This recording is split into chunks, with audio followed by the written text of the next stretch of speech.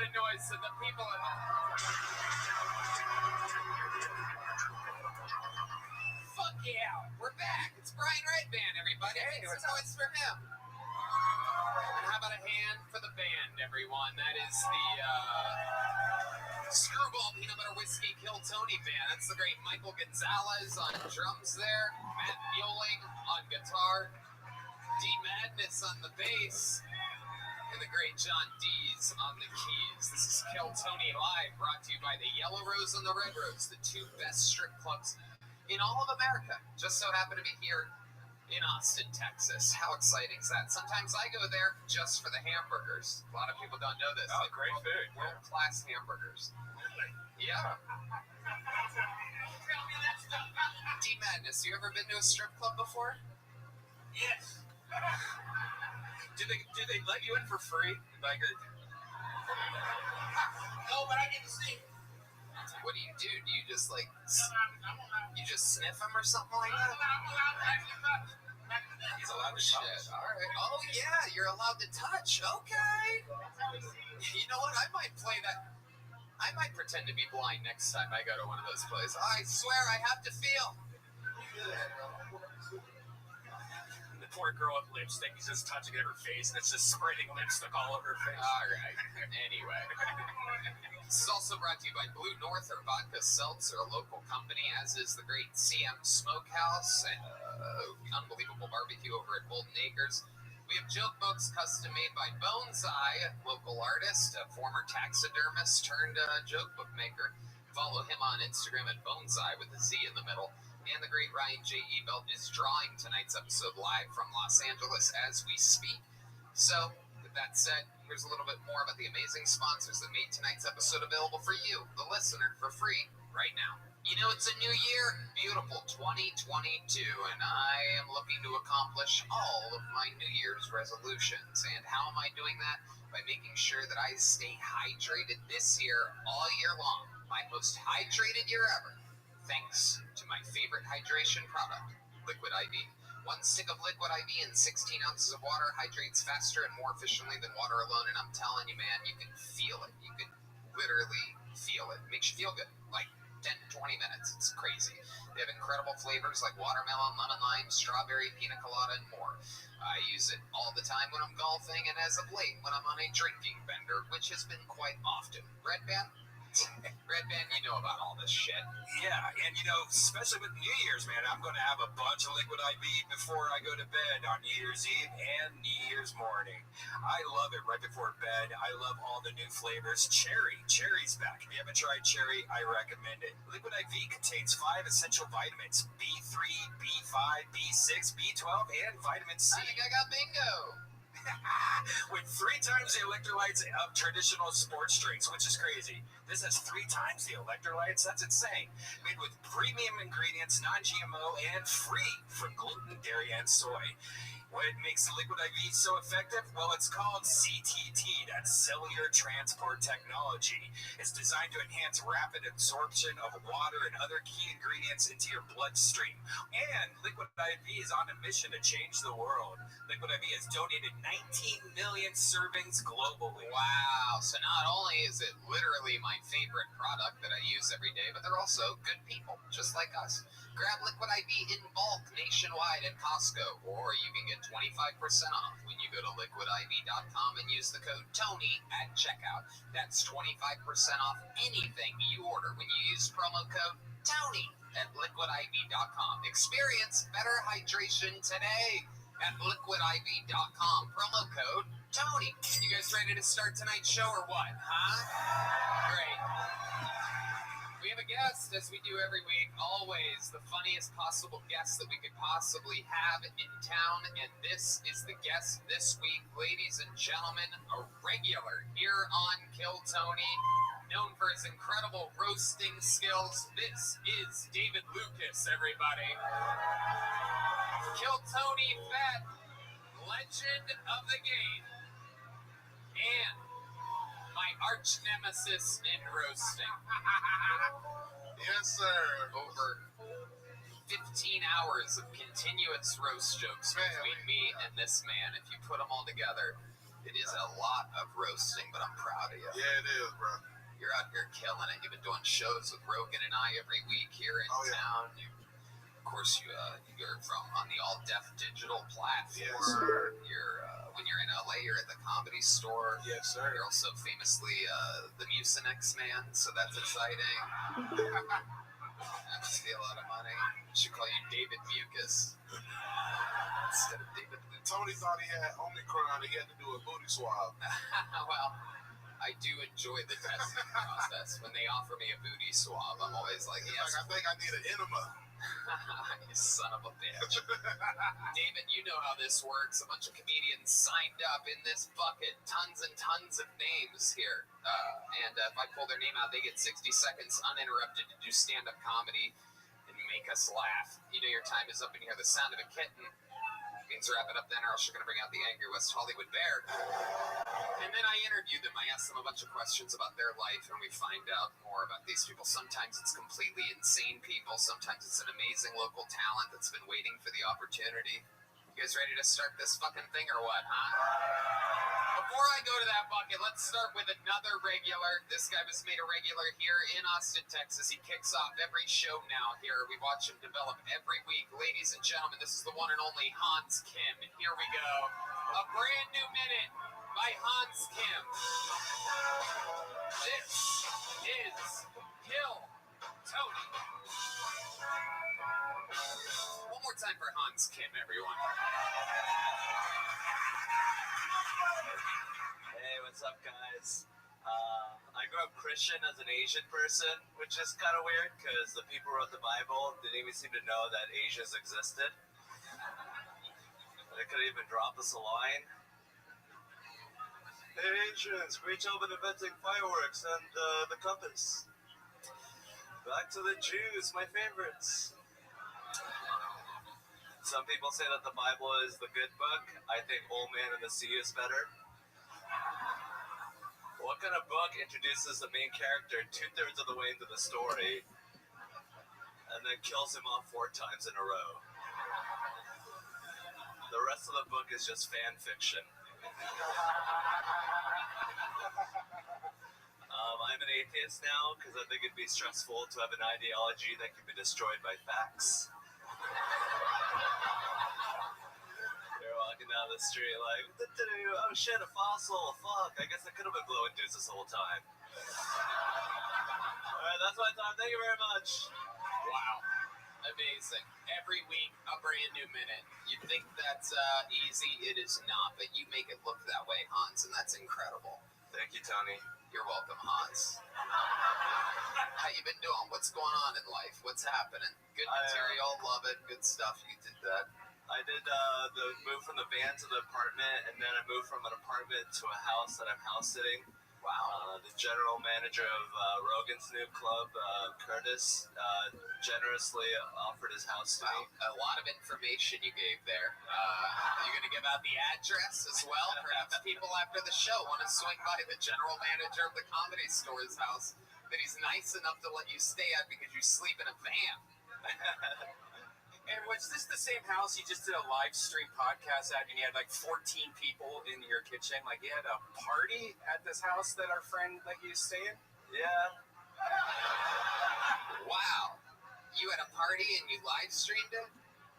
Yes. Oh shit, Hans, you're sort of dumb. It's incredible. So smart, yet it's just something missing there. How was this party for you? What'd you do? Did you do any drugs? We did marijuana. Ooh. Somebody called the police on this fucking guy. Marijuana, look out. Yeah. I mean, I did some upstairs, too, in the Whoa. room. Oh, shit. They're here. They're pulling up. Marijuana, did you drink that night? No. Did you hook up with the girl at all? No, not at all. Wow. What was the girl-to-guy ratio at this 14-person blow up? Her name is Candace Medina. She's very funny. Oh, what's her social security number? Again, we have to make the sound effect of Hans saying, I think I need to said do too that. much. Yeah. I said it a couple weeks ago. It was pretty amazing. David, you know Hans. What do you think about this guy? Hey, man, you gonna have to hang with me, bro. I would love to. Cause, dog, you just passing out girls' names, are you? She's a local comedian. Yeah, bro. I mean, but still, the chances of you fucking her is high. So you gotta keep it a secret, man, so you can get other bitches. That's true. You don't want to tell it. You don't want to tell it, bro. You gotta hang with me a little more, bro. You gotta stop hanging with these open micers. You don't kill two. What made you say her name? What's your relationship with this young lady? She's a local comedian. She loves Catan. She's Did you say loves to tan? Settlers of Like- Catan. Lay out in the sun? No, the board game Settlers of Catan. Oh, wow, what a dork. No, wait. Let's fight, girl. I I'm got gonna a get little you like dizzy there. That this. was incredible. Not used to talking with dorks, so like my brain had to really do a dance there to understand the fuck you're talking about. It's called Catan. Yeah, it's white people shit. I know white people shit, but that's below white people. That's white people. I know Magic the Matt Gathering. Muehlink says it's white people shit. It's white people shit. Look at this guy over here. Really stands out as the dominant white guy in the band. Yeah.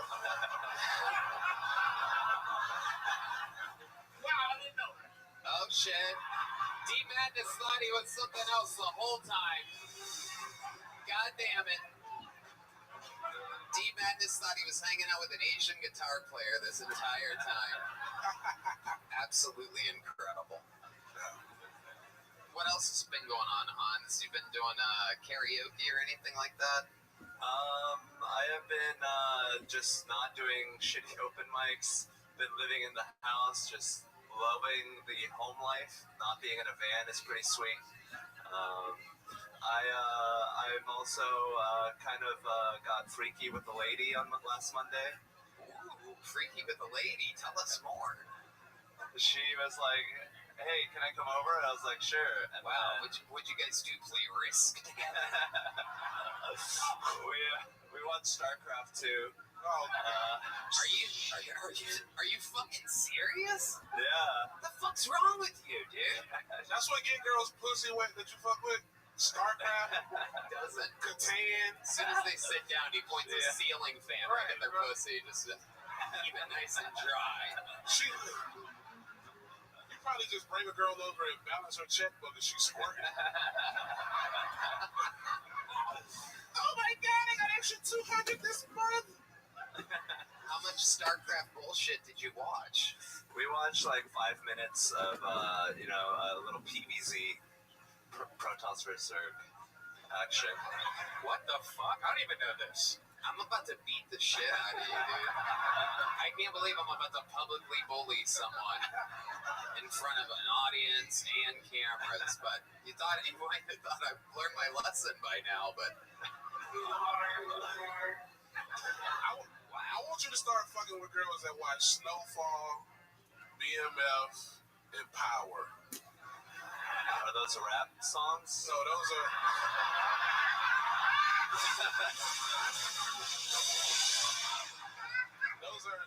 Those are black lit television shows that Insecure. Yeah, watch a bitch, fuck a bitch that watch Insecure, bro. Stop fucking these black and white TV show watching hoes. yeah. The Guiding Light. I would love to. If you were to get a tattoo, what would you get? Probably the state outline of Texas on my chest. Oh shit. Damn. Should we do it next week on the show? You want to get a tattoo of Texas on your chest? Yes, please. All right, great. Then we'll do that. There goes Hans Kim, everybody. It's an easy out. You guys ready to go to this fucking bucket? This is where shit gets crazy. All right, Hans makes it look easy. Hans is a monster. Hans is much better at this than you are. However, this bucket, shit gets wild. Then again, sometimes it's a fucking killer waiting for their chance. Let's see what happens. Kicking it off tonight is Ray Sheneby, everybody. Here we go. Ray Sheneby. Happy 2022, Tony. Oh yeah, indeed. Welcome to the new year. Here he is, everybody. Ray Sheneby. Hi. So I know I look like the only girls that would fuck me have been sexually assaulted by Tobey Maguire. You don't need to tell me in the line at the DMV. Please. Dude screamed in my ear while fucking me in my ass. I now have 2 types of AIDS. I have hearing aids and actual AIDS.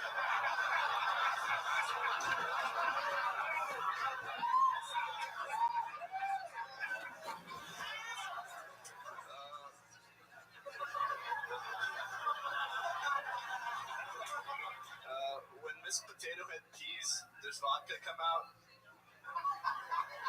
I'm interested because I'm an alcoholic, but also a pervert.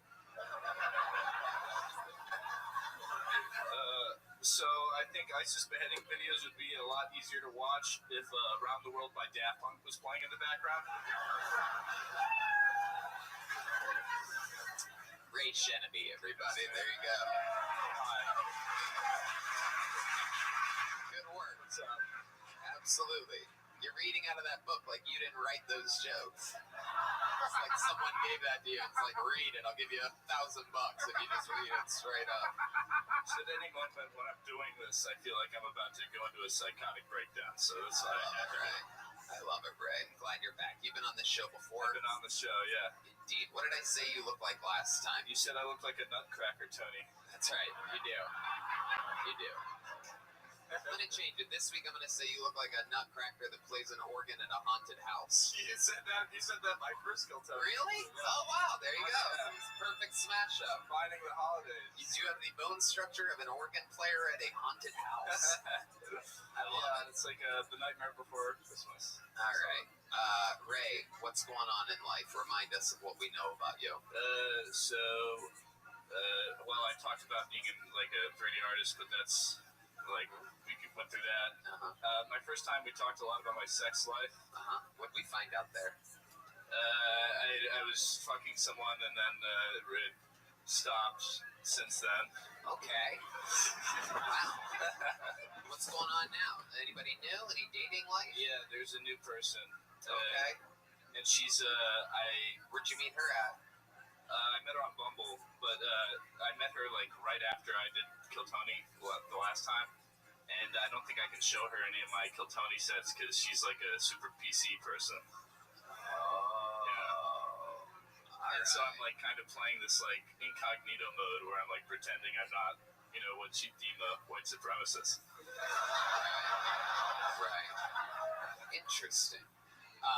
What makes you attracted to a girl with a PC sense of humor? I don't know. I think I'm just putting up with it right now because she's pretty hot, and I'm, You look like that, so it makes sense. Exactly.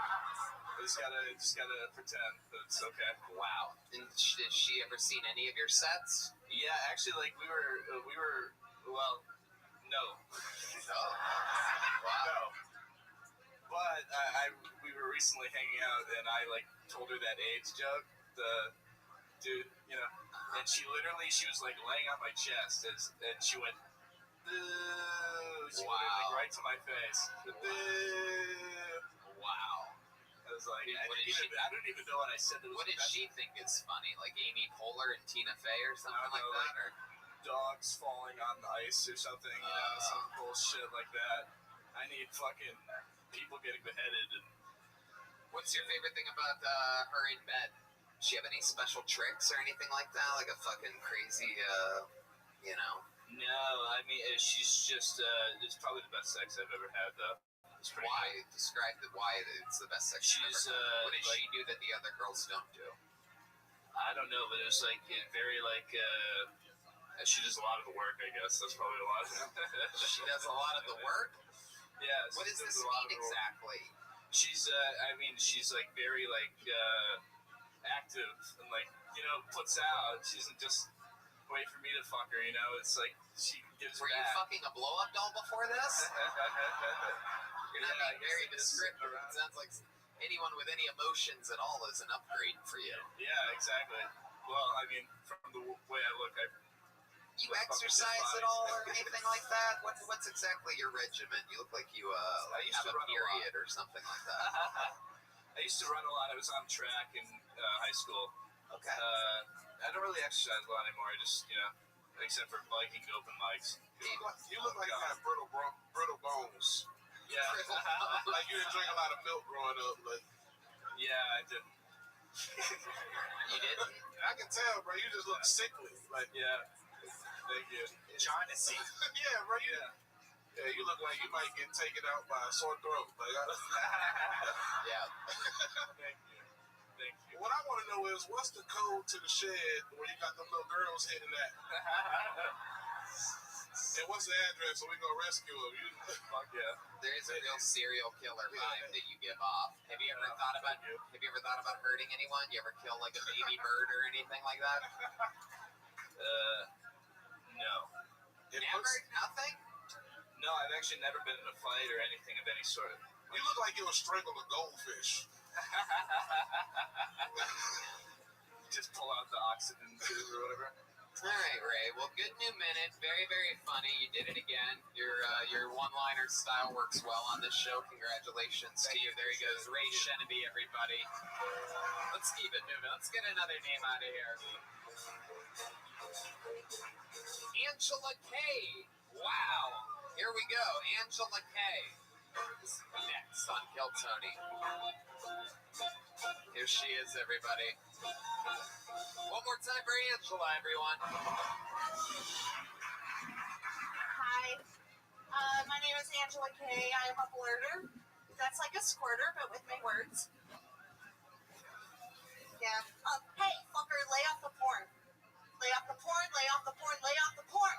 Because during fellatio, this what do you call it? What do you call it? This move right here? Do you know? It's called fucking stupid. And now I'm gonna tell you why. Let me tell you why. Okay, so first of all, when someone goes down on you, that is a privilege, not a right. Okay? So what is happening for you is so nice. But that shit can change real quick. Because the female human jaw can exert up to 101 pounds of pressure per square inch.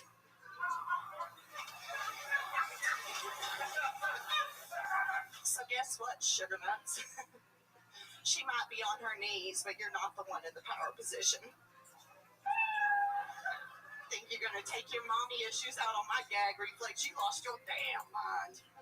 Hi, Tony. Holy shit. All right. Wow. Wild. It's one of my favorite episodes of Jerry Springer I've ever seen in my life. The one-woman show. You're welcome. You're just having a blast. I'm having a fucking ball, man. Yeah. Thank you. Party on, Garth. Jesus Christ. Angela, you're out here scaring people. These poor, innocent audience members that pay good money for a front row ticket. You're They came to kill squatting down, Tony. fucking opening up your round rock pussy right in this guy's face. It smells delicious. Jesus. I think I saw a Trump vote fall out of your pussy a second ago. That was incredible. Little woodland creatures flying out of there. Yeah. My It happens. goodness. You are a wild lady, huh? That's the Yeah. vibe that I get. You just started trying stand-up comedy? No, I've been doing it for like 2.5 years. Okay. Yeah. Okay. I'm having a blast with it. Oh my God. I don't know what that means. 2.5 years. You were the reason why the pandemic started, it turns out. Absolutely. Right. Okay. What do you do for work? I'm a disabled veteran and I do Instacart on the side. You do Instacart on the side. How are you a disabled veteran? What happened? It's called PTSD from a bunch of fucking stupid shit that should have never happened. Right. What Yeah. did you do? Did you serve tours or anything like that? I did one tour in Kuwait. Okay. Yeah, Kuwait. Yeah, I was in the Navy. All right. What'd you do there? I was in the Seabees. I was a diesel engine mechanic who specialized in paperwork. Thank you. All right. You get laid a lot over there? A lot of soldiers just pounding it out? No. That's a lot like trying to fuck a comic. You don't want to, shit where you eat. I guess. Makes sense, right? right. Angela, 2.5 years ago you started. Where do you live? I live, well, in Round Rock.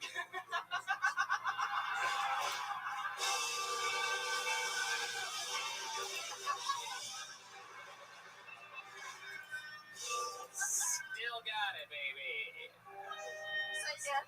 Just another Monday. I still got it. Another Monday. And you do Instacart, so you're buying groceries for people. Yeah, it sucks. Yeah. What do you do for fun? Well, let's see. Seem like the kind of lady that likes to fucking throw axes or something like that. Well, that would be fucking great. I like to fire I weapons. got really excited there. I like to fire weapons and like bake cookies and shit. David Lucas just came in his pants. Well, I mean, like I once fired a 40mm grenade launcher. That shit's it's great. Does that help your PTSD, by the way? Say again. Does that help your PTSD, firing all these weapons and like machine guns and stuff? Yeah, a little bit. I bet you need a tranquilizer on the 4th of July. I don't need tranquilizers. I like Do you ever do mushrooms. drugs? What do you do for fun? I do, well, I like the natural stuff, so I like mushrooms and weed. Mushrooms and weed. Yeah, occasionally cocaine. It just depends on. Whoa, look at this. Little Miss Honesty over It's here. natural. It Hello. comes from a plant. It's just like, don't step on it with your fucking baby laxative, man. Like, that's some nasty shit Yeah, right stop there. cutting my fucking Don't cocaine. cut my shit, bro. Right. Yeah, like, I'm fucking. Dude, I'm paying you money. Don't Stop cut my that. shit. Stop that. Stop freaking people out. I got a question for you. What you got, baby? When you did your jokes, what part of Gone with the Wind was that? Wait, Gone with. I haven't even seen that yet. My grandma used to watch that shit. Wow. I guess I'm the only country boy on stage. Hell yeah. It sounds like an excerpt from Gone with the Wind. You're a country boy. Where you from? Georgia. Georgia. Where at? Georgia. All right, that's enough of this fucking interview. Angela. You're acting like a real Angela right now, Angela. Do you want to know anything else about me, Tony? What? I said, do you want to know anything else about me? Yeah, how's your niece, Honey Boo Boo, doing? I don't know. I wonder what does she look like now? What's the most hillbilly, like, white trash thing about you, other than the shirt that you're wearing? I don't know. You like chew tobacco or anything like that? Oh, Like, that's nasty. sunflower seeds in your truck or something? What kind of car do you have? Let's see. I don't know. I once did the booty clap for Jimmy Kimmel. Wow. What does that mean? I don't know. I just didn't want to answer your question because I wasn't sure how. So you just said an action and then a celebrity's name? No, it really did happen though. Okay, well, why don't you tell us about that? You want to know? Okay. That's what that So question means. We're losing her, folks. it's not a short story. Some antidepressants mixing with something right now. Yeah, no, fucking Lexapro is a bitch. It's harder to come off of the meth. Like, that's some. Yeah, it happened. Anyway. I know, I always say that. I always find myself talking about Lexapro. Brody, our old friend, worked for him. Thank you, Brody. Angela, anything else crazy we should know about you or your life? A fun fact about Angela Kay before we let you out of here? I don't know. I think that you kicked my friend's ass at pool the other night. If you have somebody in common. I'm positive I did. If I played a friend of yours at He pool, said you kicked his ass. Yeah. Oh, yeah. Yeah, I did. Now I know who you're Yeah, talking you about. know what I'm talking about? Yeah, they were really confident, too. Angela. Yes. 2.5 years, huh? Where do you see this going for you? Man, you know what? Like, I would love for things to happen. Like, it's a lot of fun. I just like to talk shit and make people laugh. Like, I would 100% like honest recommend not doing like what we were talking about earlier. Yeah, like, you want to play to the whole audience. It's already hard enough with how you've written your material. I think squatting down and pointing it directly at people's faces, Don't do that. you're automatically losing them. Yeah. really? Yeah, and I think it's a trickle effect of everybody behind them thinking, oh my God, what if I was that person that she's doing that to? That makes me uncomfortable. So then everybody's uncomfortable. Honestly, I don't even know what you said. Yeah. I don't Yeah. think anybody has any idea. Once you squat down and you start looking right at an innocent man's eyes, look at this guy. Yeah. This is Oh, the guy he that, ain't he's the guy fucking that shovels the innocent. There snow ain't in nothing Home Alone. innocent about him. Angela, it's great There when you ain't talk nothing over innocent jokes about that do work, though. Thank you, Angela. You're really good at this. There she goes, Angela K, everybody. Thank Angela you. K comedy. What did I tell you? I told you this bucket's crazy. Didn't I fucking tell you?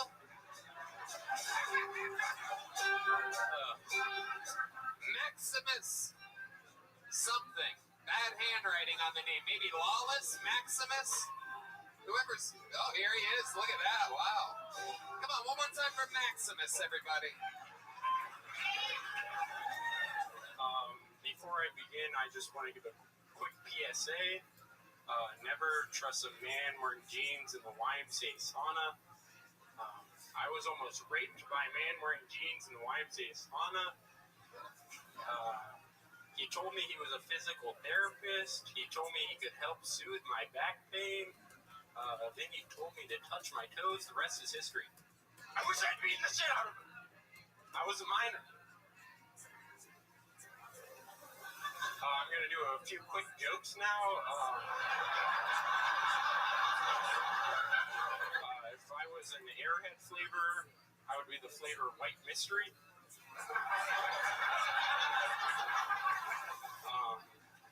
They say that laughter is contagious. Well, it's also the best medicine, so that's good. I was in Micanopy, Florida. Can I do it?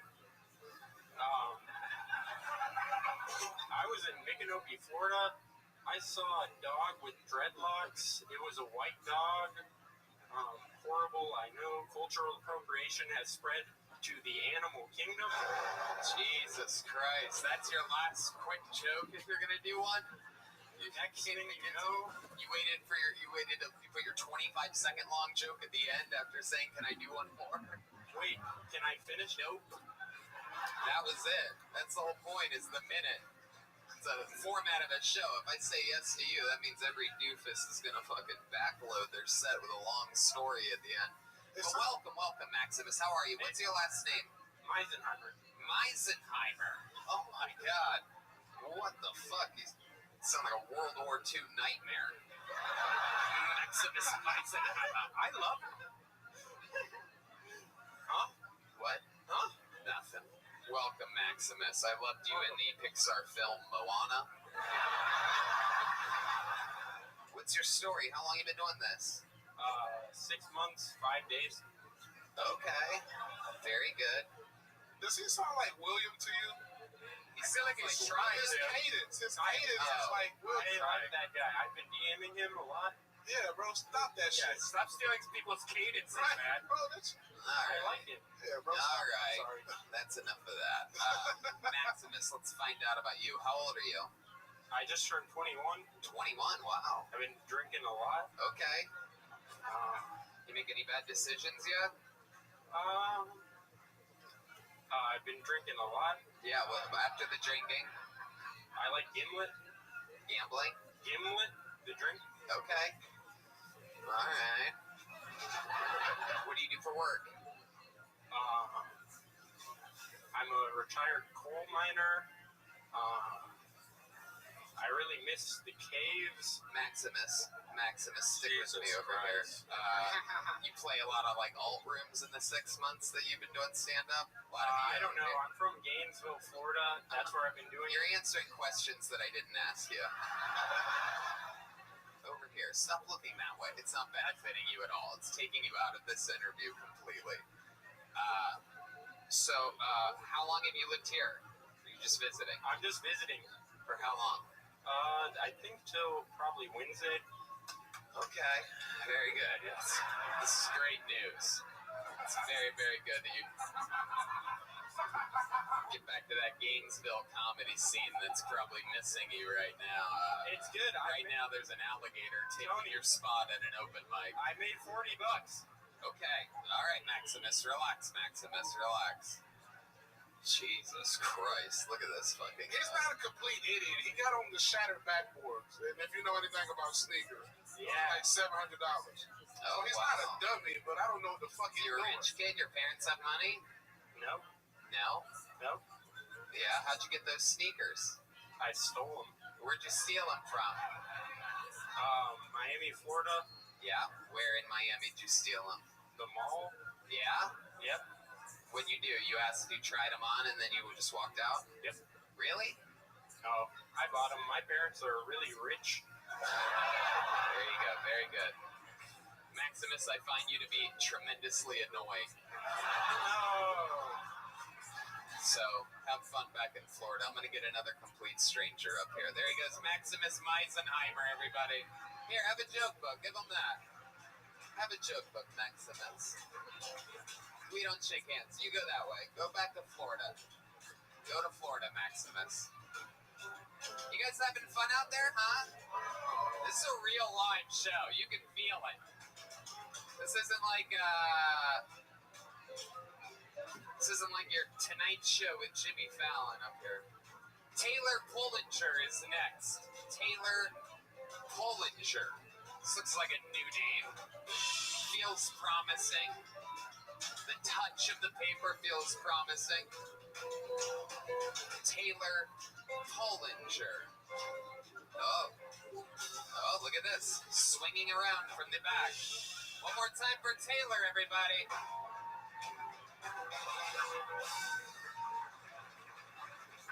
Okay, so when people first meet me, within a few minutes, I start to do my version of small talk, which is the "Where is Taylor from" game. And first they guess England, they guess Australia, and then they sort of think a bit and get creative, and they guess New Zealand, but they're all wrong, because I'm from South Africa. And usually this leads to like the second question, which is my favorite question people ever ask me, which is, where is that? Which is a weird question to ask because South Africa has the most self-explanatory country name of all the country names. But once I ask this question, then I know they're a little bit dumb and I can start having some fun. And so I can tell them basically any story from my childhood, and they won't know whether I'm bullshitting them or not. And so, for instance, I could tell them that I've been bitten by a lion, which is true. But it was a baby lion. But then I was a toddler at the time, so I think that's a fair fight. Wow. All right. Taylor Pullinger. Turns out the South African comedy scene is just slightly funnier than Gainesville, Florida. Welcome to the show, Taylor. How are you? I'm good. How long have you been in America? I moved here in 2014. 2014. What made you do that? I came to college. For college? Texas? No, I was in Providence, but I live in New York now. You live in New York. What are you doing in Austin? Just visiting. Okay. For how long? Until the end of the week. Till the end of the week. Very good. I didn't want you to run into Maximus at the airport on Wednesday. No, I will not do that. I'm not Be an awkward talk about what kind of conditioners you guys use or something like that. What do you do in New York? I'm in grad school. You're in grad school. What are you studying? I'm doing my PhD in biomedical science. Wow. What are you going to do with that? What am I going to do? Are you going to lie to us about vaccines? Oopsie daisy. We're going to have to edit that part out of YouTube or else they're going to take down the whole episode. No, I do computational research, so I just like write code. Talk with us right here. I don't know how it works in South Africa. I don't know how microphones work. This is my first time doing it. It's your first time doing stand-up? Aw, adorable. Taylor, that's great. That's scary. I'm so used to people that seem like they've been doing stand-up for the first time, doing it for 2.5 years tonight, that I almost didn't even want to ask, but that makes sense. That makes sense. First time ever. Is this something you've always wanted to do? No, not really. What made you sign up tonight? I'm a fan of the show. Okay. My boyfriend is an even bigger fan of the show. Yeah. He's very jealous that I'm here and he's not. Oh. So I was like, I gotta put my name in the bucket. Oh, shit. Here I am. Your boyfriend's a big fan of this show. Why is he not here? He's in New York? Yeah, he's working. What does he do for work? He's in finance. Ooh, look at you. Hell yeah. South African money wire, you know what I'm saying? Little Nigerian prince, you know what I'm talking about, people? That is our official South African sound effect, for those of you that don't know. That is what Brian thinks South Africa is, everybody. I love it. Is there anything you miss about South Africa? My family. Okay. Yeah. What do? They like mine for blood diamonds or something like that? No, my one sister is in medical school. My other sister is in high school. And my dad he works at a bank. So it's full-time man. Dad works at a bank. Oh, yeah. All right.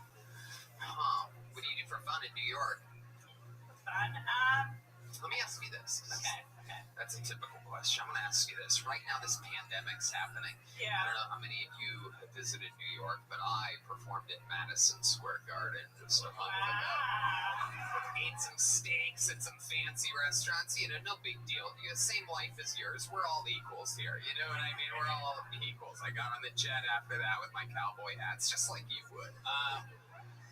But I mean, obviously, and I spent 15 years in LA, obviously these, they're in the more liberal cities, things are crazy. I mean, people running, sprinting, jogging, bicycling with masks on, driving with masks on by themselves with their windows rolled up. I mean, it's just continuous. I saw it everywhere. I saw it the whole time. And they're vaccinated. You have to be vaccinated to everything.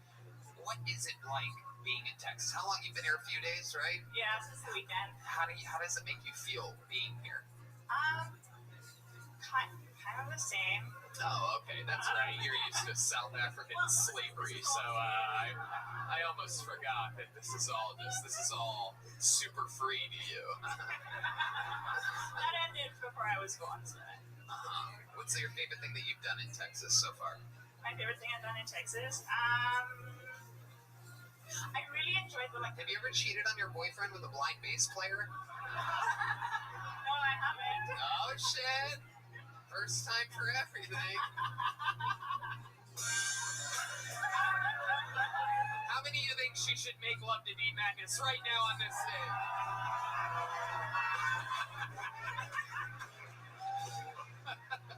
D Madness is playing along. I think that's a yes. No, I'm kidding. Stop that. I can't do that because he's definitely going to watch this. Oh, he's definitely going to watch it. But if he wasn't going to watch, what if he just listens and we pretend like he didn't?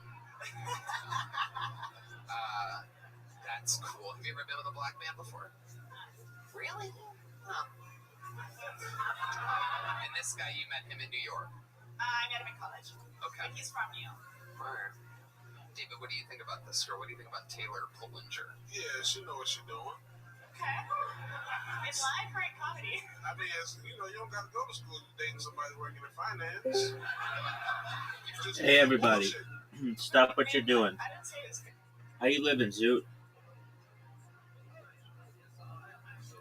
Zoot, do you remember that time I asked you how you were living and then you didn't respond?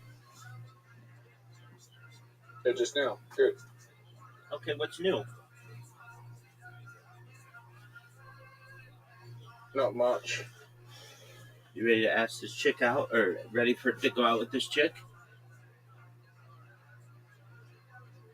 Sure. It's tomorrow.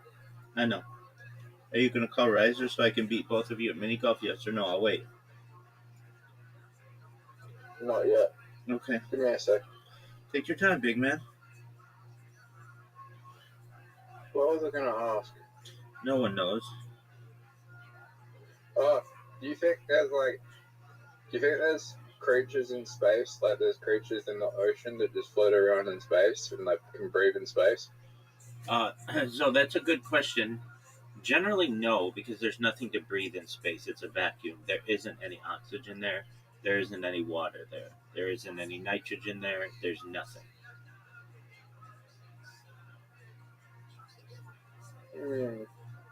Fair enough. But do you think like that they send what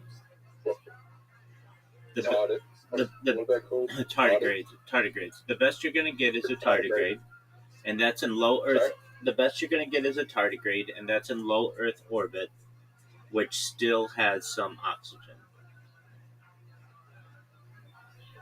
But in deep space, That's in low Earth orbit. pardon me?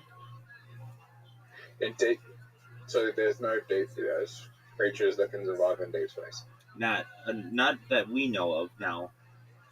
Perhaps there's some kind of life force that doesn't need to breathe, doesn't need to eat, doesn't need to drink, and might be able to sustain itself on, let's just say, like very faint light or something, maybe. But it's not known, at least at this point. The closest that you're going to get is a tardigrade, and even tardigrades need some type of oxygen to be able to breathe. Deep space is so big, though. I was thinking, what if there's an animal out there in deep space that's just eating plants to survive? How scary would that be?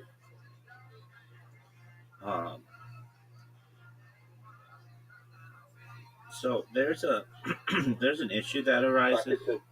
There's an issue that arises with the sizes of. So to be specific, tardigrades don't have lungs, gills, or blood vessels. Instead, they perform gas exchange through their skin via diffusion. Because they rely on this method, they must remain surrounded by a film of water to absorb dissolved oxygen, which is why they are considered aquatic animals, even though they're found in terrestrial moss or soil. Now, to your question, which is an excellent question, well, couldn't there be an animal out there that's so large that it eats planets? The answer to that is anything's possible. But let's talk about it. Okay, so firstly, generally animals have to evolve to the point where they evolve on a planet, generally. Can we agree with that? Yeah. Okay, so then that means they have to be able to get large enough so that maybe they're not able to eat their own planet, but they're able to eat another planet. So that means that they have to be like, they have to be mobile enough to be able to get out of their own orbit. Does that make sense?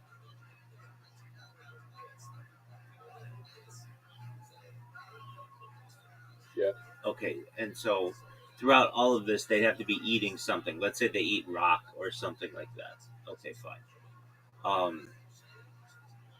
And then they need to be able to generally reproduce because they're not going to have just an indefinite lifetime.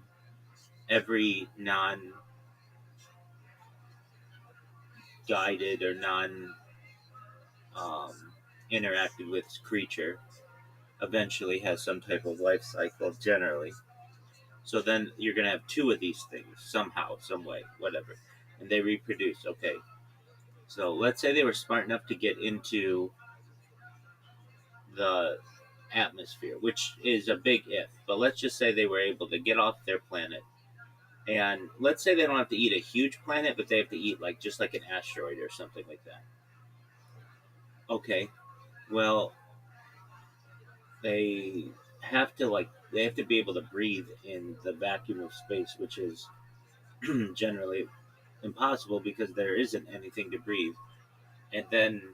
But let's say they got to the asteroids or whatever, and they somehow could eat the asteroids. That's cool. But you've got to understand that the asteroids are very distant from each other. They're not just a thing of cereal that you could just go up and to eat a little bit at a time. No, it's more like an island in the ocean. So they eat one island in the ocean, they have to go to another island in the ocean. It's just very distant, very large distances. Is it impossible? No, nothing is impossible. Is it improbable? Absolutely. I mean, we don't. There could be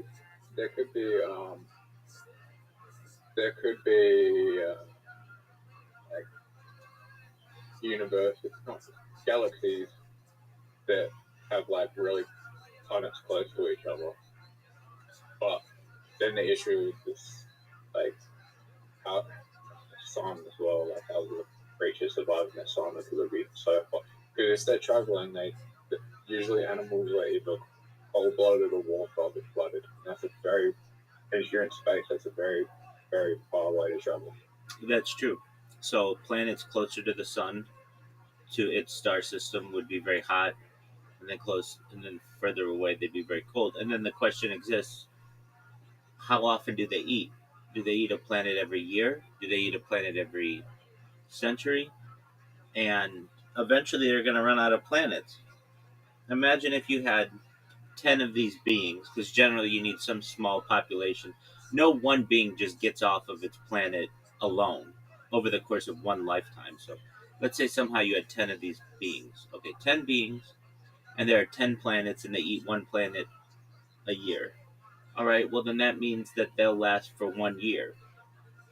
And then on top of all that, beings have to excrete waste generally. So where does their poop go? Do you know how much poop would come from an entire planet? Now, let's say they're extremely efficient and they have no poop. Okay, that's fine. We can believe that. But you're still going to have the issue that they're going to run out of planets to eat. Because generally, star systems don't have millions of planets within their orbit. They generally only have, as we understand, anywhere between like 0 and 1,000. So if there were 1,000 planets, which is a lot of planets in the star system, then they would have to, that's only going to last their civilization 100 years worth of food before they're going to have to go very far distances to the next star. Generally, stars aren't, unless they're like a bi-star system, like 2 stars. Generally, the solar system of that star is going to be far from another solar system, so they're going to have to start to travel like light years. So they need a way of propulsion to be able to do this. So generally, no, it's not possible. But I could counter that by saying you could create an alien civilization if you wanted to that could do this. So how would you do it?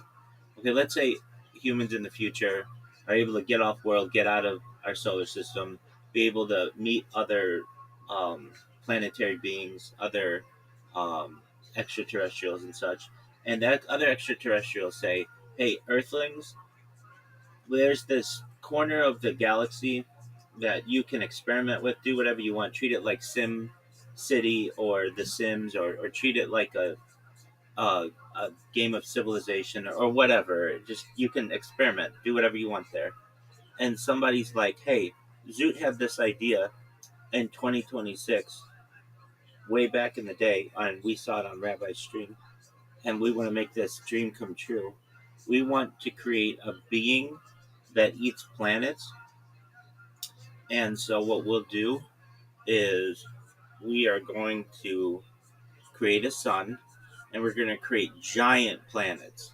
And these giant planets are going to be very volcanic, perhaps, and they're going to emit enough carbon that somehow, some way, some type of rocky ash-like atmosphere forms, and maybe the rocky ash like of the volcanoes causes a crust to be created on the planet, just a deep hard crust. And we're going to also create some type of species that eats this crust. Okay, then you could like genetically modify them, some kind of being to do this, and then all it does is eat planets all day long, technically, because it's eating its own crust or whatever. And if the planets are large enough, then they generally won't run out. Now, from what you're saying, and I get what you're saying, you're like, no, like a blue whale eating a school of fish. Like, can it eat a planet like that? And generally, that's going to be more difficult, but not impossible. You could genetically modify a being to, if you could protect it from the radiation of space and micrometeorites and such, and the temperature differentiations, that it eats like a an asteroid belt, and there are just so many asteroids. There are maybe tens of millions of asteroids, or maybe billions of asteroids from a previously blown up type of rocky planet. And all these things do all day is take their spaceship to these asteroids and eat them. Maybe not one of the beings could eat them, but like maybe groups of them at once could eat them. Yeah, then that's realistic. That's possible, but you have to understand that generally evolution isn't going to work that way. It would have to be modified to do so. Does that answer your question, Zoot?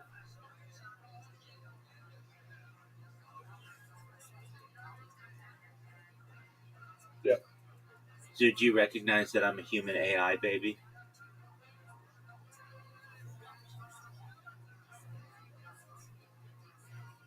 Yeah. Solid. Hey, Rabbi. What's up?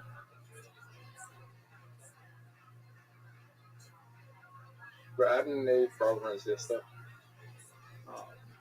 No, they were not. If anything, Eve was a part of Adam because she was made of his rib.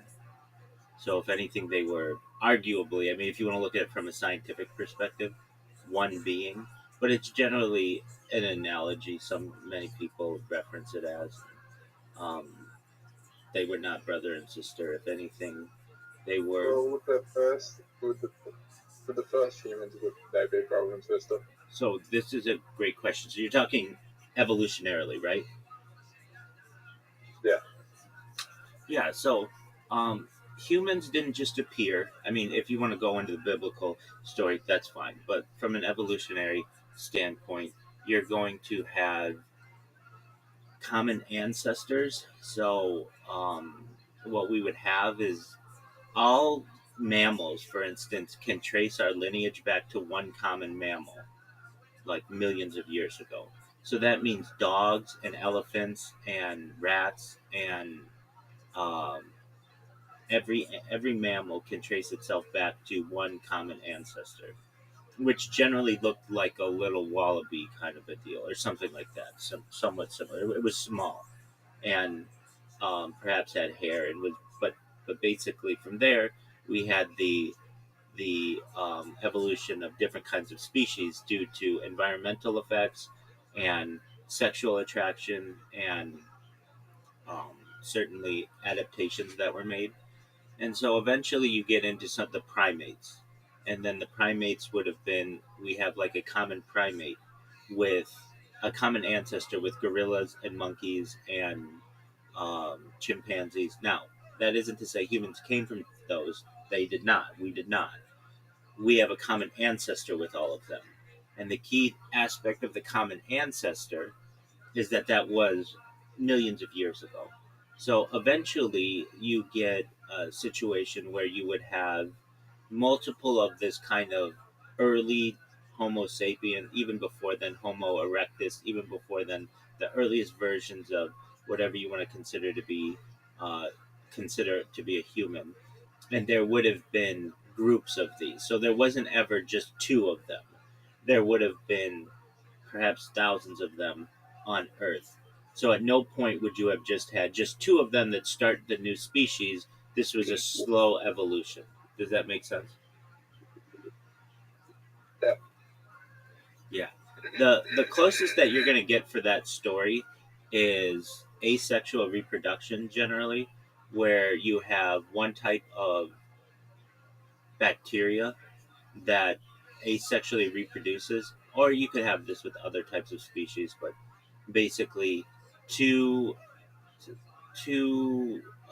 descendants come from one being, and that generally happens with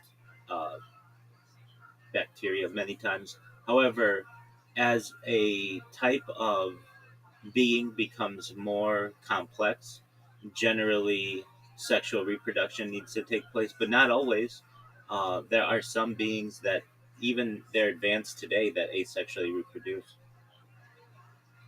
meaning they don't need a partner. They can just reproduce on their own. I was looking up different types of evolution last night, and female elephants have because of all the ivory and they've adapted, and like some of the female elephants are born without tusks now. So I don't know how they've done that. Like their body says we don't want to have a tusk because we want to survive. I don't know if that's necessarily true. And the reason why I say that is humans have only been, well, I guess even still, humans have only been poaching elephants for like the last 10,000 years. And that's pretty short in the entire evolutionary timetable. What's more likely, perhaps, is that female elephants that didn't grow as long of tusks, or perhaps no tusks at all, for one reason or another, were more fertile and created more offspring, and then that's just a shared trait.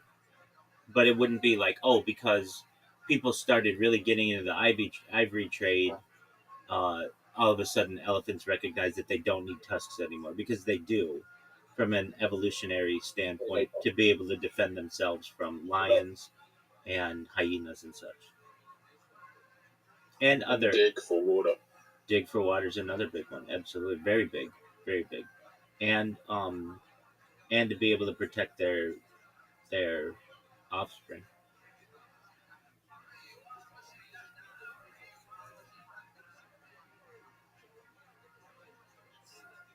Do you know what I think is a very like I always thought this would be a cool video game where you just could take like 10 hyenas against one elephant and then fight it out and do like simulations. Wouldn't that be a cool video game? 10 hyenas against one elephant. Or you could do like 10 elephants against one Tyrannosaurus Rex, or one tiger versus one lion. Like you could just take any kind of animal that you want and. You've seen those AI videos on Instagram where it's like Michael Jackson versus 10 gorillas. Yeah, exactly. That kind of stuff. So I would want to make that into a video game. And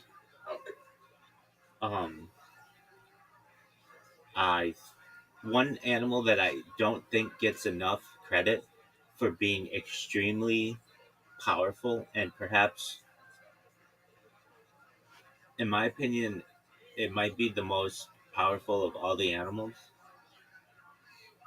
I'll let you guess. What I'm not sure because I can't like simulate this, but if you just got one animal. Is it extinct? No, it's alive. Is it extinct? No, it's alive right now. The most powerful animal. Yeah. Like, meaning I can only choose one animal in a fight. You can't choose a pack of them, just one animal. What animal do Is it a sea creature? No, land animal, let's say, because like that's not a fair fight.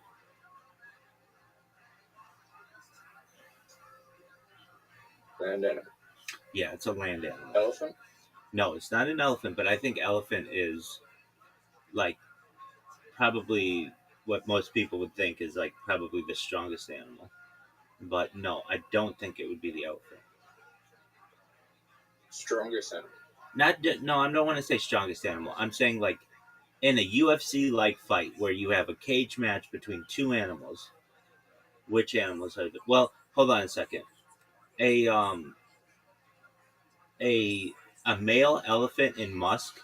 You know what I'm talking about? Where they have that stuff that's emitted by their ears and they're like willing to kill anything.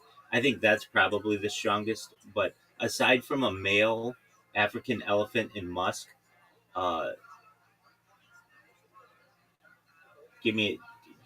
there's something else that I think is just a very deadly animal if it wanted to be. If it wanted to be, so it's not. It doesn't want to attack. Yeah, generally I don't think it does. And I want to remove all the things like it's not like a snake and it's not like a spider. It's like it's a big animal. Big animal. Yeah. Big animal that could be. Okay. It's kind of friendly. I think so. I think it's very friendly. Panda? No.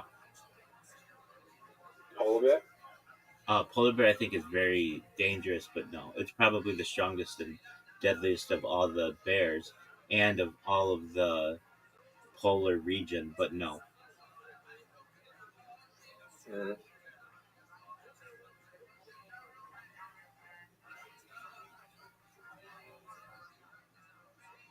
Is it a bird? No, it is not No. a bird. No, Land it's not. animal. Land animal, yeah. Good question, though. Birds could be land animals. Yeah, absolutely. Ostrich, emu, that kind of stuff. Some are like really. Yeah, that's why I said it. Yeah, some of them are really. Could kill you.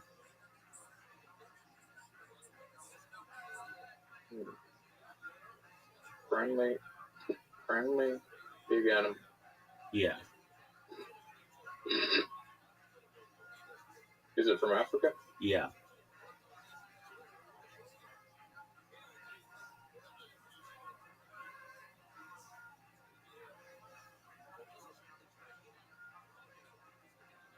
It's not a gorilla. Gorillas can be aggressive. No, it's not a gorilla. Good guess, though.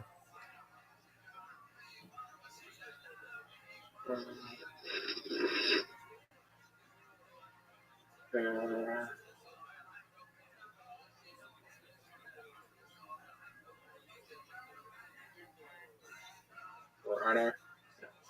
Good guess. No, not a rhino. Rhinos are aggressive.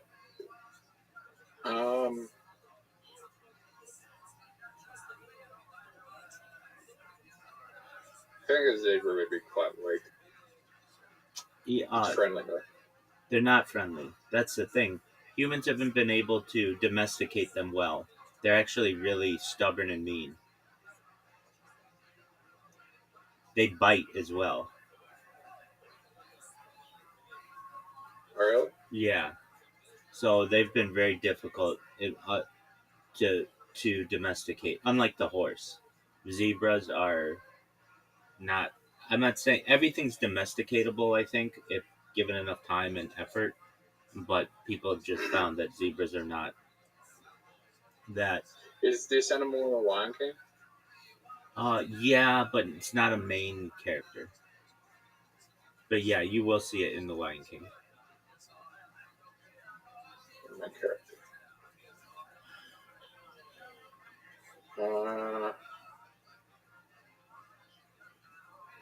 The Giselle? No. Gazelle? No. Is it?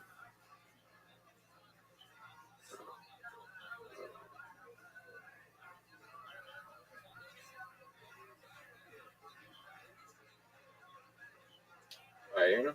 No. Do you want me to help you? Yeah, sure. It's very tall. Giraffe? Yeah, I think the giraffe, if it gets, that neck is all muscle and it's got the horns on the head, that if it hits any animal right, it's going to knock that animal out and then it can stomp them because they have very strong legs. Well, very, very powerful legs. So they'd be able to kick it out. And because of that neck. The weight from the front. Yeah, that's what I'm saying. Like if they get it, if they can hit any animal though, because of their reach of that neck, if they can get you first, there's a chance that it could kill any animal with that powerful neck, like moving quickly. And I'm not saying it definitely would kill everything, but it to me is a very powerful animal that is not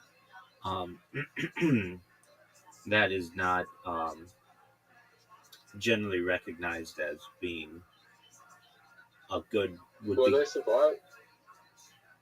They have to be there in Africa and they survive against lions, so they have to be strong. Yeah, exactly. They're also a kosher animal as well. Though there's a question: where do you slaughter it, from the neck or from the top of the head, or from the top of the neck? The bottom of the neck or the top of the neck? The thing about lions, though, is they work in packs. Exactly. Do you? Oh, this is another question. like a planet that we could inhabit, do you think if we could inhabit a planet, do you think there would be enough resources on that planet for our dietary requirements, or do you think we would have to bring our own dietary requirements? At the very outset, generally, we're going to need to bring our own. But at that point, we may have been able to create different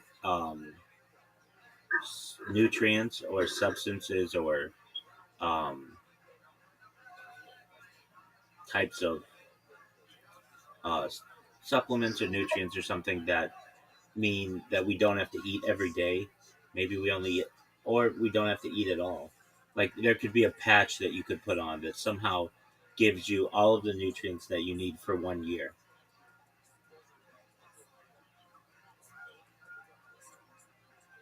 Does this make sense to you? Yeah.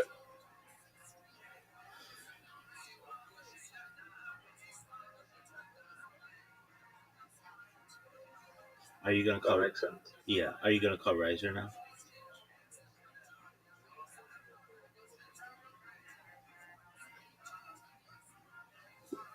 I mean, I was about to go for it. So. You're about to go. Okay. Well, you can go. Did you? Before you go though, let me give you an update on the World Cup. Spain beat France. Did you see that? Yeah, I heard it in a group chat. Okay, that's cool. And then So who's playing now? so Argentina plays England tomorrow, or yeah, tomorrow for me. And then on Saturday, the loser of England Argentina will play France, and then on Sunday, Spain plays the winner of Argentina England. Does that make sense? Why is that? Why is that, or where is that? No, why is it the loser? They play for third place. Oh, they play for third place? Yes, sir. And then the okay. And then the championship is in New York City metro area. So what's the point playing for third place? I mean, that's a good accomplishment. If you came third in the World Cup, especially for a small country, that's a really big accomplishment. Fair enough. Yeah. So it's unlike many tournaments that I know. Like in the United States, like for the Super Bowl, you get from like 16 teams to 8 teams to, well, you don't get 16, but let's just say like other tournaments are 16 teams, 8 teams, 4 teams, 2 teams, 1 team. But the losers of the Final Four don't generally play each other, but they do in the World Cup. So this will now be the team that plays for third. And I think that is more of an international competition thing, because in the Olympics they do that too. They play for bronze.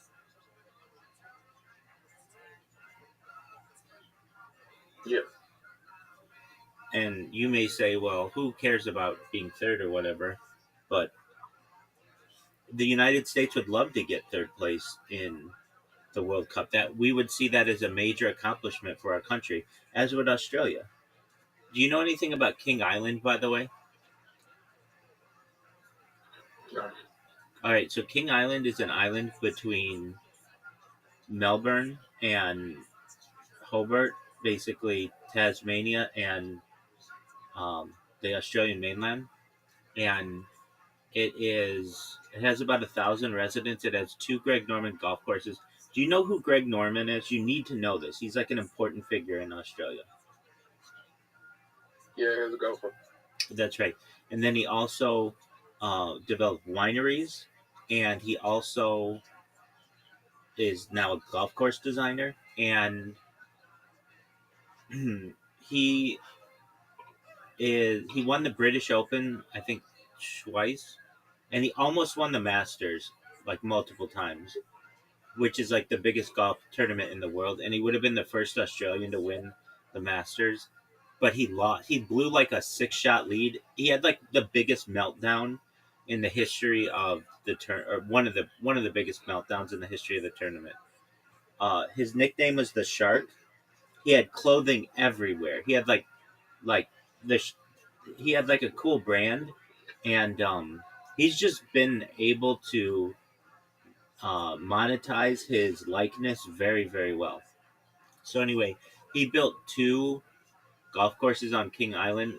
There are over, I think, a million wallabies on this island, and only 1,000 people. Wallabies are everywhere, and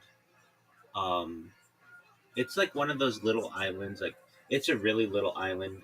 Even Tasmania is seemingly a small island, but not even close. Like, King Island is really, really small. I've always been fascinated by Tasmania. I'd like to live there someday, or at least have a house there.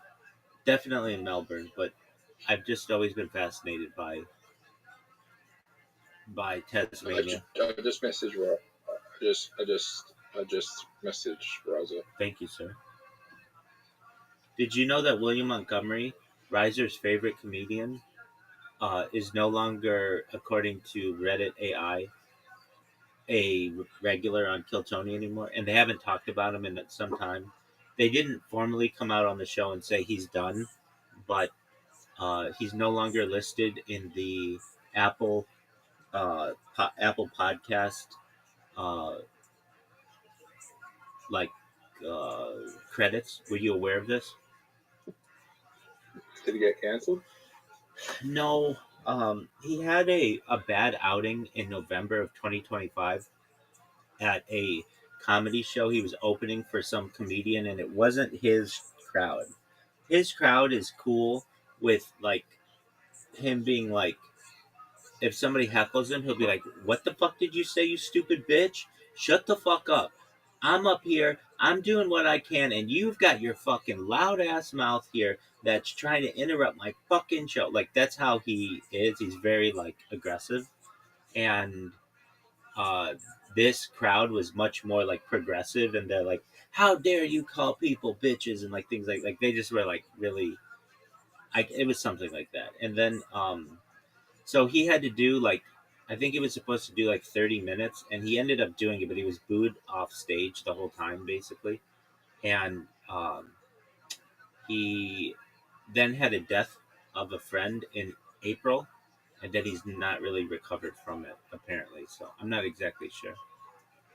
But he hasn't been on in a long time, unfortunately. All right, Zoot. That sucks. Yeah, it does suck. All right, Zoot. Well, I know you said you were going to go.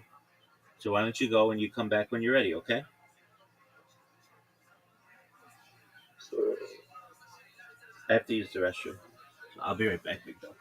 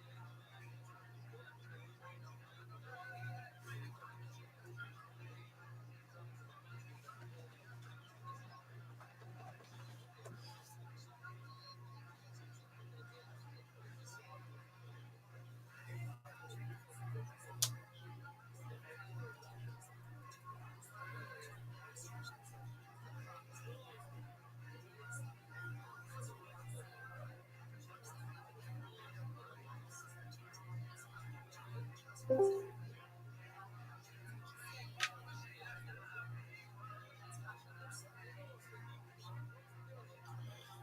my cameras for December 26th. Tuesday, July 14th. No one really knows for sure. But this is the most we look at. 3761, Creation of Earth, Chava. 3631, 137, Son of Animus 1. 3526, 235, Enosh, Son of Enosh. Enosh, Son of Seth. 3526, 235, Enosh, Son of Seth 1. 3436, 325, Kenan, Son of Enosh is 1. 3366, 395, Mahala, Son of Kenan is 1. 3301, 460, Son of Enosh is 1. 3139, 622, Chana, Son of York is 1. 3074, 687, Methuselah, Son of Chana is 1. 2887, 874, Malakir, Son of Methuselah is 1. 2831, 930, Abdai. 2705, 1056, Noah, Son of Lamaki was 1. 2225, 1536, Noah began the construction of the ark. We can do this bitch for 200 days, 127 days until GTS.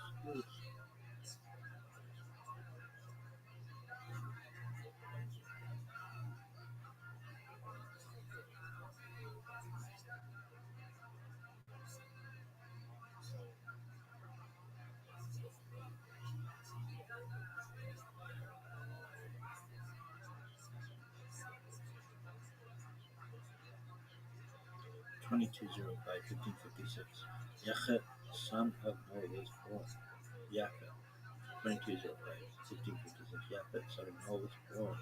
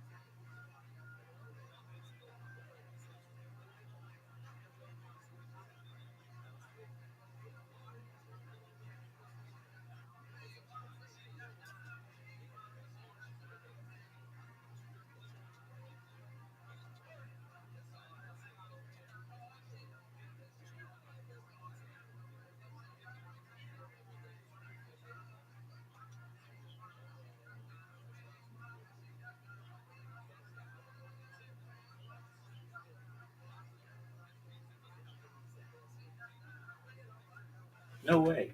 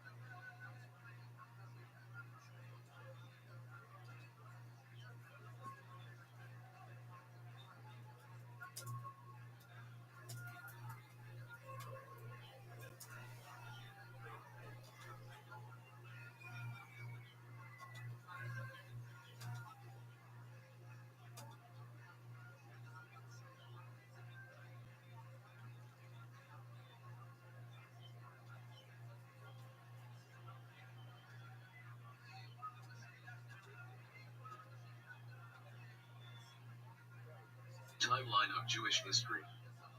Jewish history spans nearly 6,000 years, beginning with the creation, approximately 4,000 years before the Common Era. It continues through the eras of the patriarchs, the Egyptian bondage, the judges, the First Temple era, when the kings of Judah and Israel rule.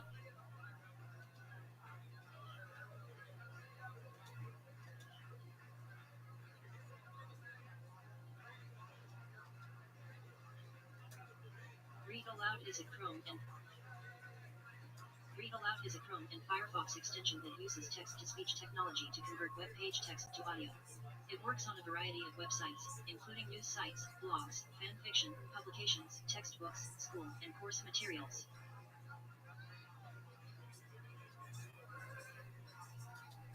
Creation of heaven and earth, and Adam and Eve. Secular year Jewish year event in history. Minus 3,761 creation of the world. Birth of Adam and Eve, Chava. Minus 3,631 130 Seth, son of Adam, was born. Minus 3,526 235 Enosh, son of Seth, was born. Minus 3,436 325 Kenan, son of Enosh, was born. Minus 3,366 395 Mehulalel, son of Kenan, was born. Minus 3,301 460 Yer, son of Mehulalel, was born. Minus 3,139 622 Chana, son of Yer, was born. Minus 3,074 687 Meteshalach, son of Chana, was born. Minus 2,887 874 Lamech 2, son of Meteshalach, was born. Minus 2,831 930 Adam died. Minus 2,705 1,056 Noah, son of Lamech 2, was born. Minus 2,225 1,536 Noah began the construction of the ark. Minus 2,205 1,556 Yafet, son of Noah, was born. Minus 2,204 1,557 Cham, son of Noah, was born. Minus 2,203 1,558 Shem, son of Noah, was born. Minus 2,105 1,656 Meteshalach died. Minus 2,105 1,656 The Great Flood covered the earth. Minus 2,103 1,658 Arpachshad, son of Shem, was born. Minus 2068 1,693 Shalach, son of Arpachshad, born. Minus 2038 1,723 Ever, son of Shalach, was born. Minus 2004 1,757 Peleg, son of Eber, was born. Minus 1974 1,787 Reu, son of Peleg, was born. Minus 1942 1,819 Sirah, son of Reu, was born. Minus 1912 1,849 Nafrai, son of Sirah, was born. Minus 1,883 1,878 Terah, son of Nafrai, was born. The Forefathers. Secular year Jewish year event in history. Minus 1,813 1948 Abraham, son of Terah, was born. Minus 1,803 1958 Sarah, daughter of Haran, was born. Minus 1,788 1973 Abraham married Sarah. Minus 1,765 1996 dispersion from Babel after building the tower. Minus 1,761 2000 Terah left Ur Kasdim with his family. Minus 1,755 2006 Noah died. Minus 1,743 2018 The Covenant, Brit Bain Habitarim, with Abraham. Minus 1,738 2023 Abraham settled in Canaan. Minus 1,727 2034 Ishmael, son of Abraham, was born. Minus 1,713 2048 Abraham circumcised himself in Ishmael. Minus 1,713 2048 Sodom and Gomorrah were destroyed. Minus 1,713 2048 Isaac, son of Abraham, was born. Minus 1677 2084 the Agda, where Isaac was brought on the altar by Abraham. Minus 1677 2084 Sarah died. Minus 1653 2108 Jacob and Esau were born. Minus 1638 2123 Abraham died. Minus 1603 2158 Shem, son of Noah, died. Minus 1590 2171 Isaac blessed Jacob instead of Esau. Minus 1576 2185 Jacob went to Haran. Minus 1574 2187 Eber, great grandson of Shem, died. Minus 1569 2192 Jacob married Leah and Rachel. Minus 1566 2195 Levi, son of Jacob and Leah, was born. Minus 1562 2199 Joseph, son of Jacob and Rachel, was born. Minus 1556 2205 Jacob left Haran. Minus 1553 2208 Benjamin was born. Minus 1545 2216 Joseph was sold. Minus 1533 2228 Isaac died. Minus 1532 2229 Joseph became viceroy of Egypt. Minus 1526 2235 Pahat, son of Levi, was born. Minus 1523 2238 Jacob and his family went to Egypt. Living in Egypt. Secular year Jewish year event in history. Minus 1506 2255 Jacob died. Minus 1429 2332 after Levi died. The enslavement in Egypt began.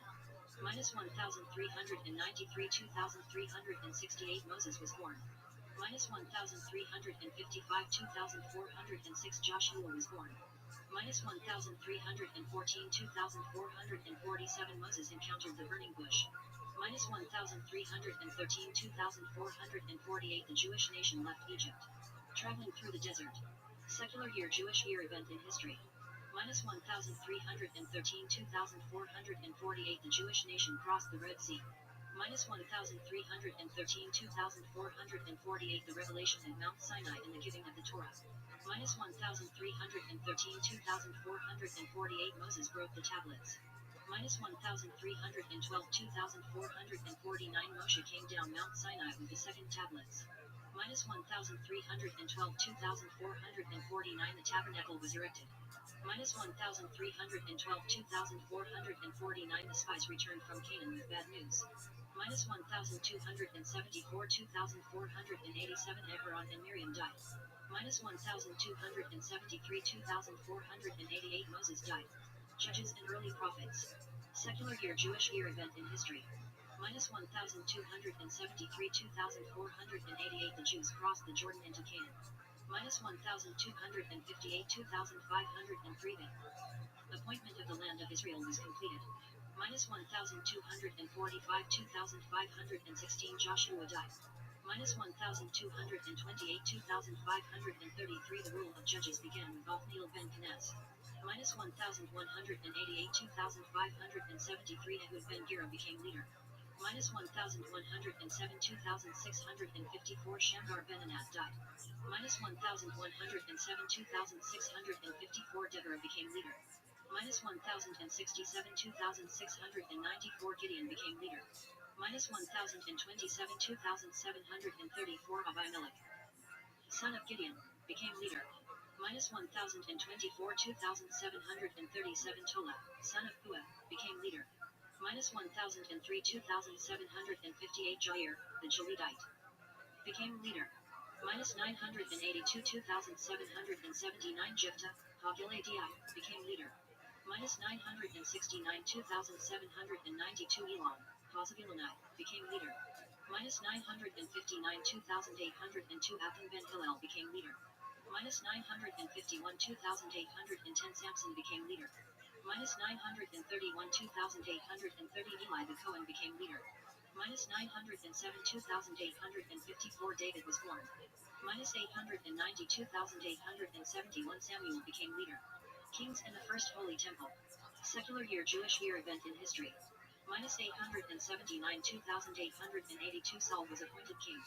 Minus 877 2,884 David became king of Judah and Hebron. Minus 869 2,892 David became king of Israel and Jerusalem. Minus 837 2,924 Solomon became king. Minus 833 2,928 the building of the first Beit Hamikdash commenced. Minus 827 2,935 the first Beit Hamikdash was completed. Minus 797 2,964 Solomon died and his kingdom was divided. Minus 797 2,964 Rehoboam, son of Solomon, became king of Judah.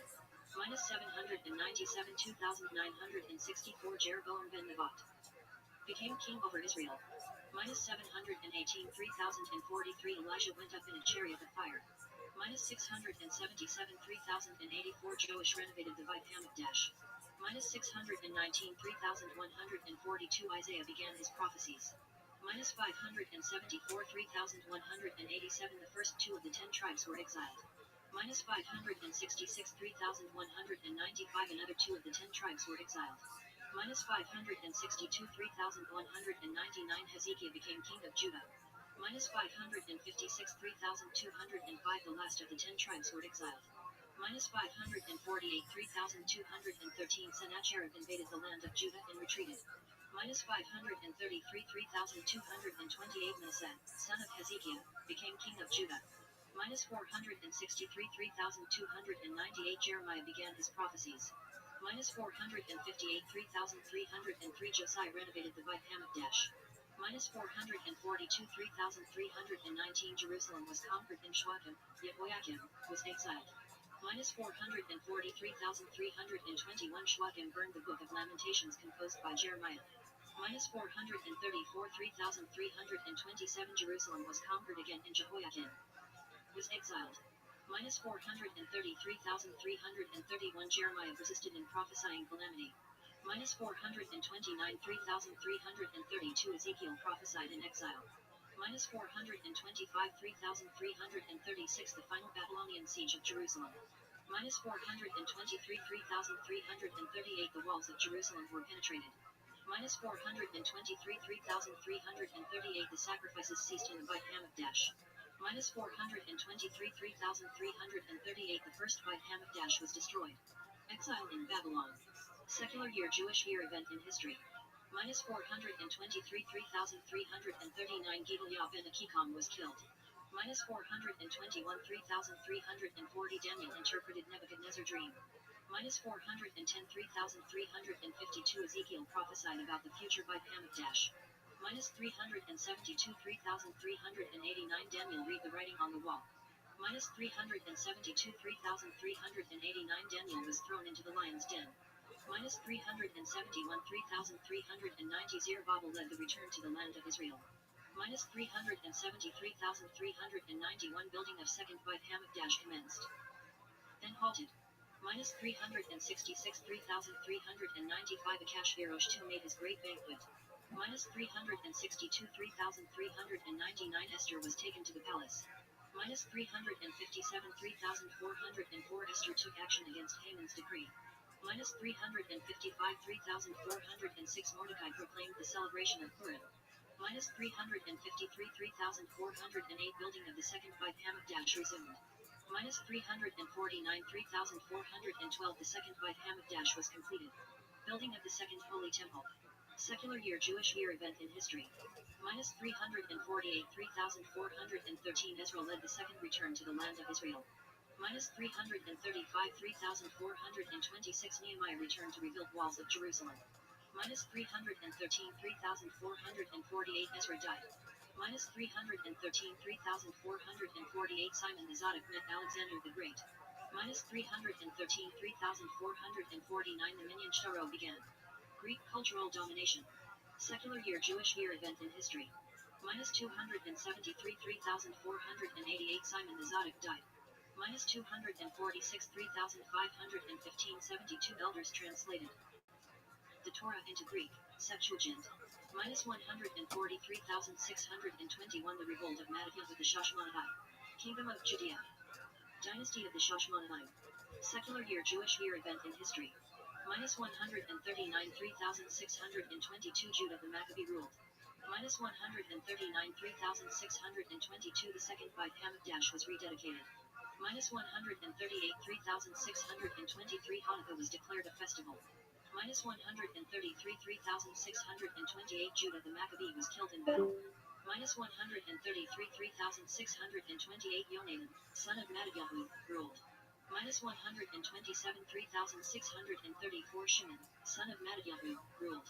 Minus 119 3,642 Yohanan Hyrpanos, son of Shimon, ruled. Minus 93 3,668 Judah Aristobulus, son of Yochanan Hyrpanos, ruled. Minus 91 3,670 Alexander Yanai, son of Yochanan Hyrpanos, ruled. Minus 73 3,688 Queen Shalomzion, Salome Alexandra, wife of Alexander Yanai, ruled. Minus 65 3,696 Aristobulus II, son of Alexander Yanai, ruled /TD. Minus 61 3,700 the Romans gained control of Judea. Minus 61 3,700 Hyrpanos II, son of Alexander Yanai, ruled. Minus 43,721 Antigonus, son of Aristobulus II, ruled. Roman client kings and rulers, the Herodian dynasty. Secular year Jewish year event in history. Minus 36 3,725 Herod I ruled.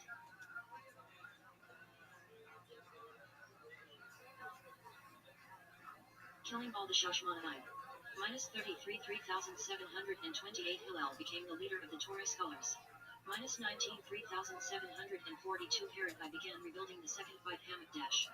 Minus 11 3,750 renovation of the second Beit Hamikdash was completed. 1 3,761 Archelaus, son of Herod I, ruled.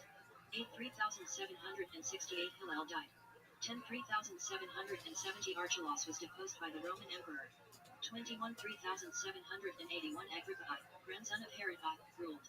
28 3,788 the Sanhedrin moved from the second Beit Hamikdash. 44 3,804 Agrippa II, son of Agrippa I, ruled. 53,810 Rabban Gamliel I, son of Shimon, grandson of Hillel, died. 66 3,826 Vespasian arrived in Judea to reassert Roman authority. 69 3,829 the second Beit Hamikdash was destroyed. The Talmudic era. The Mishnah.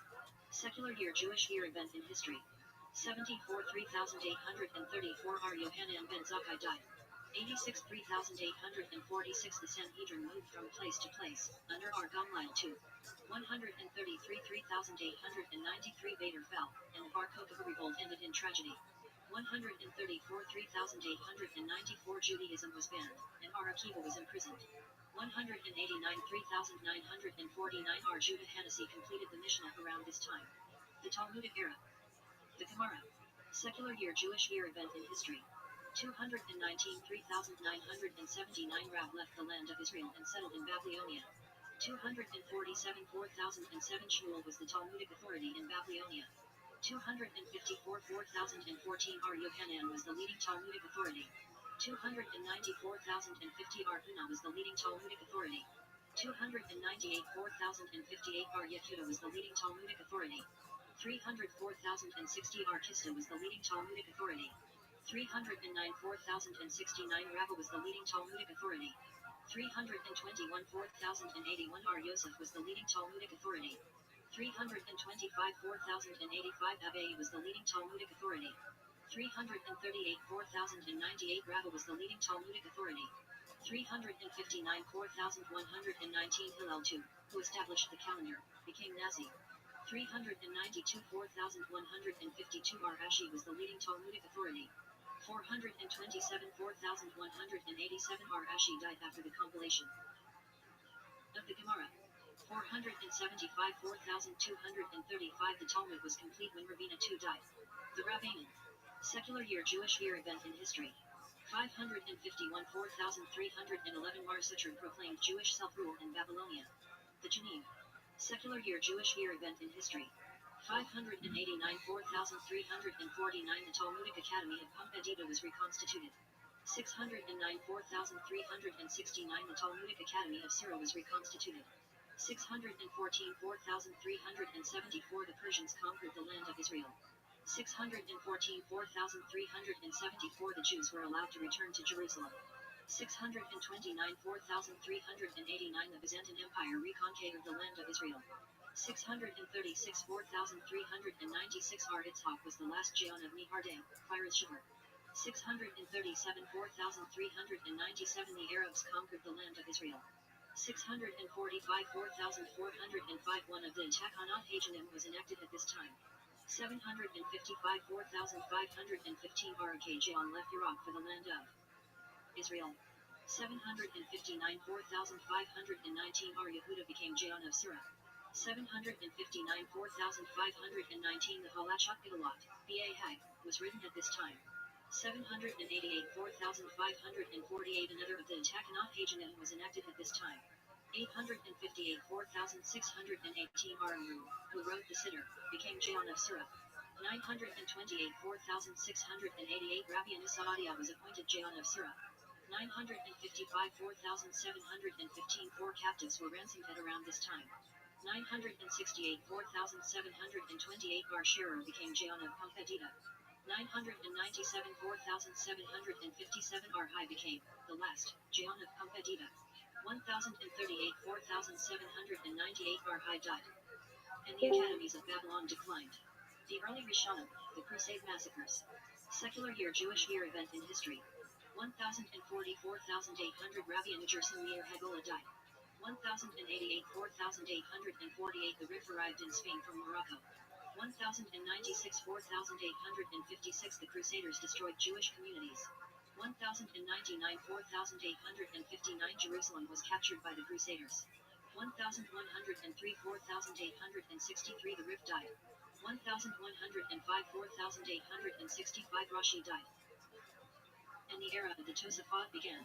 1,135 4,895 the Rambam, Maimonides, was born. 1,144 4,904 the first, recorded, blood libel took place. 1,147 4,907 the Crusaders attacked Jewish communities. 1,147 4,907 Rabbi Anatam was captured by the Crusaders. 1,148 4,908 the Rambams and the Radex families left Cordova. 1,165 4,925 the Rambam visited the land of Israel. 1,171 4,931 Rabbi Anatam died. 1,175 4,935 the Rashbam died. 1,184 4,944 the young son of the Ari was killed. 1,187 4,948 Jews were allowed to return to Jerusalem. 1,189 4,949 Ar Yaakov Dorleans was killed in London. 1,190 4,950 Jews were massacred in England in the Third Crusade. 1,191 4,951 Rabbi David Kimchi, known as the Radak, wrote his commentary. 1,194 4,954 the Rambam, Nachmanides, was born. 1,198 4,959 the Arei Avid died. 1,204 4,965 the Rambam died. 1,236 4,996 rampaging mobs massacred Jews in France. 1,242 5,002 a massive burning of the Talmud took place in Paris. 1,244 5,004 Jerusalem was sacked by Egyptians and Turks. 1,252 5,012 the Inquisition began to use torture. 1,267 5,027 the Rambam left Spain and settled in the land of Israel. 1,270 5,030 the Rambam died. 1,286 5,046 the Maharam Mirachanbib was imprisoned. 1,290 5,050 new works advanced the study of Kabbalah. 1,290 5,050 the era of the Tosafot concluded at around this time. Later Rishonim. Persecutions and expulsions. Secular year Jewish year event in history. 1,295,050 all Jews were expelled from England.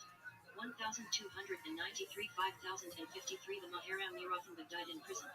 1,298 5,058 the Rhine Flash massacres began. 1,298 5,058 the author of the Mordecai and Haggavat Maimoniot were killed. 1305 5065 the Rashba placed a limited ban on philosophy. 1305 5065 the Rosh and his son, the TUR, arrived in Spain. 1306 5066 all Jews were expelled from France. 1310 5070 the Rashba died. 1320 5080 Jews were massacred by the Pastoros Crusaders. 1327 5088 the Rosh died. 1336 5096 Jews of Germany were massacred by the Armleiter bands. 1338 5098 the Ralbag wrote his commentary on the Bible. 1349 5109 the Black Death massacres swept across Europe. 1367 5127 the Ran, Rivish, and other scholars in Spain were imprisoned. 1391 5151 Jews of Spain were massacred. Many were forced to convert. 1391 5151 the Rivish and Rashbats left Spain. 1394 5155 the final expulsion of Jews from France. 1413 5173 R. Yosef Albo was in a forced debate with Christians. 1421 5181 Jews in Austria were massacred in the Wiener Gezira. 1475 5235 the invention of printing was used for Jewish books. 1481 5241 the Inquisition was established in Spain. 1488 5248 R. Obadiah de Verdanora settled in Jerusalem. 1491 5251 Columbus consulted R. Abraham Zakito for his travels. 1492 5252 all Jews were expelled from Spain and Sicily. The great scholars of the Shulchan Aruch and Torah Consolidation. Secular year Jewish year event in history. 1493 5253 R. Yitzhak Abarbanel arrived in Naples from Spain. 1496 5257 all Jews were expelled from Portugal. 1516 5276 the Ein Yaakov was printed. 1516 5276 the Turks, Ottoman Empire, conquered Eretz Yisrael. 1525 5285 R. Yosef Yasselman saved many Jews during the Peasants' War. 1553 5314 a mass burning of Jewish books took place in Rome. 1563 5323 the Shulchan Aruch was completed by R. Yosef Karo. 1575 5330 the Shulchan Aruch was published with supplements of Rama. 1572 5332 the Arizal died in Tzfat. 1573 5333 the Maharal came to Prague. 1573 5334 the Maharshal died. 1575 5335 R. Yosef Karo died in Tzfat. 1599 5359 the Maharal returned to Prague again. 1614 5374 the Maharsha became rabbi in Lublin. 1616 5377 the Tosafot Yom Tov commentary was concluded. 1621 5382 the Shalom arrived in the land of Israel. 1629 5389 R. Yom Tov Lippmann Heller was imprisoned in Prague. 1640 5400 R. Yoel Sirks, the Bach, died. 1646 5406 the Shech and Tos, on Shulchan Aruch, were printed.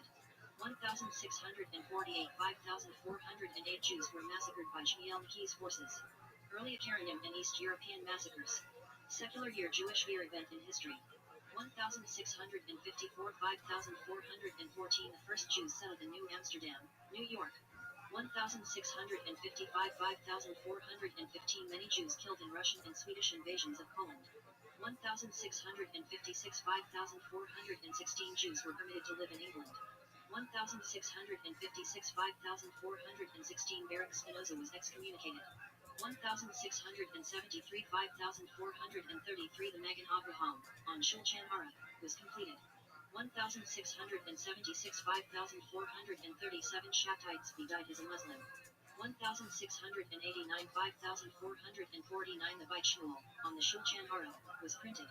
1698 5458 the Baal Shem Tov was born. 1702 5463 the Nia Yehoshua's family was killed in an explosion.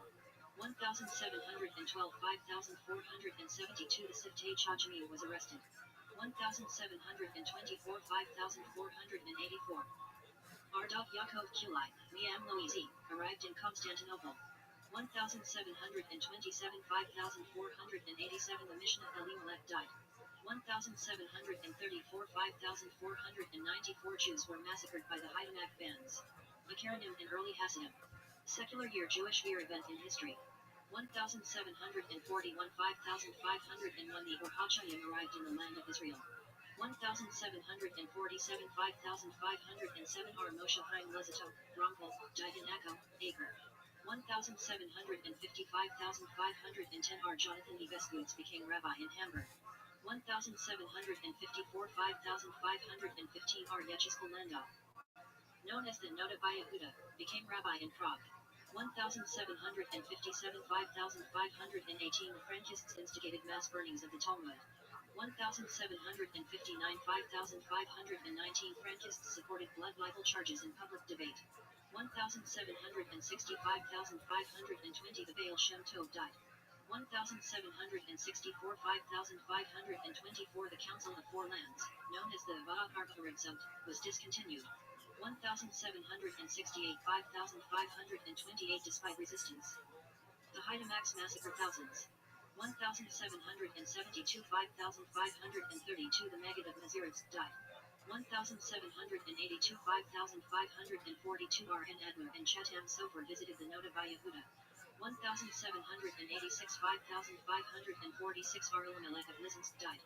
1791 5551 the Pale of Settlement was established in Russia. 1793 5553 Jews suffered in reign of terror of French Revolution. 1797 5558 the Vilnagion died. 1798 5559 the Baal Hatami was released from first imprisonment. 1799 5559 Napoleon led an army expedition through the land of Israel. 1806 5566 the Jidah, Ar Haim Yosef David Ajalai, died. 1806 5566 the Chatam Sofer became rabbi in Prespa. 1809 5570 Ar Levi Itzhak of Berdichev died. 1810 5571 Ar Nachman of Breslov died. 1814 5574 Ar Akiva Ager became rabbi in Posen. 1814 5575 Koshnitzer Megan and Yehudi of Peshiska. Both died. 1815 5575 Choza of Lublin and Ar Mendel of Rimano both died. 1819 5579 anti-Jewish riots spread throughout Germany. 1827 5587 Russia began conscripting Jewish children to the army. 1840 5600 Ar Israel of Rezin was released from imprisonment. Later Karanim and the Changing Society. Secular year Jewish year event in history. 1843 5603 that Zamash Tzedek of Lubavitch was repeatedly arrested in Russia. 1846 5606 Sir Moshe Montefiore visited Russia to help local Jews. 1848 5609 Ar Yisrael Salinger left Vilna. 1851 5611 Ar Shimshon Raphael Hirsch became rabbi in Frankfurt am Main. 1859 5619 Ar Menachem Mendel of Kotsk died. 1864 5624 the Malvin was imprisoned, and then expelled from Romania. 1866 5626 Chedushay Haram, Tiferet Shlomo, and Tzemach Tzedek died. 1873 5633 the Chafetz Chaim was published. 1874 5634 the Minchat Chinik died. 1878 5638 Petah Tikva agricultural settlement was established. 1881 5641 many Jews began leaving Russia after a wave of pogroms. 1886 5646 Ar Shlomo Gans Fried, author of Kitzur Shulchan Aruch, died. 1892, 5652 Arheim, Brisker, became rabbi in Brisk. 1905, 5665 Isfat Emet died. 1905, 5665 many Jews were killed in official Russian pogroms. 1911, 5671 Chazanish was published. 1914, 5674 over 500,000 Jewish soldiers fought in World War I. 1918, 5678 over 60,000 Jews were killed during the Russian Revolution. 1923, 5684 the Daf Yomi study cycle commenced. 1927, 5687 the 6th Lubavitch Rebbe was released from Soviet prison.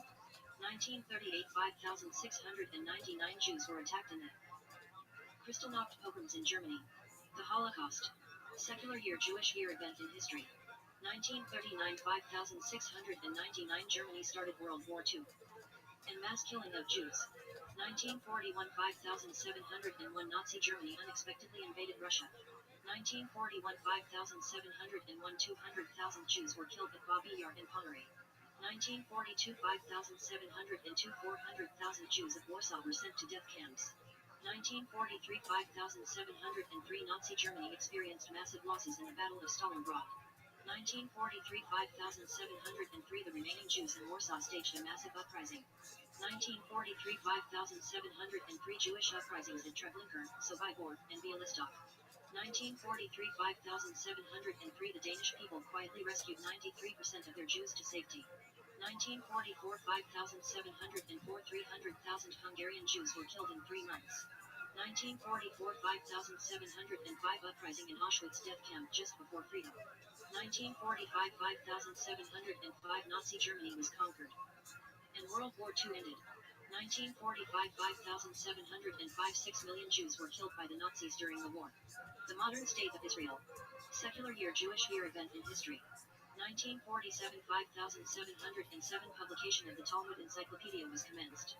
1947, 5708 the United Nations divided Israel. 1947, 5708 Arabs attacked Israel to gain territory. 1948, 5708 the State of Israel was established. 1948, 5708 Israel was invaded by many Arab countries. 1949, 5709 the War of Independence in Israel ended. 1950, 5710 all Jews left the ancient Jewish community of Iraq. 1950, 5710 almost all Jews of Yemen emigrated to Israel. 1951, 5711 the Lubavitch Rebbe accepts the mantle of leadership. 1956, 5717 Jewish forces invaded Egypt and conquered the Sinai Desert. 1967, 5727 the Lubavitch Rebbe established the Tefillin campaign. 1967, 5727 Jerusalem reunited under Jewish rule in the Six-Day War. 1973, 5734 2,500 Jewish soldiers were killed in the Yom Kippur War. 1974, 5734 the Lubavitch Rebbe established the Shabbat Candle Campaign. 1982, 5742 massive enemy arsenals were discovered in Lebanon. 1987, 5746 the first international conference of Chabad Lubavitch emissaries. 1993, 5753 a secret agreement signed in Oslo. 1994, 5754 the Lubavitch Rebbe passed away. 2008, 5767 deadly terrorist attack at the Chabad house in Mumbai, India, kill 6. 2020, 5780 Israel signed Abraham Accords, normalizing relations with UAE and Bahrain, soon followed by Sudan and Morocco.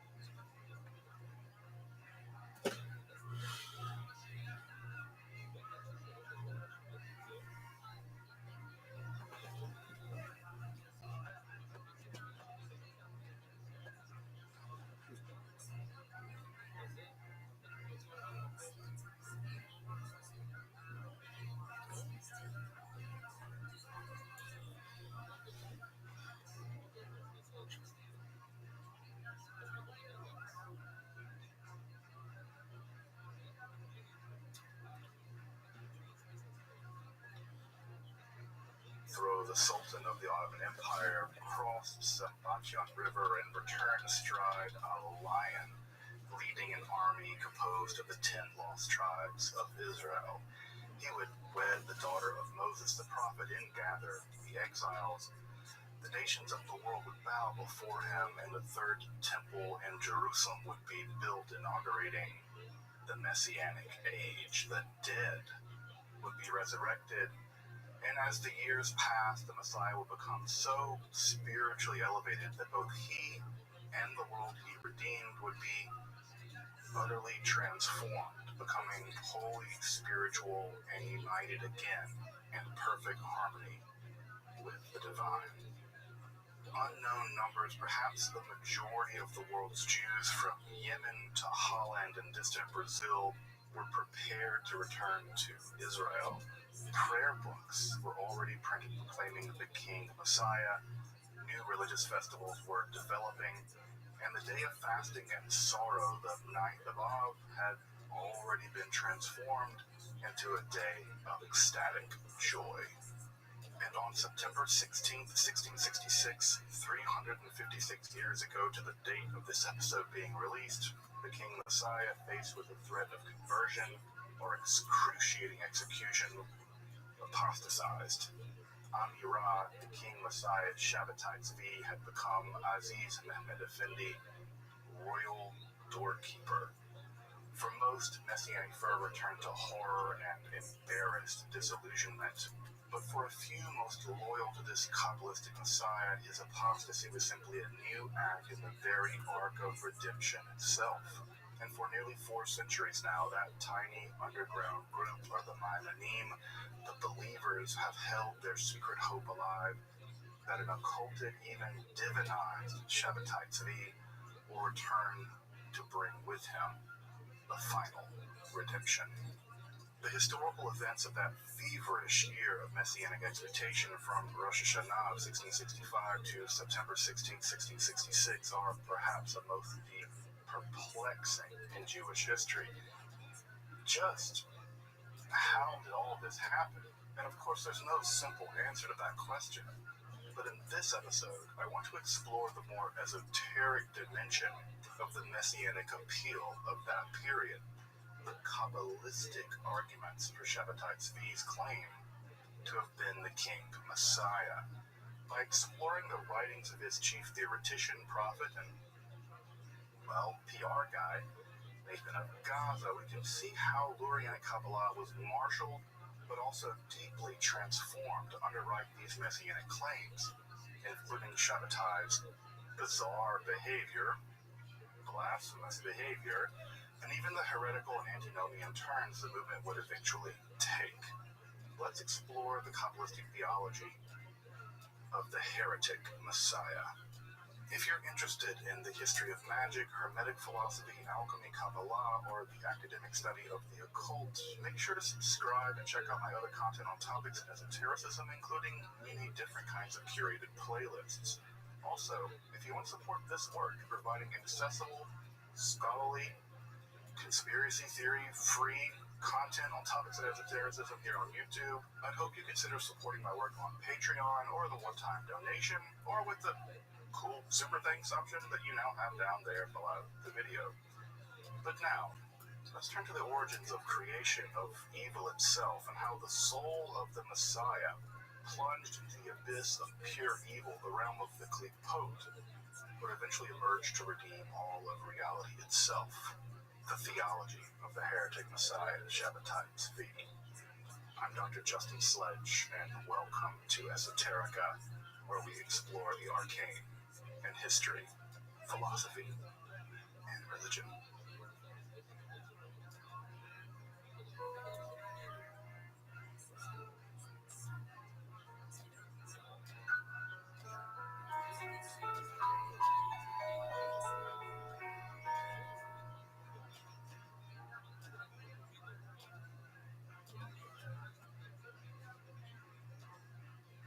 Now, to be sure, this episode is not meant to be a primer on Shabbatai Tzvi or the Messianic movement during and after his life. I'm going to assume some basic familiarity with all of that. After all, this channel, Esoterica, isn't meant really to be introductory level content most of the time. But if you do want a really solid academic refresher on Shabbatites V and the Messianic movement that he inspired, Religion for Breakfast has a great episode on just that topic, and I'd highly recommend checking it out. Also, I have to do this. I'd warn against 90% of the information on Shabbatites V and the Messianic movement left in its wake on the internet. It's awash with, let's call them valueless anti-Semitic internet grifters, whose analysis will somehow make you stupider having watched it. I've actually included a bibliographic list of reliable scholarship in the description if you want to really dig into the topic of Shabbatites V or Frankism or what have you.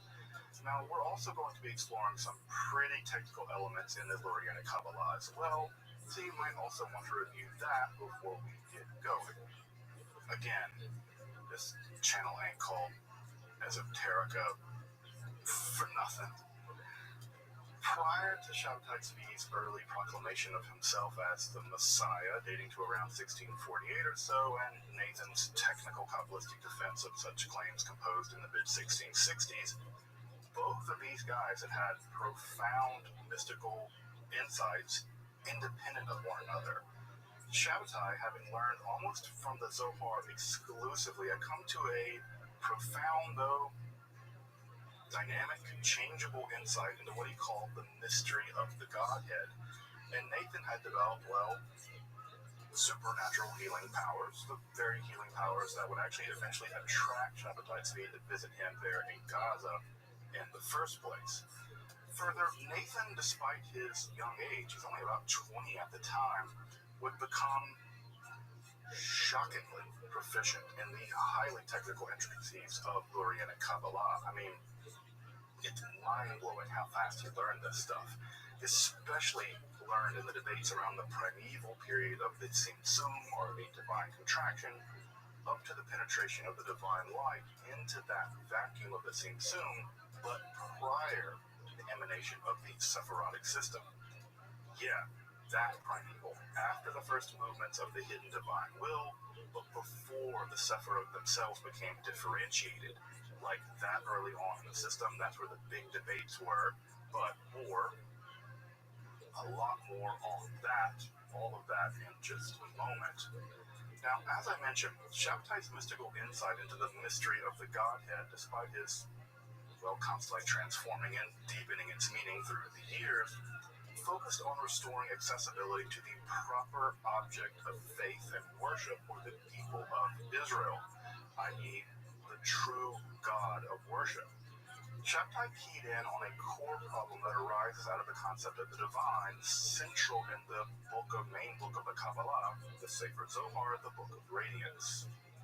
There, the primary source of all being, via emanation, remains itself utterly hidden from all knowledge or speculation or comprehension. Ein Sof, the infinite, the divine abyss of nothingness or no-thingness, is beyond all comprehension, it's beyond all speculation, and it's beyond all linguistic predication. One can't even speak of it being in any meaningful sense. Rather, the divine is actually known through a series of later emanations, the famous Sfirot. And even then, the first three Sfirot, Keter, Chochmah, and Binah, are also beyond all comprehension, but are concentrated in the synthetic Sephirah of Tiferet, which is the revealed glory of the divine and corresponds to the name of the divine as revealed to humanity, the Tetragrammaton, Yod, He, Vav, He. But that creates an odd tension. It renders the true source of divinity not only beyond all comprehension, but also beyond all worship. It makes Judaism as a religion of worship of divine oneness impossible. Shabbatai's mystical insight is also a glimpse into his flair for the heterodox. He simply doubles down on the importance of the Sphira of Tiferet. Rather than understanding it as the revealed compression of the otherwise unknowable upper Sphirot, or the utterly unknown causeless cause of all causes, Ein Sof, he posits the ontological priority of Tiferet as Ein Sof enclosed or made manifest as a very necessary object of faith and worship. By extension, because Ein Sof was expressed in Tiferet, this would also unlock the higher Sephirotic structure, thus access to the supernal world, the supernal spiritual worlds, and the Torahs. Yeah, Torahs plural contained within them. Now, Shabbatai would alter, shift, deepen, and transform this understanding of the mystery of the Godhead. But the key idea of Tiferet as Ein Sof manifest as the God of faith and worship, as opposed to the more Maimonidean God of Ein Sof as the uncause, cause of all causes. Indeed, in a short essay early on in the Messianic movement, Nathan of Gaza would actually reinterpret the allegory of Jonah and the ship from Zohar literature. In the Tikkunei Zohar, later strata of Zohar literature, the ship represents the body and Jonah represents the soul.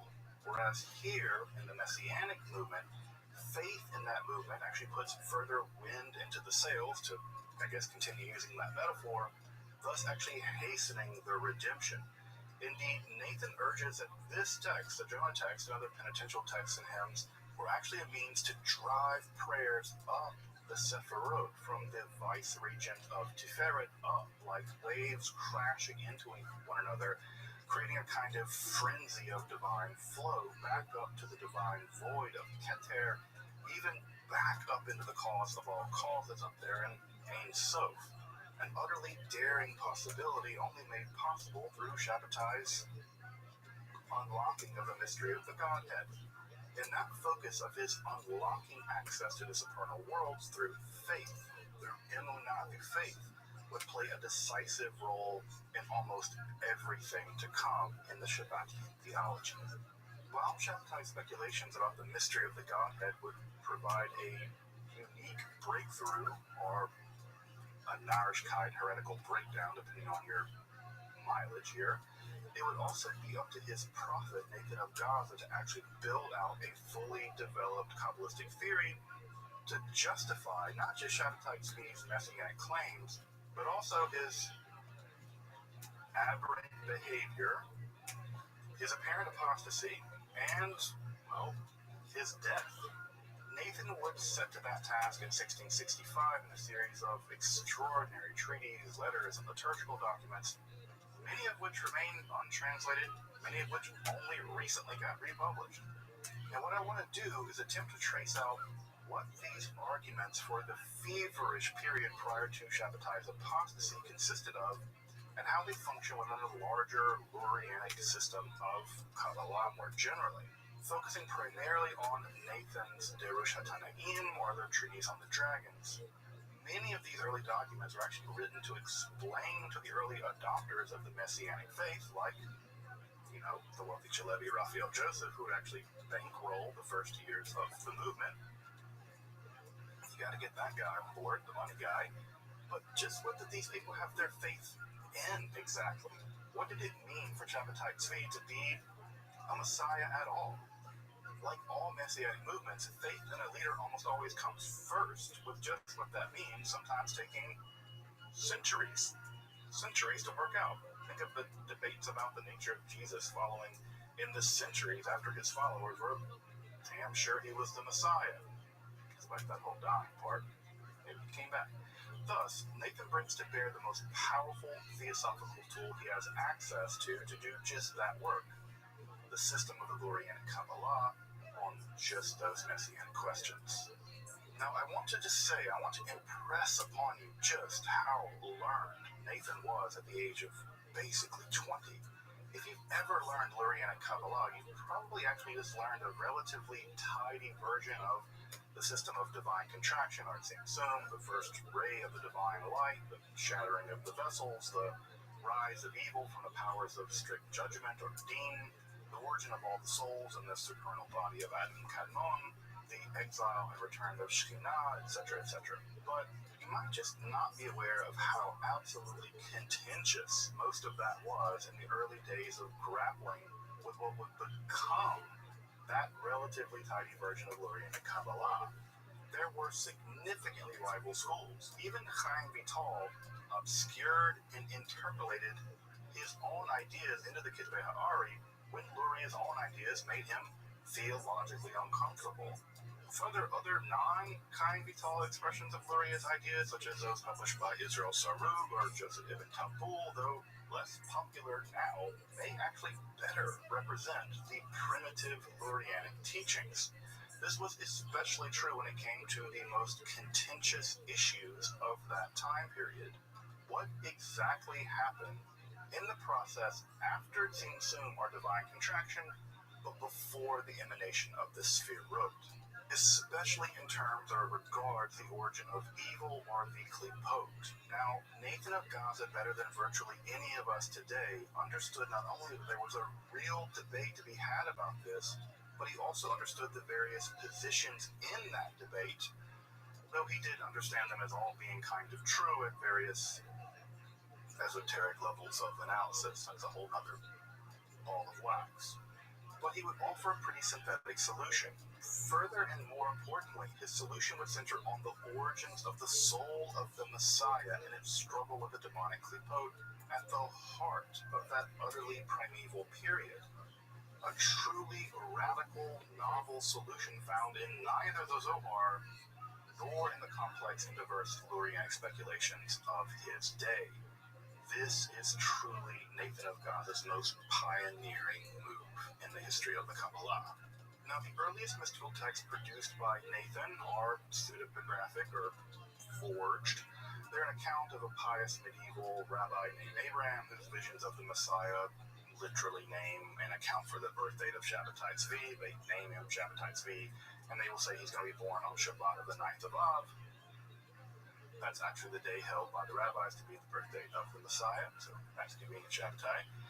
That aside, the theological core of the text includes the messianic idea of restoring the crown to its pristine glory. This is a reference to Shabbatai's revelation of the mystery of the Godhead mentioned earlier, such that Israel's worship will be properly restored, but that all of this is going to be accomplished through emunah, or faith, such that the just shall live by faith, one of the most popular verses from Tanakh in Shabbatian theology.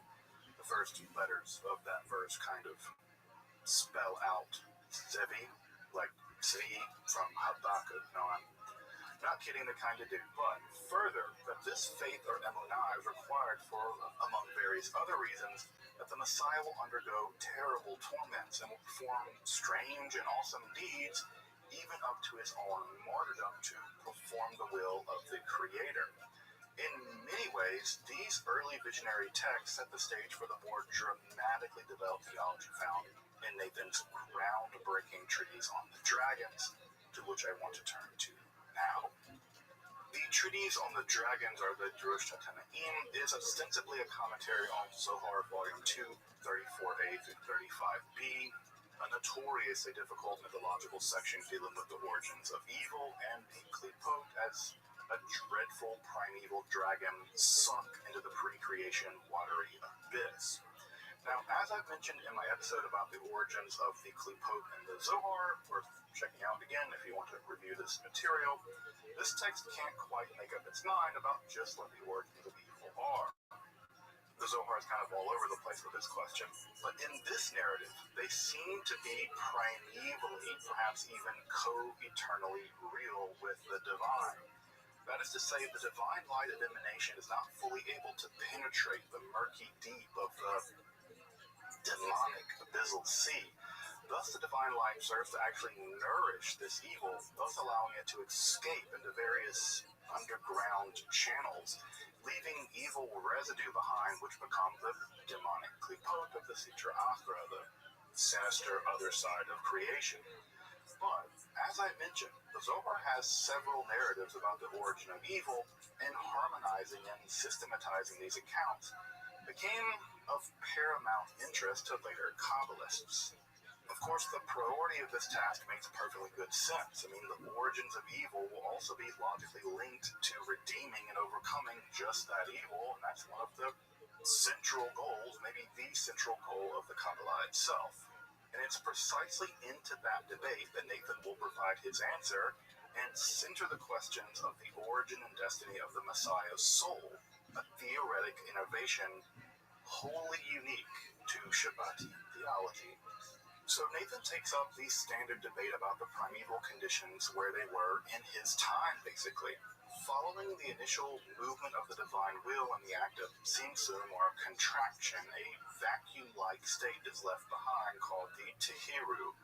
I say vacuum-like because it's not totally empty. Within the Tehiru, there is a kind of residue of Ein Sof left behind. A bit like what happens if you try to pour olive oil out of a container. There's always some of it left, a kind of thin layer, a residue of oil left behind in the vacuum of the jar or whatever. This residue, or the Rishimu left over by the contraction of Ein Sof, contains an admixture of pure chesed, or mercy, and pure deen, or strict judgment, from which the sfirot in the klipot will ultimately emerge, or what the klipot actually are.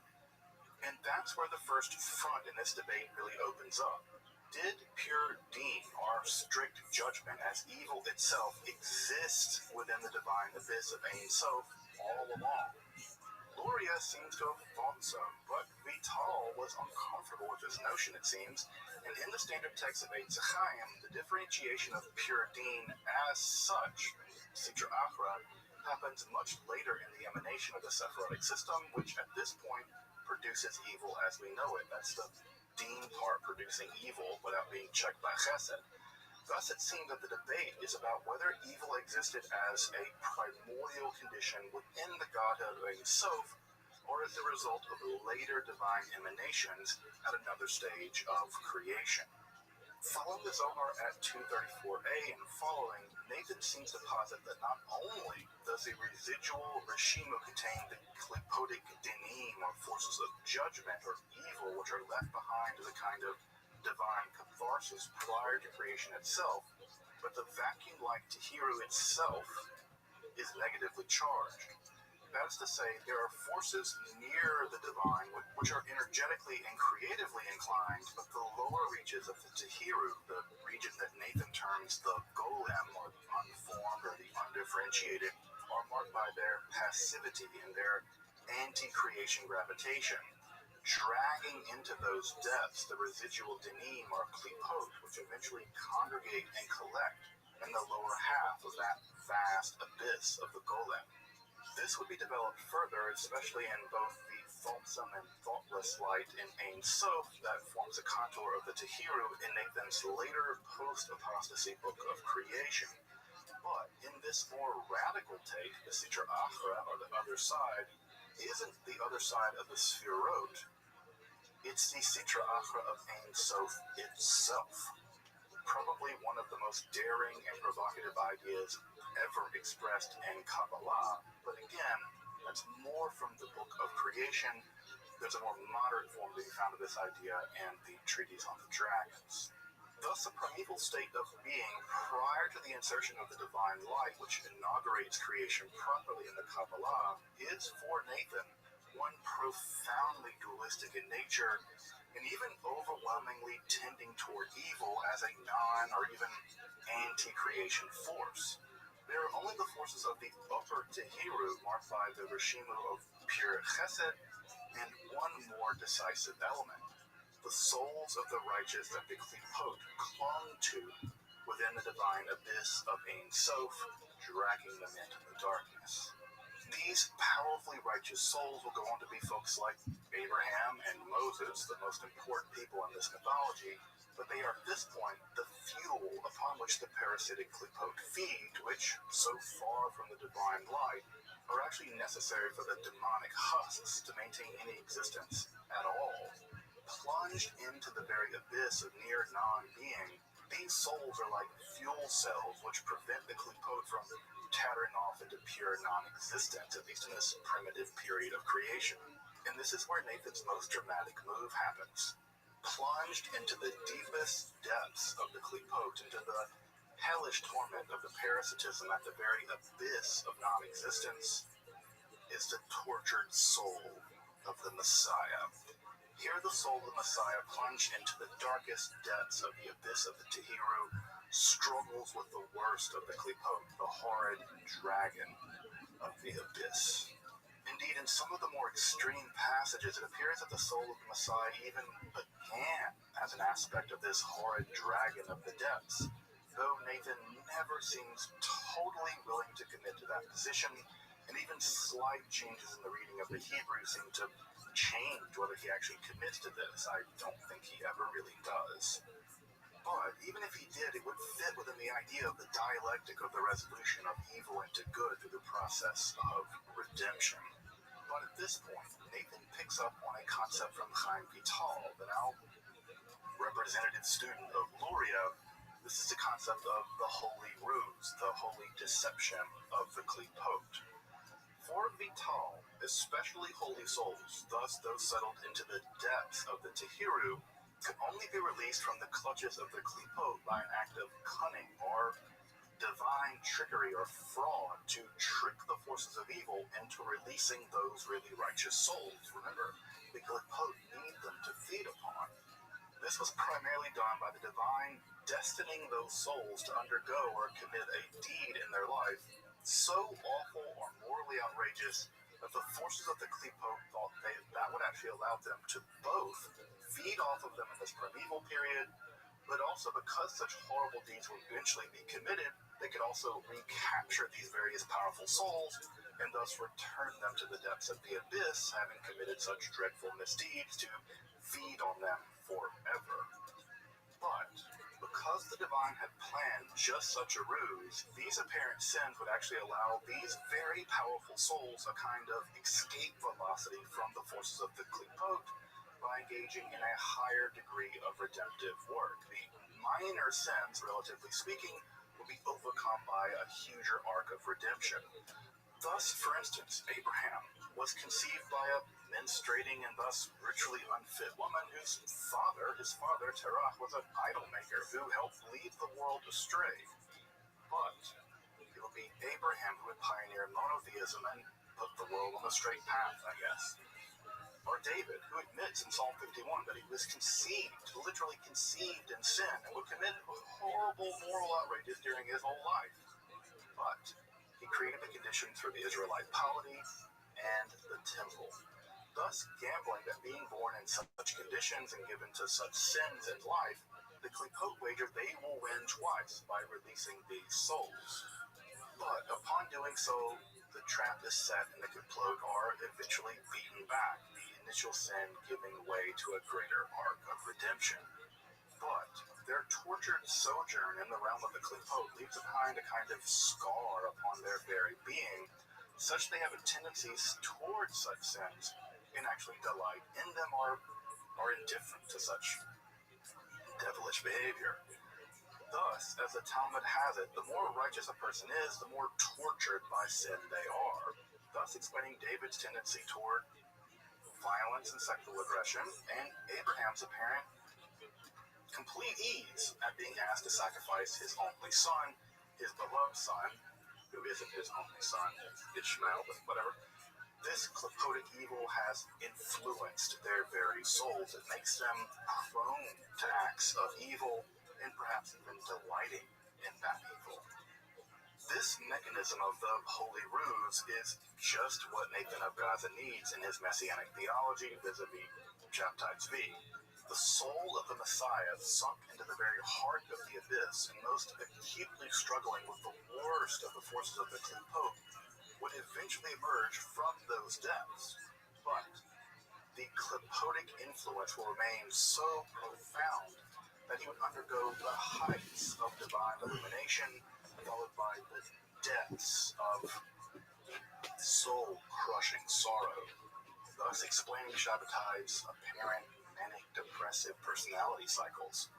But this would also be used to explain the apparently transgressive actions performed by Shabbatai, his strange deeds, which are apparent violations of the Torah, even inversion of such commandments, such that they can be accompanied by a kind of even blasphemous blessing, punning on the morning blessing for freeing the captive, Matir Asarim, as opposed to allowing the forbidden Matir Isarim. There's no change in the spelling, just a pun that's kind of delightfully heretical. But Nathan takes this even a step further, Still leaning on the Zohar, Nathan sees the Messiah's soul as akin to Job, who the rabbis imagine being a servant actually in the court of Pharaoh, and whose offerings either were purely good or purely evil, hence as being uniquely affected by the forces of evil of the Klipot. But once he's undergone both radical evil and radical good, he dialectically rises above both and ascends to the very realm of the divine itself. Remember, he challenges God. And in doing so, he leaves the court of Pharaoh, a metaphor for the realm of the Klipot. In fact, the Zohar calls the chief dragon of the abyss, among other things, Pharaoh. But in transcending his soul as the suffering Job, the Messiah becomes the chief power over the abyss itself. Not as an evil Pharaoh, but in a Hebrew pun, as one that circumcises the power of the Klipot, para, removing the impure foreskin and thus redeeming even the great evil of the pharaonic dragon. Also, just as a shocking aside at this point, the Klipah that's also referenced here, besides being Pharaoh, is none other than Jesus. Jesus of Nazareth is taken by Nathan to be the most sinful soul to have ever existed, led the world into apostasy according to him, and was thus dragged back into the world of the Klipot after his execution. He afflicts the soul of the true Messiah, and thus must be redeemed in the process of the final tour de force of the process of redemption. Thus, in the depths of the abyss, the true Messiah, Shabbatai Tzvi, must redeem the ultimate false Messiah, Jesus of Nazareth, from evil itself. With people like me reading this being like, nope, nobody, nope. I am glad I am not involved in any of that chasva chalila. In addition to these elements in which the soul of the Messiah is introduced to understand the origin of evil and its eventual redemption, Nathan will also introduce an element of early Kabbalah that had actually otherwise been rejected by both the great systematizer Cordovero, who I'm a total fanboy of, and even Itzhak Luria. This is a super early 13th century proto-Kabbalistic text, maybe probably influenced by apocalyptic Christian prophets like Joachim of Fior, that actually argued for a series of ages, or Shemitot, which correspond to a procession within the very Sephardic structure itself. This is like a metaphysical clock counting down to the final redemption, passing through each subsequent sphira along the way. Nathan would impose the Luranic system of the divine countenances, or the Partsufim, upon the system, and argued that with the coming of the Messiah, this marked this transition of the world, all of this world, into the highest grouping, the Partsuf of Abba and Ima, mother and father, thus again allowing the Messiah access to the very cause of all causes and the very apex of the divine countenances, or the Partsufim. In fact, this explains Shabbatai's particular love of the rather bawdy Ladino love song Melizelda, the Emperor's Daughter, to which he actually attached deep Kabbalistic meaning, and Melizelda actually became a kind of bona fide Shabbatian hymn in that world. I will say it's actually a really nice song, and Ladino music is just amazing, so if you've never heard this great Shabbatian song, you should look it up.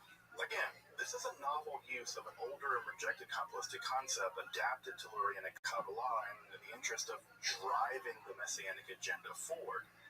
And that agenda brings us to the last two early Shabbatian concepts I want to discuss. With the mystery of the Godhead opened, the transition of the Partsufim to the highest configuration of Abba and Ima, and the Messiah's soul having escaped the clutches of the Klipot, the final Messianic drama could really begin in earnest.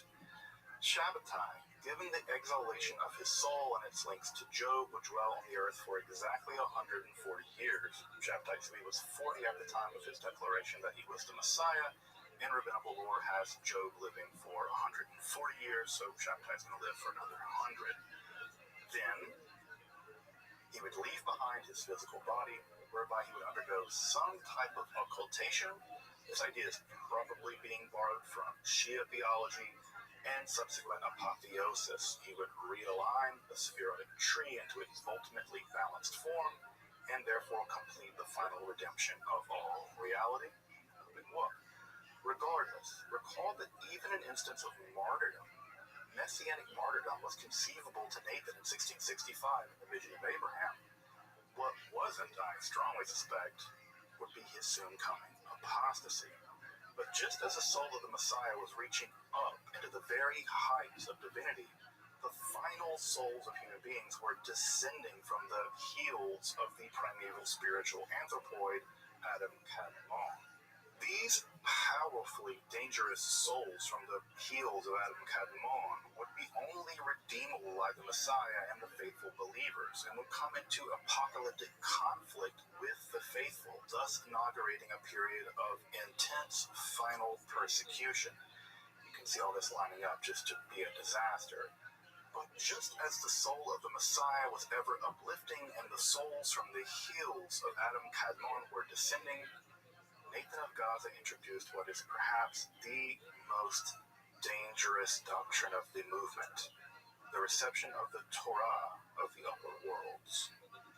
In this conception, one actually held by otherwise very orthodox Kabbalists, the physical Torah with its material laws and time-bound commandments was only brought into existence because of the sin of Adam, which produced a physical reality in some ways in the first place. Thus, the Torah of this world was a Torah of physical space and time, of materially putting on tefillin and physically uttering prayers. But the Torah is eternal and exists in all the realms of reality with laws appropriate to those levels of reality. Thus, the Torah of the higher spiritual realms will not only not be a physical practice performed by bodies in space and time, but may even contain practices inimical to the Torah of the lower physical world. Again, this isn't really anything terribly new. What's new is Nathan's claim that the believers may very well have souls from those very supernal worlds, and thus the Torah of this physical realm may not, or soon will not, be binding upon them. But, to be very clear here, Nathan of Gaza seems to land on the position that until the redemption is at a slightly more advanced state, how much more advanced isn't clear, but probably not until Shabbatai rules at least the physical world, let's say the world of governments, and gets rid of the Ottoman Sultan, and probably not until the Third Temple is established, which Nathan definitely thought was going to occur in a few short years from 1665. That is to say, the believers themselves must maintain observance of the Torah of this world. The exception being the new feast day of the 9th of Av, that day of mourning, actually been transformed just because the Messiah had appeared, and that's pretty standard Talmud stuff actually. However, while Shabbatai may himself engage in strange deeds, sometimes in violation of the Torah of this world, Nathan argued that the average normal believer in Shabbatai's messianic claims must simply maintain their faith in the coming redemption without foregoing the Torah of this world.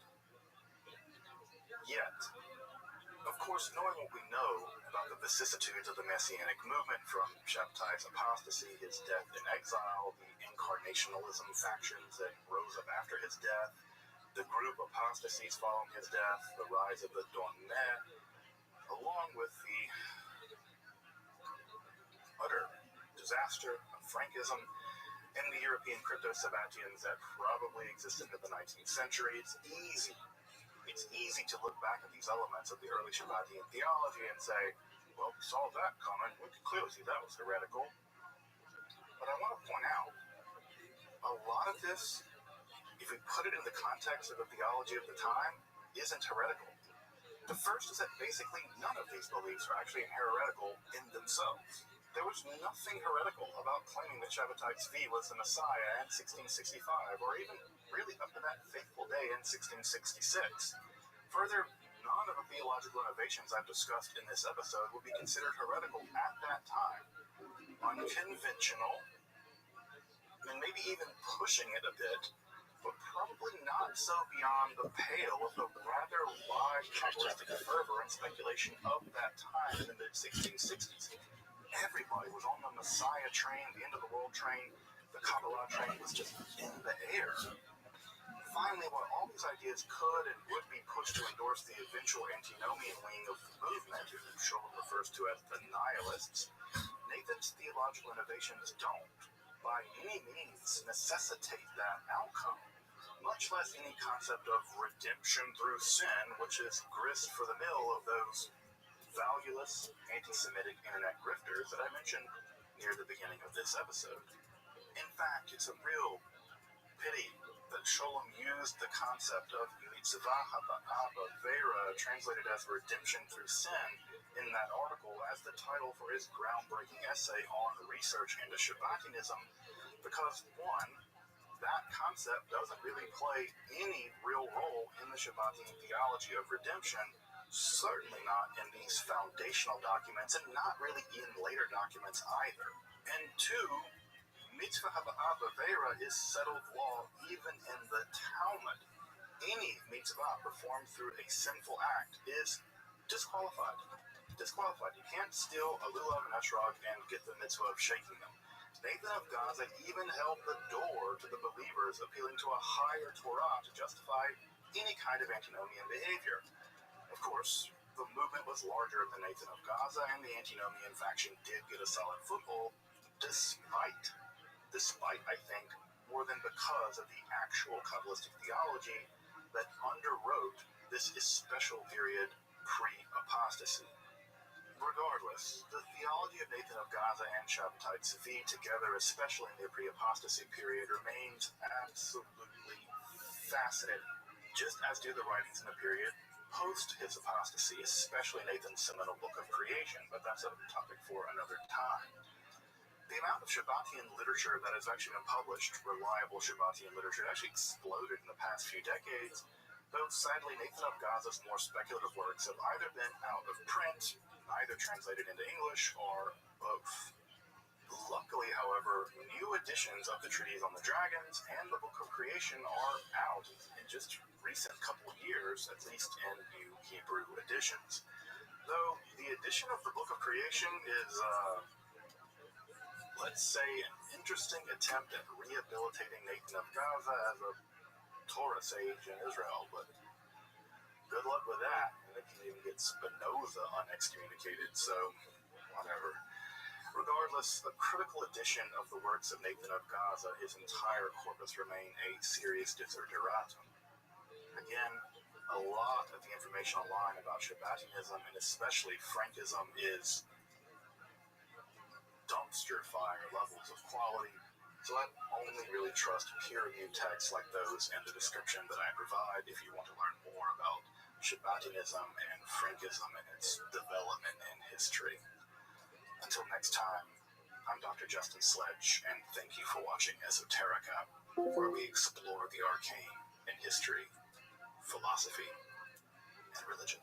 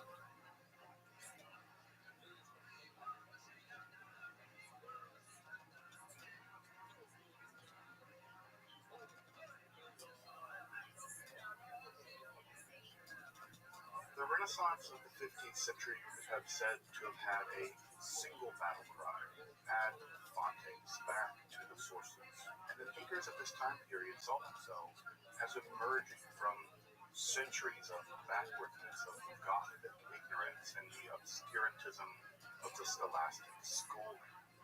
Their solution was to seek out primordial wisdom at its very source in revelation and hallowed antiquity. Thus, the mad dash to recover works of primeval knowledge from the salvific wisdom of the Egyptian sage Hermes Trismegistus to the mystical mathematics of Pythagoras, to the supernatural powers ascribed to Zoroaster. In their reasoning, what was most ancient was closest to that divine revelation itself, and thus most and foundationally true. The aim was nothing short of a total renovation of knowledge itself, famously for art, architecture, and philosophy, but also a renovation of spiritual life, of religion, and even of the practice of magic.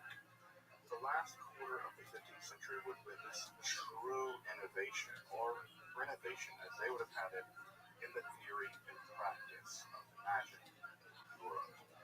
Here, Platonic, Orphic, Hermetic, and the most recent infusion of that time, Kabbalistic works, would fuse together in the thought of Ficino, Pico, and Bruno, before being exported north of the Alps, where they would be taken up by the genius of Cornelius Agrippa in his foundational Summa of Magical Theory and Practice and three books of occult philosophy, or by people like Dr. John Dee, whose curious combination of medieval, Solomonic, and astral magic and the new magical philosophies would fuse together to produce the famed Enochian system of magic.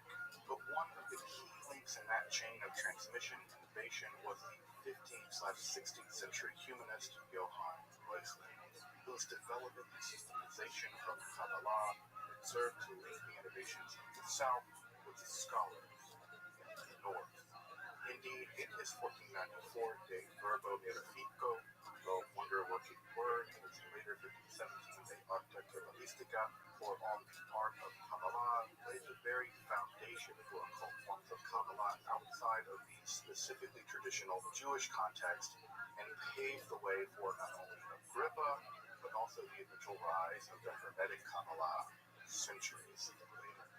As part of a collaboration with Dr. Dan Trell, aka the modern Hermeticist, I'll be covering the still untranslated 1494 De Verbo Mirifico, or the Wonder-Working Word, which argues for a wholly new form of magic based on what he called Soloquia, on the divinely infused power of divine names. Dr. Trell, on the other hand, will be covering the later 1517 De Arte Kabbalistica, both works being foundational for the development of non-Jewish Kabbalah and the development of the theory and practice of modern Western magic. So make sure to check out both episodes. And if you're interested in magic, Hermetic philosophy, alchemy, Kabbalah, or the history of the occult, make sure to subscribe and check out my other content on topics in esotericism, including curated playlists on all of these topics. Also, if you want to support my work of providing accessible, scholarly, free content on topics in esotericism here on YouTube for free, I hope you consider supporting my work on Patreon, perhaps with a one-time donation, or you can use the nifty super thanks option down there below the video. But now, let's turn to Johann Reuchlin's 1494 De Verbo Mirifico, or the Wonder-Working Word. I'm Dr. Justin Sledge, and welcome to Esoterica, where we explore the arcane in history, philosophy, and religion.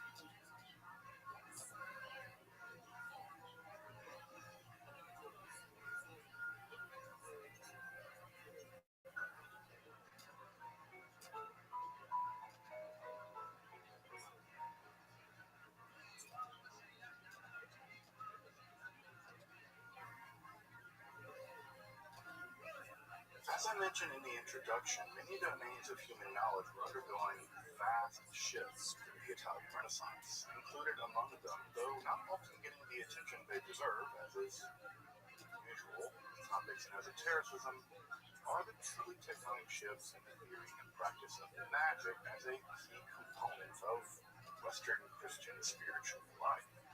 Yeah, magic and Christianity sat relatively comfortably in a weird way.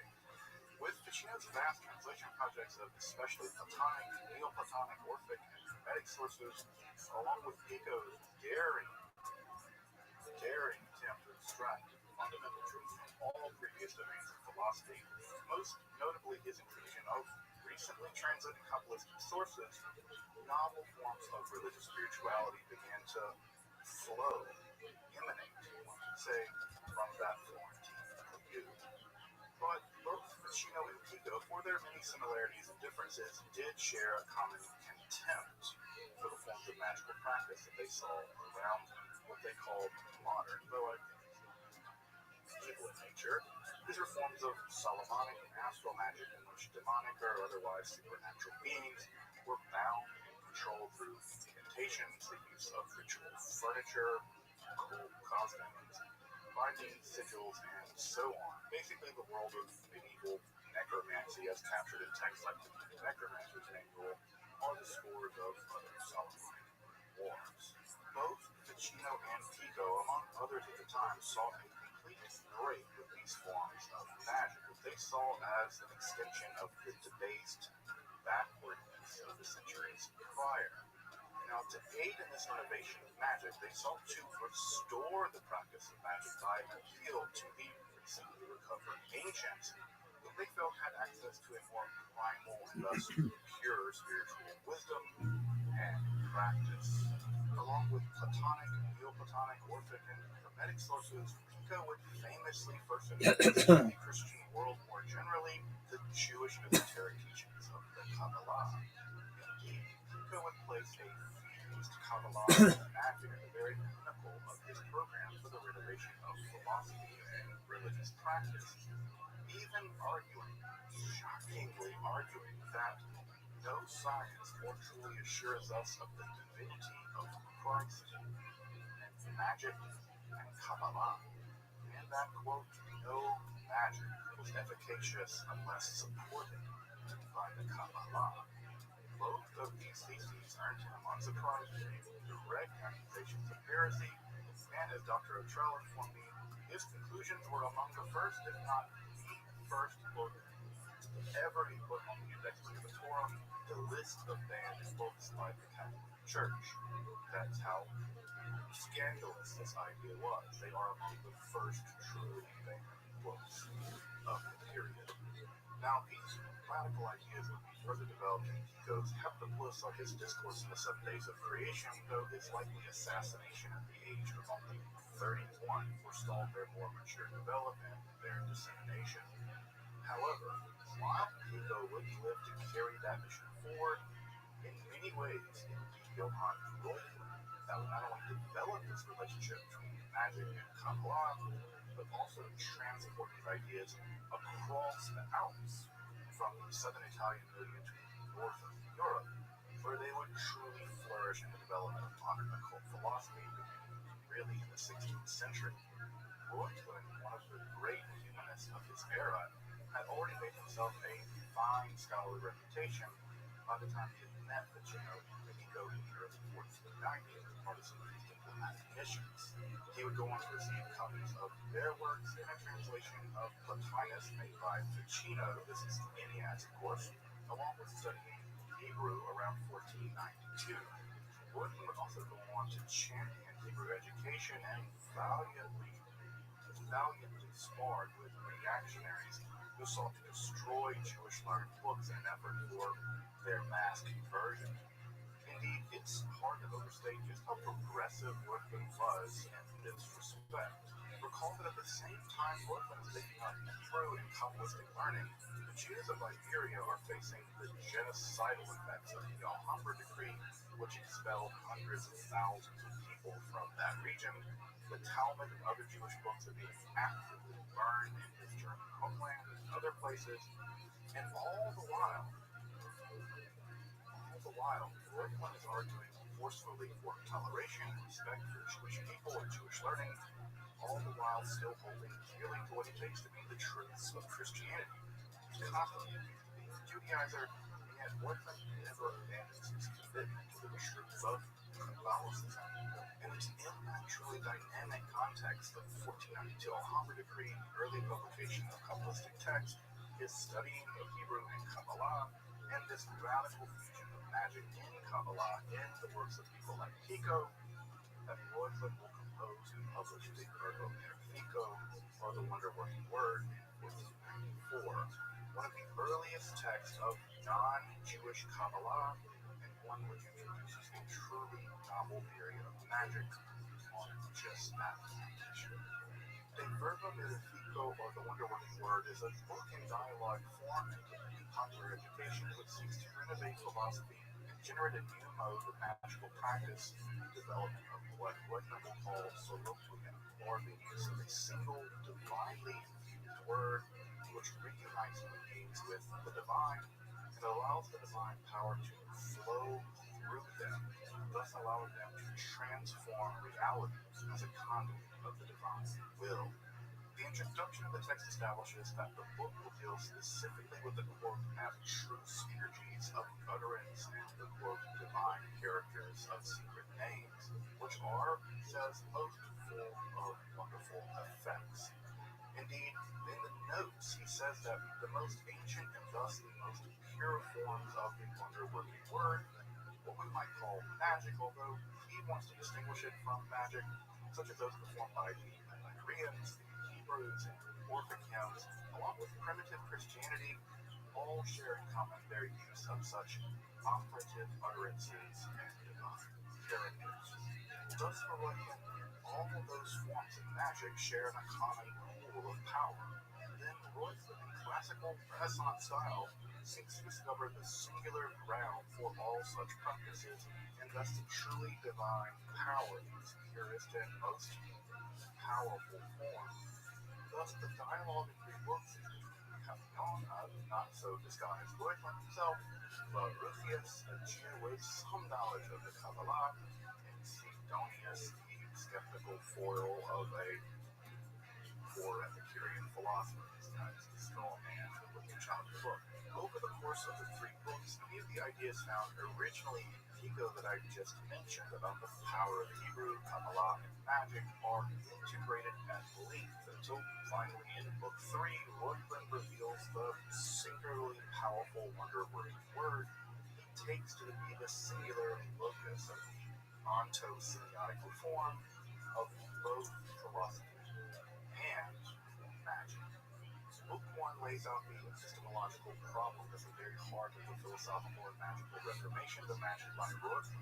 And it relates to part of this respect. Can we have sure philosophical knowledge of matters both terrestrial, say, in physical reality, and in the divine realm or the realm of metaphysics? Of course, this would also encompass what we now call science and religion. And the backdrop here is Reuchlin's attitude toward medieval philosophy that is basically, well, degenerated into obscurantism nonsense. So a physician helped by lots of people at this time. What follows are the respective parties tracing out how, at least in ancient times, the Phoenicians, ancient Greeks, and ancient Hebrews did have sophisticated knowledge of both terrestrial and metaphysical realms, from the miraculous ancient development of navigation and the investigation and development of their letters, to the divine revelation to the Hebrews, and of course the mathematical and philosophical developments of Pythagoras and other illuminated Greek people. But here our Epicurean skeptic interjects that, well, ethics is simply custom-made law on convention. Metaphysical matters are really truly beyond human speculation, and that the only study that really generates facts, as we might call them, is physics. Even then, the frailty of the human mind and human senses, along with the flux of nature, certainly prevents infallible knowledge. We live in a world of becoming. How can you ever know anything about the world of becoming? While Borufius concedes this point, he counter-argues that with divine aid, such as, direct revelation from God, such as the Hebrews allegedly had, this assistance of quasi-divine spirits, like the ones that Socrates had, the name on of Socrates informs of him of things behind the veil, one can have just such knowledge in ethics, physics, and metaphysics. In fact, he counters. The Jewish people have just such hidden esoteric revelations. The Kabbalah, a system which he argues affects ethics, physics, and metaphysics. And again, don't forget for a second, this is the 1490s, and very, very few people outside of the elite Jewish circles have ever really even heard of the Kabbalah. This revelation that the Jews have secret esoteric doctrines going back to antiquity would have been downright provocative if not entirely shocking, the readers of this book. So, with that Kabbalistic mic dropped, Captain Honor was interjects that while it's impossible for a human to imagine crossing the gulf between the infinite and the finite, God can certainly do so. In fact, that act is the very divine love through which God seeks to reunite with human beings, but also through which divine power can flow into the world via human beings as miracles or wonders, as we might have it, even as we might think of it as magic. Yes, Baruchias agrees, but confesses that even with the power of the Kabbalah, such an ability to work wonders it's been lost among the Hebrews, much less among the pagan Greeks and the Romans. Surely they couldn't even compete with Christianity in the end. Though it surely existed in the ancient world, Campion now sets the stage for the rest of the dialogue. Yes, indeed, such power did exist in the past, and it was originally revealed to the Hebrews via Moses through direct divine revelation. Further, everyone that truly worked wonders had access to what he called these Mosaic vestiges, but only with the final revelation of the incarnated Word. At BJC, can this true power be truly renovated and finally unlocked all of its salvific transformatory strength? But here both the Jewish person and the Epicurean skeptic interject. What about all those who wield power via the magical arts alone, without reference to this wonder-working word? And here follows Wycliffe's sustained attack on what he calls the triflers in the magical arts, or the moderns in their magic. Of course, by the moderns he means medieval grimoire practitioners, basically.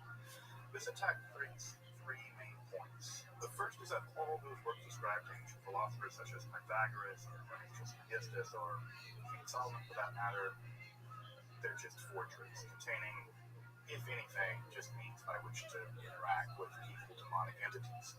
Further, these texts, and even singles out here the Heptameron attributed to Abano and the Becatrix, well, they're hopelessly corrupt through centuries of miscopying, such that even if the magic did work in the remote past, it certainly won't now. It's just corrupt. And finally, these modern operators could only perform the magic if every single detail of those texts were copied out correctly and completely, which they aren't. And the Magus can account for every single detail of astrological alignments and this and that, which they can't. In other words, the grimoire magic of the centuries prior are taken to be either fraudulent, demonic, or hopelessly corrupt, or probably, as Whitman has it, some combination of all three. As Book 1 concludes, Whitman has argued for the need of a renovated philosophy of magic by appealing to a primeval source for the efficacy of the true wonder-working power of the divine words from the remote past, which were delivered by direct divine revelation. Back to the horse's always mouth. But to reveal such a word, he argues that Sidonius must abandon his feckless Epicureanism and Baruchius must dispense with his reliance on the Talmud. Further, as Ethan falls on the first day of their conversation, he initiates them into what he calls the Arcane Academy of Names through quasi-religious mystical hymns and admonitions to faith, silence, and purity, and with night closing in, a truly inopportune time to announce the true wonder-working word includes the day. And with that first day spent generally laying out the philosophical and spiritual problems, the second day is going to be spent discussing the field of magic more generally, along with the wonder-working words more generally themselves, which all goes into developing the theoretical foundations for the nature of this novel magic of the wonder-working world. Discussions just how such words have actually been infused with divine power at all. This was actually a critique levied against Pico by Garcias, and Whitman's going to take up the mantle here, along with discussing various divine names, especially the foundation of the wonder-working word, and the ineffable four-letter name of the Israelite God, Yod-He-Vav-He. Reuchlin admits of three species of marvels: those of the physical world, like the phoenix rising from the ashes; those of the astrological world, both the signs in the heavens, but also the predictions therefrom; and magic, both theurgy and goetia, or magic from divine sources and angels, in the first respect, and magic resulting from interactions with mind and demons in the second respect. Of course, those wonders in physics can be affected just via natural philosophy, what we now call science. There are all kinds of miraculous things in science these days. Astrology isn't to be trusted according to Reuchlin on both theological and mathematical grounds. This is a point shared basically with Pico. In goetic magic, well, I covered that already. Even theurgy, by the way. Theurgy is rejected by Reuchlin. The invocation of angels is perilous, to say the least. He argues the notion that the divine power can be compelled or coerced in any way, much less drawn down into statues, is taken to be patently ridiculous. It's worth noting here that Reuchlin's critique of theurgy is directly aimed at the Hermetica, at Hermes Trismegistus, specifically the infamous sections on the statue animation found in Aesculapius. For Reuchlin, even the great and ancient sage Hermes Trismegistus degenerated and became corrupt in his use of this wonder-working power. No, the wonder-working word operates through direct relationship with divine love. It directly inspires the mind of the magus, through which the use of the word allows a flow of divine energy to transform the world. The purity and faith of being inspired opens up the conduit through which divine power flows into the mind and is effective as speech through the magus via divine power directly. No angels, demons, and talismans, no magic circles. The unifying power of divine love as enacted through speech and evidenced by its ability to transform the physical and metaphysical worlds. That's it. This form of magic, or the wonder-working world, as much as he likes to call it magic, which he doesn't, is termed soliloquia. One gains it through knowing the wonder-working word, which we won't learn about until the third book, but it is effective only through purging oneself of sin, coming to the mature age of 25, laying prostrate in silent meditation to allow the divine flow, or the sea of goodness as he has it, to pour into one's mind, along with meter hymns of praise of Latin, Greek, and Hebrew. Much of these techniques, by the way, are actually taken from Ficino's use of mystical music, the Hermetic Christian hymns of Ludovico Mazzarelli, and the contemplative techniques long used in both Jewish and Christian circles. Through purity, meditative silence, and unitative praise, the human mind becomes open to receiving the divine flow, such that the links between God as spirit, the word of what inspires, and the human being as the one inspired, that becomes unified in the divine and thus becomes a conduit for divine power itself. It's only in this illuminated, even quasi-deified state that the power of the divine names and the wonder-working word transform from just mere letters and sounds to the operative power of the divine itself, immanent in the world through the working of the magus. Okay, but what are these divinely powerful words? These words so radically infused with divine power that they maintain their inherent metaphysical force. Well, even the ancients agreed that the Greek language had no power in this regard. Its letters were derivative from the Phoenician alphabet. Even Iamblichus argued that the Greek love of novelty meant that the ancient Greeks conserved nothing really of ancient true wisdom, and even the Hermetica complains that the dissolute speech of the Greeks lacks the energy required for working real theurgic magic. Of course, Reuchlin invokes here the tradition of the Barbara Verba, or the barbarous words, that populated the magic of the ancient world, from the spells of the Greek magical papyrus to their defense in Iamblichus, and even by Pico in his conclusions. He would argue that simply their meaning not being known gives them all the more power. But again, what were these mysterious, powerful words? It is here that Reuchlin insists on the Mosaic priority in his theory of the Prisca Theologia. It was Moses, his direct revelation from the divine, that first received written language itself and the words of divine power which these wonder-working works were first revealed. This magical technology, or those Mosaic vestiges, were then diffused throughout the world, from to the Phoenicians to the Genosophists of India, to even the Druids among the Celts. Though, of course, there were various states of corruption until they so degraded that they ceased to function at all. With the possible exception, interestingly enough, of Orpheus, who did seem to have a unique divine revelation all to himself among the non-Hebrews. But this tradition of divinely powerful names was only in many ways kept alive by the Kabbalists. Though with the coming of the incarnate Word of God in the form of Jesus the Christ, even this tradition eventually failed to produce further wonders, explaining why Boruchius has to admit that the Kabbalist doesn't work anymore. Though even the writers of the New Testament recognize the power of divine speech from the God-man Jesus of Nazareth, who could expel demons in the name of Jesus, the apostles could, and even they recorded some of the original Aramaic of his speech in the Greek language, in the Greek letters, in the depictions of his life, teaching, execution, and resurrection. It's fascinating. You can have little chunks of Aramaic in the Greek of the New Testament.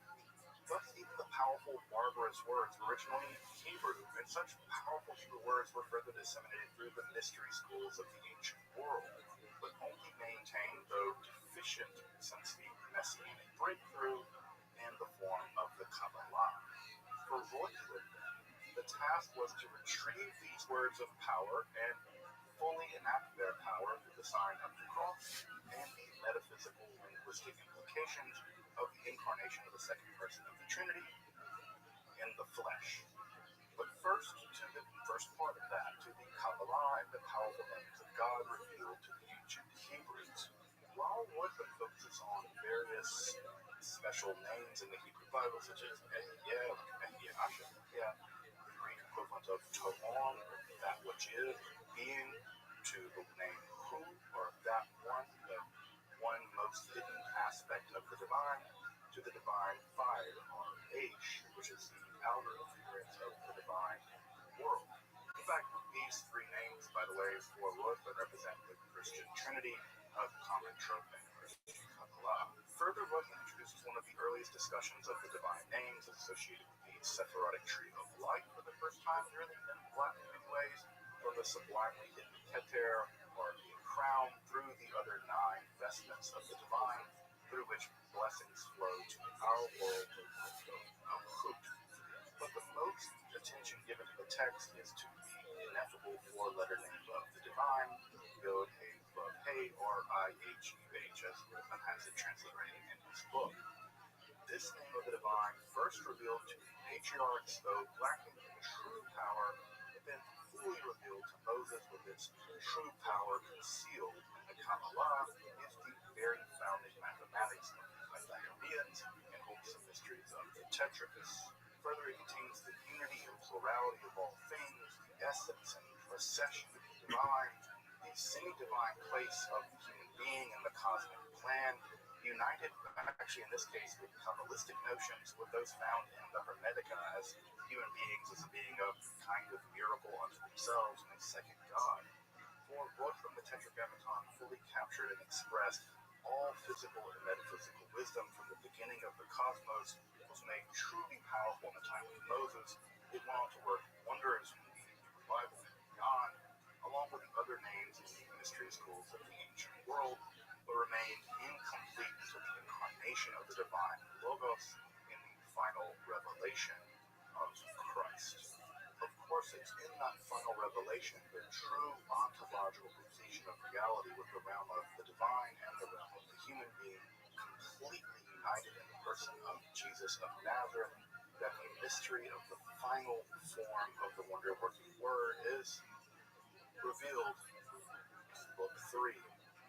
According to Royalton, the full potential of the name Yod He Vav He, or IHUH, remain just beyond the reach of humankind for both metaphysical and linguistic reasons. But with the final coming of Christ, the last Hebrew letter, a consonant, is inserted into the center of the otherwise purely vowel tetragrammaton, thus rendering it fully pronounceable as a pentagrammaton.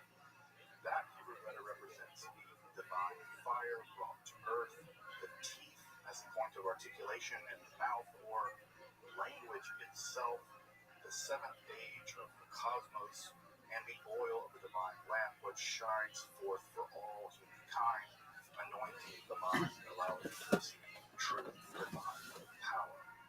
That final letter is the Hebrew letter Shin, placed like a keystone of an arch into the tetragrammaton right in the middle, and finally revealed the whispered tones and ritual power of the name IHSHUH, which is both the most powerful magical word which unlocks the divine flow and power, but also the love and esoteric spelling of the name of Christ himself.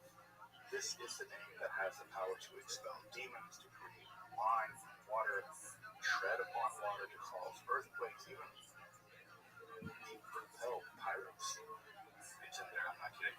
Further, this name, Roichlen tells us, is the great stone of the philosophers, that one capable of transmuting any base metal into perfection. It's an alchemy in here, which is, it's this word and the reformed magical practice of soliloquia, which will surpass all magic, reform all philosophy, and provide direct access to the divine, by which the divinized human being will unite with the divine love, and through which divine power will flow the transformation of all reality. Though, just as it seems that Roichlen is about to tell us the practical side of how to use this wonder-working old IHSHUH, the reader is shut out of the conversation, with Papillon declaring to us that it is not proper to spread these veiled arcana and the most secret symbols into the air, but to whisper them directly into the ear. The final text concludes with a ritual initiation where Sidonius and Boruchius receive a kind of baptism via breath, as if by the Holy Spirit, and are bidden to silence the hiding and keeping secret this final powerful word, but also to worship this verbum mirificium, this wonder-working word. Though just as Roichlen's De Verbo Mirifico is a further systematization and explanation of the magical and Kabbalistic conclusions found in Pico's conclusions, the more practical side of Roichlen's overall philosophy will be taken up, I think, by none less than Agrippa, is one of the three books of occult philosophy. In fact, in the so-called juvenile draft of that text from 1510, when it was officially published in 1533, Agrippa uses ample and substantial quotations from Roichlen's De Verbo Mirifico. In fact, even though that Agrippa taught an entire university-level course on the De Verbo in 1509 in Bergen, thus by the first draft of the books written down in 1510, his knowledge of this text would have been profound, and its influence rather ubiquitous. In fact, if you look at the 1510 draft, Roichlen is all over it. Thus, if Pico's conclusions are a kind of cliffhanger for our understanding, we turn to Roichlen. And if Roichlen's De Verbo is a cliffhanger for their practice, we turn to Agrippa's three books. Because while the centrality of a single powerful word isn't necessarily his thesis, virtually everything else in Roichlen's ideas are. And such powerful names do, in fact, play a central role in his occult philosophy. Indeed, the same could be said for Dr. John Dee, who is also a close reader of Roichlen. In fact, the De Verbo may have been the major thing he would have read prior to his composition of his 1564 Monastery Glyphica, which follows nearly the same Kabbalistic program, though with a symbol and not a simple word. Monas is the symbol there. In this way, Roichlen serves to be appreciated as both a profound expositor of the theoretical innovations around magic and Kabbalah of the Florentine Renaissance, but also one of the key links in the chain that transfers, adapts, and innovates such theories into Northern Europe, thus propelling such thinking into occult modernity. Of course, De Verbo wouldn't be Reuchling's last or even most mature work on Kabbalah. His 1517 De Arte Kabbalistica, covered by Dr. Dan Trell, our geneticist over on this channel, as a companion for this episode, represents a much deeper understanding of both the Hebrew language, but also the philosophical speculations at the very heart of traditional Kabbalah, and how they can be brought to bear to defend a reformed vision of Christianity itself, a kind of hermetic, Kabbalistic form of Christianity. While Reuchling would never leave Catholicism or become Protestant, his views on faith, ecumenical Christianity, and toleration, his appreciation towards Jewish people, would prefigure the rise of much in the way of the kind of modernity that we admire as social and moral progress. But sadly, there's no English translation of Reuchling's De Verbo Mirifico, and even the edition of De Arte Kabbalistica isn't without pretty serious flaws, in my opinion. In fact, there are no sustained monograph-sized studies of Reuchling's thought, and its incredibly important and unique contributions to the history of Western esotericism at the time of the production of this episode, as just a project for someone to do. But the most sustained study of De Verbo is the groundbreaking article by Charles Zika, which is now 50 years old. That's when the ground was broken, 50 years ago anyway, so we need to catch up. Though it's a wonderful article and it greatly facilitated the possibility of this episode. But despite the publication of profound studies of Ficino, Pico, Agrippa, and the cottage industry of John Dee analysis, Reuchling remains understudied, and thus his impact and genius remain underappreciated to this day. It's a real tragedy. So there's always work to do down in the Esoterica mines. Again, make sure to check out the Modern Hermeticism sequel to this episode. And until next time, I'm Dr. Justin Sledge, and thank you for watching Esoterica, where we explore the arcane in history, philosophy, and religion. If I get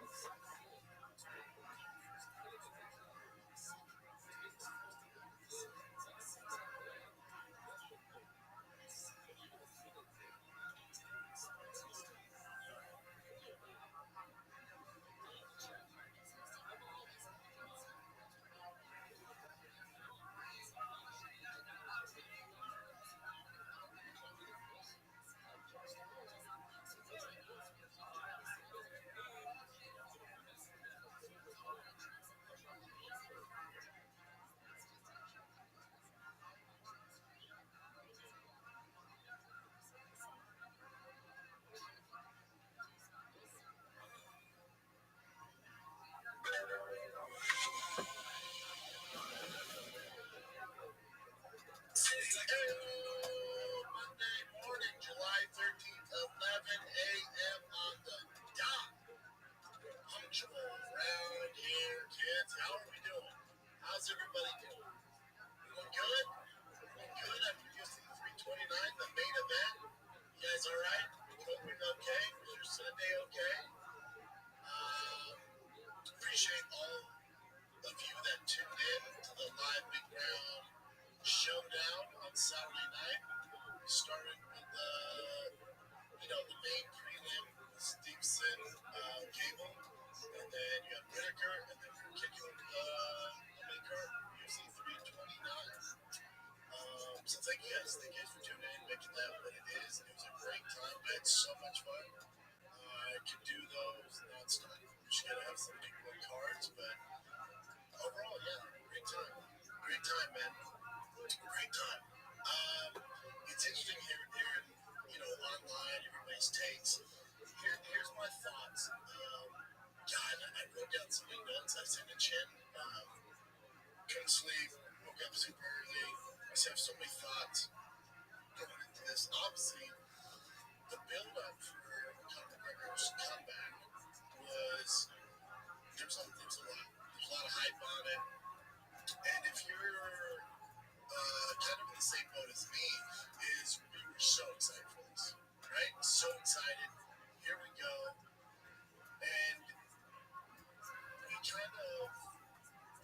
turned a blind eye to some red flags, right? 5-year layoff, come after a horrible leg injury.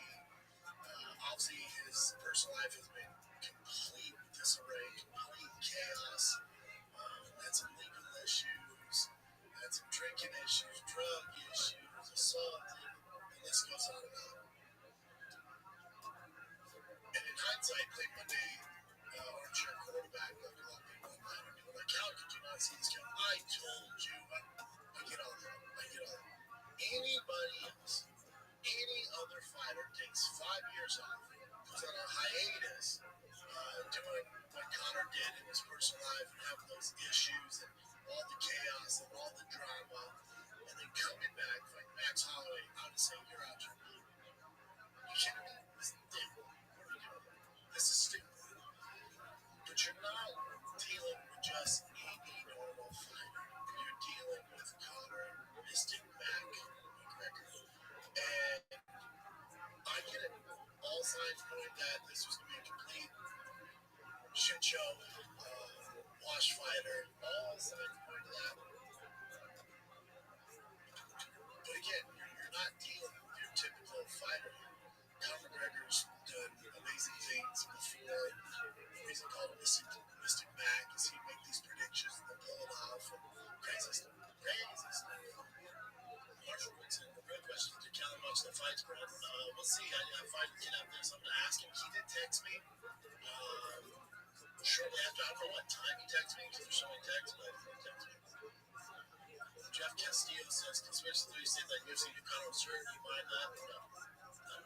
No chance. So, granted, they made a lot of money, biggest game.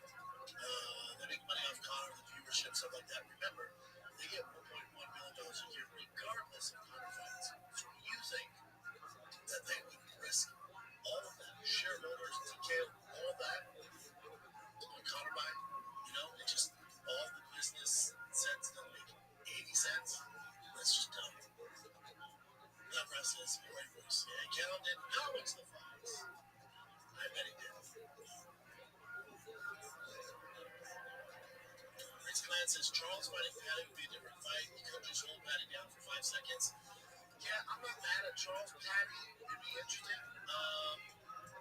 That's a tough fight for Patty. I'd rather. Let's continue this rocket ship. I think Hilly's the move.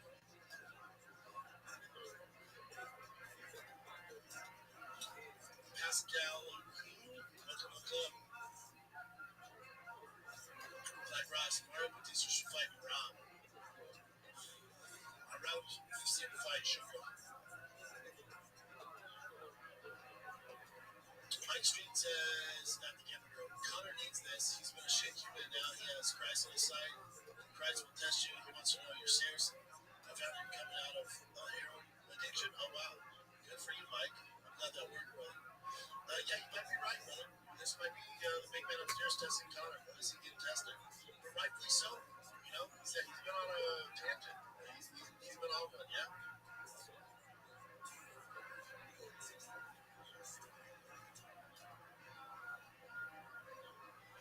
Yannick Hippie, check. Be sure to thank your wife and kiddos for telling us that Melinda's happy for the live. I'm sure they missed you.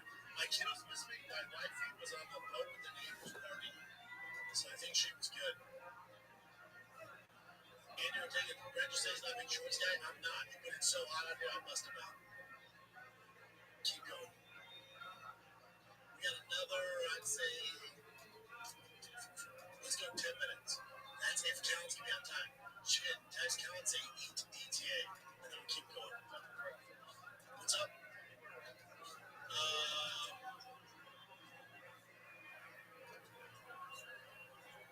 Keep going. Right there.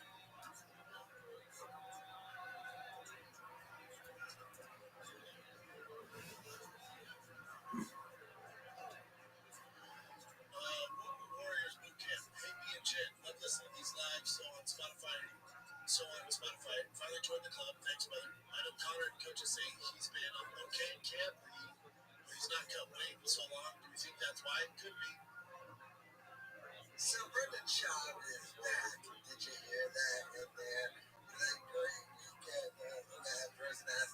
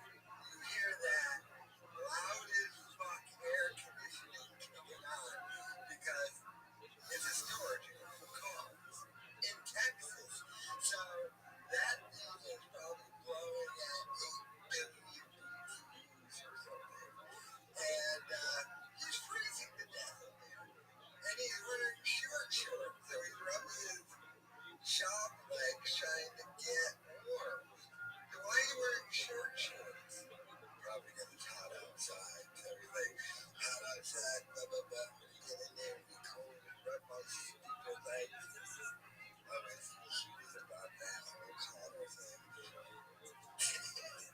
This entire thing is a complete and utter shit show. It's so depressing. It's so mean. The question, there's not even like any good question.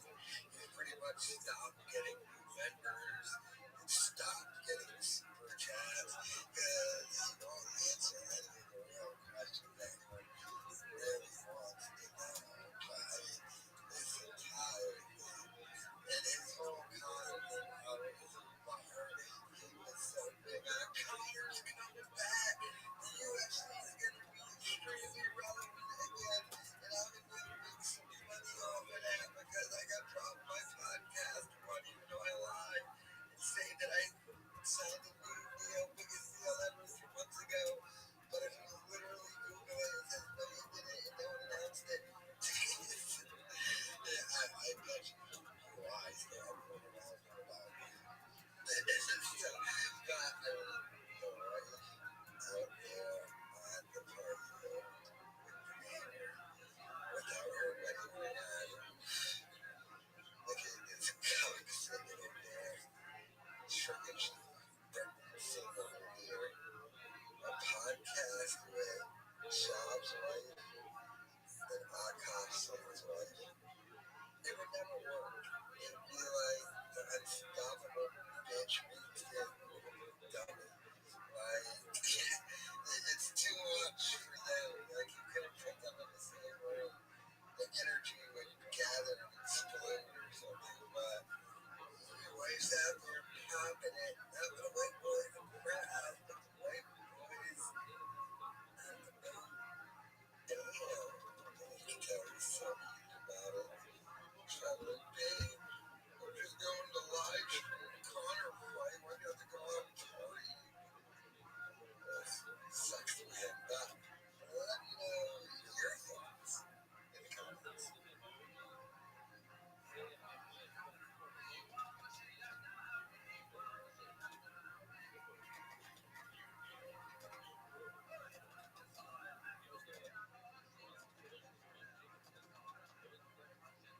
It's 1993, and some parts of the Chicago Bulls. Basketball fever is sweeping the nation, and the marquee.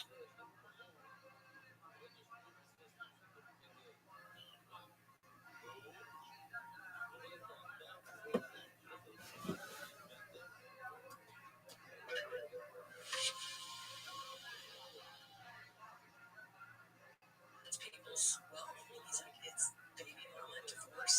Divorce is the first one. And get clean out so you and I cannot split. If you want to keep your money. This is your sales pitch. This is my sales pitch. I'm staying married forever, okay?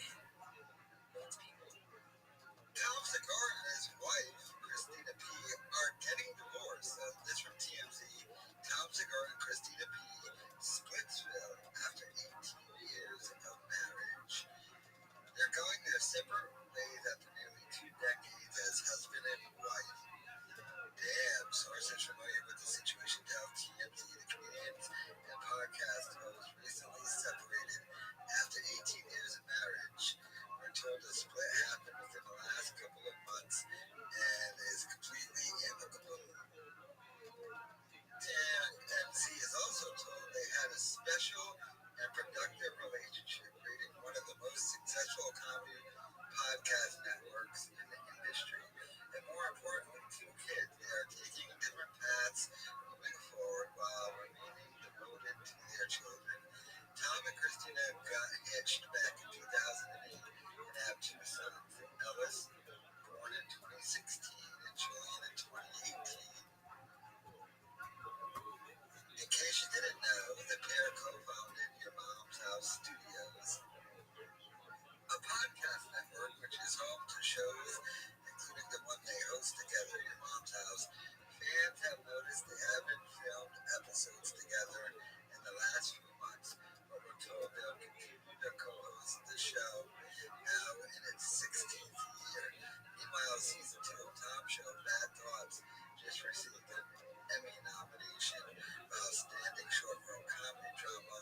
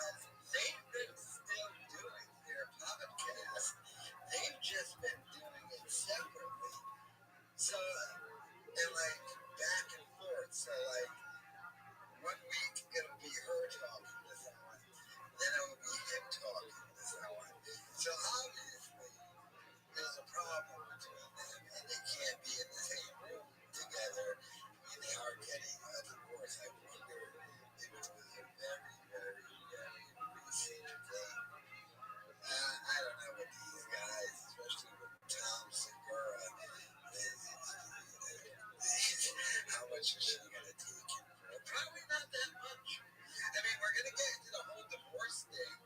This could turn out ugly, but I doubt it. There is no business going forward, but it seems like they are going to work it out on some separate type stuff. They have promised to come together for an episode, but that is going extremely awkward and stuff. But I mean, all the other shows on there should still be fine and everything. I don't know. I mean, look, Tom, he needs to soil his whatever he is about. What is he? A little bit of a JLO in there? Is he a Zionist? What is he, Hungarian or something? I can't figure out what the hell. Spanish? Portuguese? He's a rich kid like everyone in the goddamn movement here is. All just rich kids. And well, it turns out in order to be a successful stand-up comedian, you need to have rich parents so you don't have to like pay rent and stuff, so you can spend all your time doing stand-up and taking crappy gigs in the middle of the country for $20. Because, you know, you got mommy and daddy paying the bills and you're good. But, you know, they've got young kids now, so that's gonna be a weird thing. And, you know, if you thought daddy wasn't around now when he's traveling, god damn, that's about to get worse. With divorce on top of it, the whole thing here, you would have never thought that these two would have got divorced, but I mean, they do not like each other anymore. Like I said, if you go to the thing, like, the last time they hosted together was 2 months ago. And then it's him, her, him, her,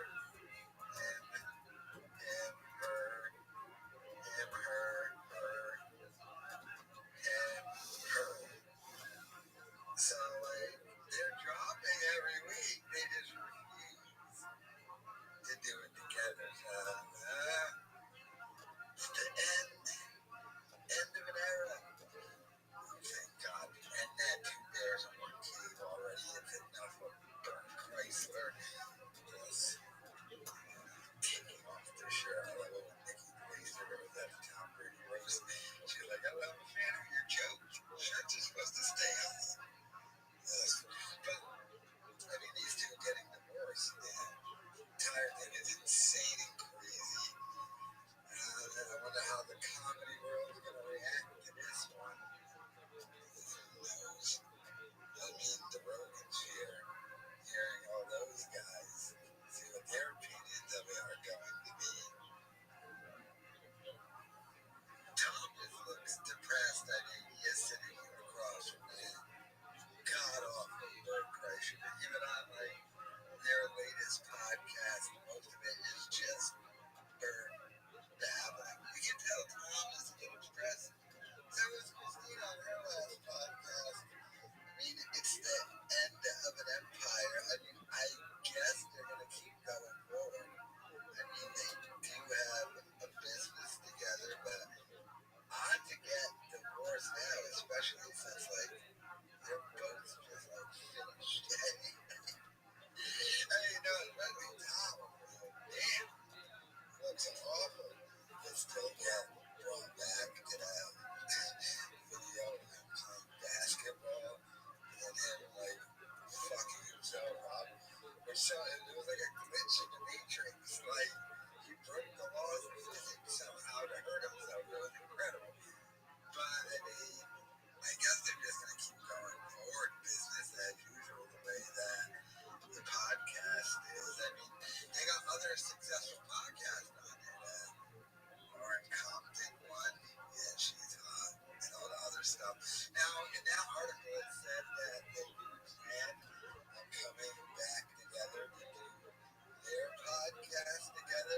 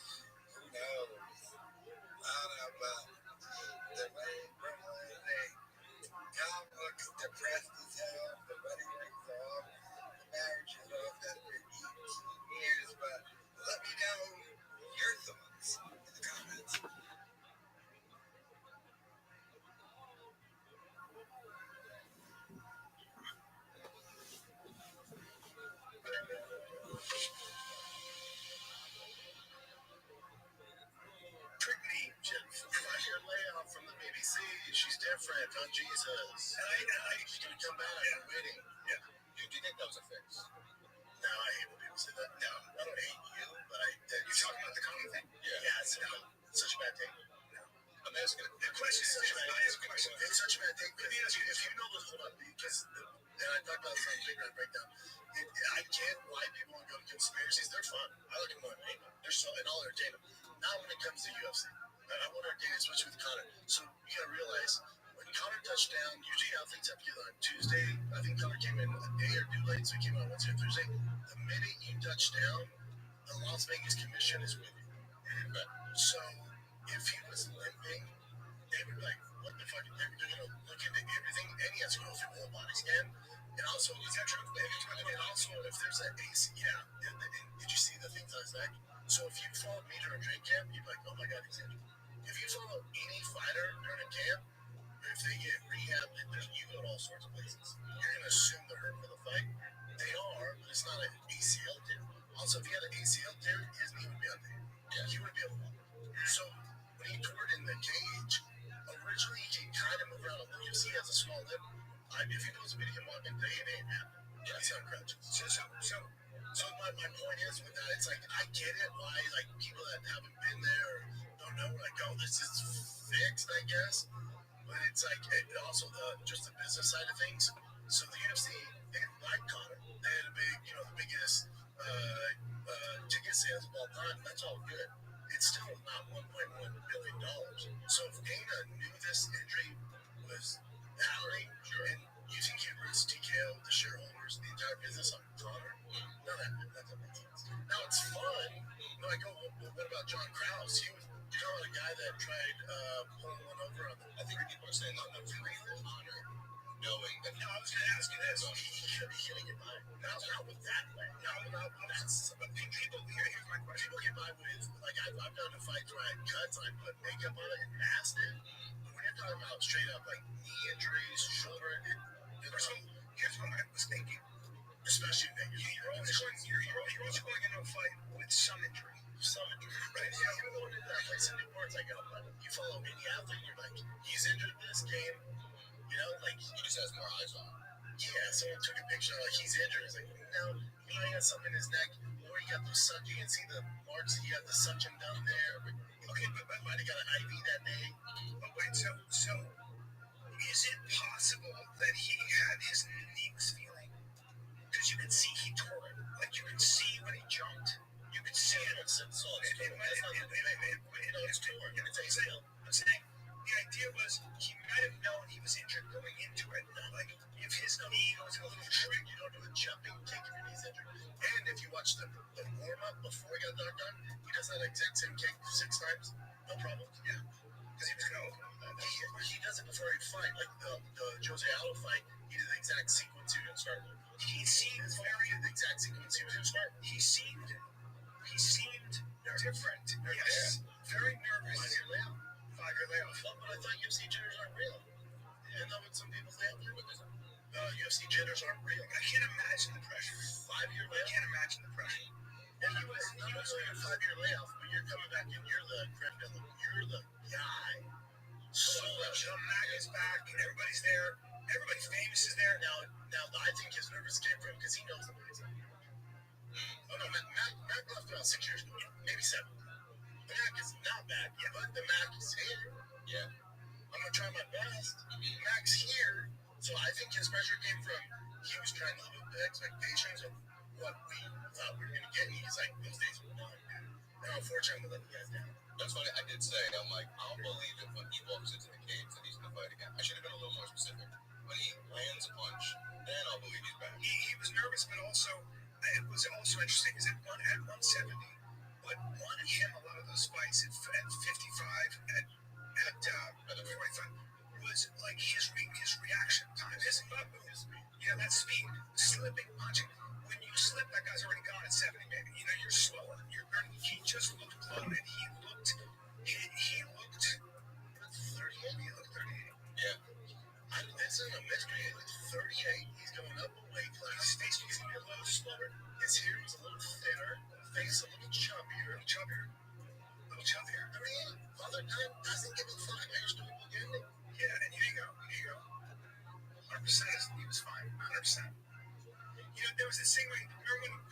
pants, he takes his pants off and turning over his shoe. Yeah, I've done that. Fighters do that all the time. Yeah, but people just it's fun. The conspiracies, they're so fun. Yeah, but UFC, I don't entertain it. Like you're cheating on the sport, it's bullshit. But like you want to talk about Charlie Kirk, I'm in. You want to talk about those people, I'm in. Flatter, probably not. I put as much emphasis on Conor being injured before the fight as I do Flatter. It's fun. Such a bummer, but it's not. Such a bummer. And I thought about this about when it comes to MMA like that. Yeah, I watched Topuria and I was like, just like this is part of it. You're like, man, you were on top of the world. You're on top of the world. What a badass. Just went all of it, just looks great. And then 25 minutes later, you're like, I'd rather be anybody else. I'd rather be anybody else. And then you see Conor, the fucking top of the world, the knock his back, blah, blah. He walks out there and you go, man, already, I'm like, boy, he's nervous. But here's the thing, the caveat that not on top of the world. Not on top. His life was in turmoil outside of it. His life was turned into a civil lawsuit, like his support in Dublin, like he's dealing with a lot. So yeah, take that into account. He's out 5 years. The other thing too is, and Dominic Cruz alluded to this, it's like, people say, why is Conor come back? He doesn't need nothing. He has all the money. He came back and he said it to get his life back up. To get his life back. He did it to save his life. Absolutely. Unfortunately, though, it just doesn't. It's not going to be moving. It ain't moving. It's not moving. It's fighting. And it's professional sports at the highest level. They don't give a fuck about your narrative, your comeback, your family. It's dog eat dog at the highest level. You couldn't give a fuck. Whatever you eat, just like that. Your body. I'm a Conor supporter. I get that. How some people celebrate his loss. I get all that. And he's done some horrible shit. He's done some legend. Allegedly found guilty, in a civil court. And you follow some of the stuff. It's tough. It's tough to defend. I get all that. I do believe in karma. And some people are like, this is karma. This is karma. And you know what? Maybe. Let me ask you this. Where's he go? Is this an ACL tear? Yes. That's another year, at least. Year. And a year before you. And a year, and then you get back to this. So we're 40, maybe the next 39. We'll come back to 34. But if it's a 2 year left, then you're talking about 40. But I'll come back about 39 and a half. Who he needs to fight? Like Chandler. Chandler's going to fight. And his Chandler can wait a year and a half. Chandler will wait until he's 75 to fight Conor McGregor. I don't know how many people want to see it. With all due respect to see, but here's the problem. Where we're going, Conor's a shell of himself.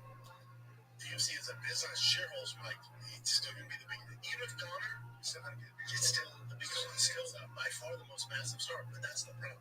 So if I'm Conor, I ask for my release from the UFC. And I think the UFC would be willing to do it because, buddy, he's $30 million every time he fights. Then you say with this squeeze, he has one more. We give him Michael Chandler, he beats him up, and then bounces over to Netflix. No, that's not how we operate. You can fight one more. Here's Carlos Prates. Here's no. I'm not going to give you that. Oh my God. You think so? If you know the UFC business, dude, nobody gets up. Everyone goes out that motherfucker crawl. Everybody, I don't care how it goes.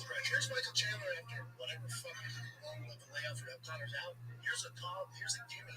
So you can capitalize on it and go over to Netflix? No. Here's fucking Hiller John Gary after losing it. Here's my God. Here's Morales. Here's, Brendan Schaub got into a heated argument over Conor McGregor losing. I love how Schaub acts like the biggest expert after everything is said and done, and he was proven wrong. He was the guy who was like, the back is back. Conor McGregor is going to be great. He's going to be amazing. All this horse shit. And then that happened. Good for days too. Everyone brought up all these points, and he disagreed with all of them. And now he's acting like, I know what I'm talking about. It's so pathetic and sad and stupid. It's like his dumb reaction there. So it's a hard reaction when you got the air conditioner blasting behind you. You can't hear anything. I like how, even laying down the road, just asking a question, dude. Oh my God. He will not allow anyone to talk How does someone who has nothing to say talk so much? How does someone who can't talk and has nothing to say talk so much? Oh, he's just so redacted. What happened to that stupid commercial he was supposed to be in? Another lie. What do you think's happening? Do you think he's just lying? Yeah, I'm gonna go to LA. He's going out there, hooking up with some baddie, trying to get some baddies. Where's this mythical commercial he was in? Was it a Super Bowl commercial? He says Super Bowl, which is weird, you know. It's such an odd thing with him. It truly is the level of redactedness because, like, I'm sure he doesn't say, like, I want a ball of cereal or something. Like, I'm sure he knows how to say the word bowl. So why does he say Super Bowl? Like, everything, like, with the Ivory, like, that's an accenting. I don't know what kind of accent that is. I've never heard that accent before.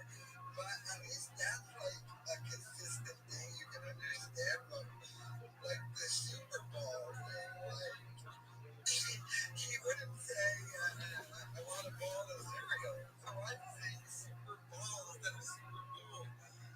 He's an enigma, wrapped in a nicotine pouch that stuffs in his chair. Oh my God, this sad setup going on here. So political Callan.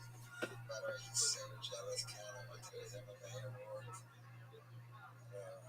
Jealous of those flip flops Callan was wearing. And why is the sneaker still on the desk? Have you changed the sneaker?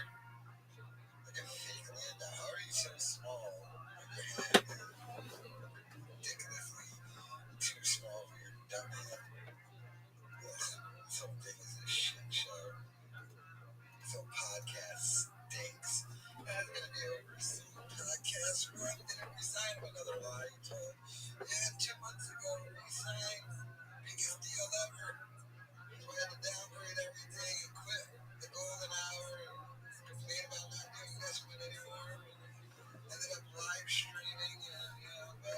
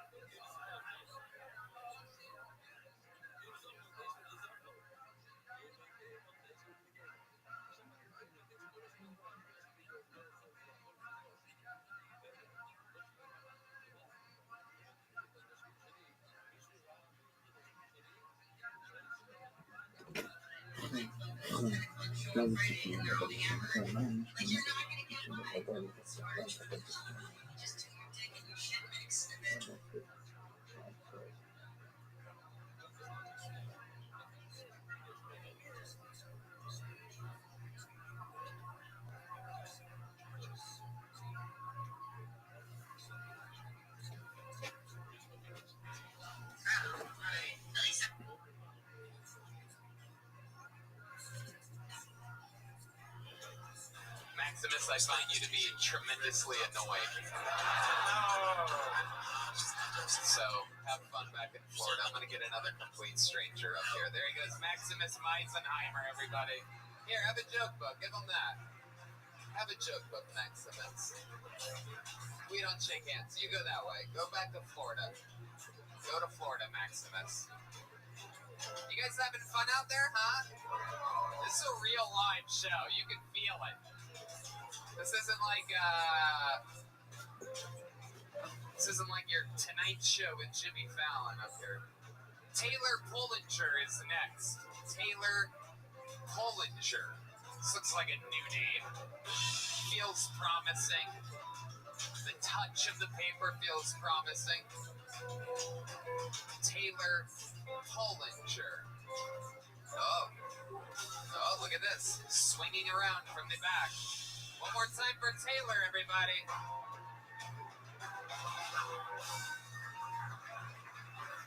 Okay, so when people first meet me, within a few minutes, I start to do my version of small talk, which is the "Where is Taylor from" game. And first they guess England, they guess Australia, and then they sort of think they get creative, and they guess New Zealand, but they're all wrong, except from South Africa. And usually this leads to like the second question, which is my favorite question people ever ask me, which is, where is that? Which is a weird question to ask because South Africa has the most self-explanatory country name of all the country names. But once I ask this question, then I know they're a little bit dumb and I can start having some fun. And so I can tell them basically any story from my childhood, and they won't know whether I'm bullshitting them or not. And so, for instance, I could tell them that I've been bitten by a lion, which is true. But it was a baby lion, but then I was a toddler at this time, so I think that's a fair fight. Wow. All right. Taylor Pullinger. Turns out the South African comedy scene is just slightly funnier than Gainesville, Florida. Welcome to the show, Taylor. How are you? I'm good. How long have you been in America? I moved here in 2014. 2014. What made you do that? I came to college. For college? Texas? No, I was in Providence, but I live in New York now. You live in New York. What are you doing in Austin? Just visiting. Okay. For how long? Till the end of the week. Till the end of the week. Very good. I didn't want you to run into Maximus at the airport on Wednesday. No, I will not do that. I'm not. Be an awkward talk about what kind of conditioners you guys use or something like that. What do you do in New York? I'm in grad school. You're in grad school. What are you studying? I'm doing my PhD in biomedical science. Wow. What are you going to do with that? What am I going to do? You going to lie to us about vaccines? Oopsie daisy. We're going to have to edit that part out of YouTube or else they're going to take down the whole episode. No, I do computational research, so I just like write code. Talk with this right here. I don't know how it works in South Africa. I don't know how microphones work. This is my first time doing it. It's your first time doing stand-up? Aw, adorable. Taylor, that's great. It's scary. I'm so used to people that seem like they've been doing stand-up for their first time, doing it for 2.5 years tonight, that I almost didn't even want to ask, but that makes sense. That makes sense. First time ever. Is this something you've always wanted to do? No, not really.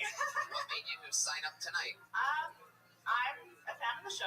Okay. My boyfriend is an even bigger fan of the show. Yeah. He's very jealous that I'm here and he's not. Oh. So I was like, I gotta put my name in the bucket. Oh, shit. Here I am. Your boyfriend's a big fan of the show.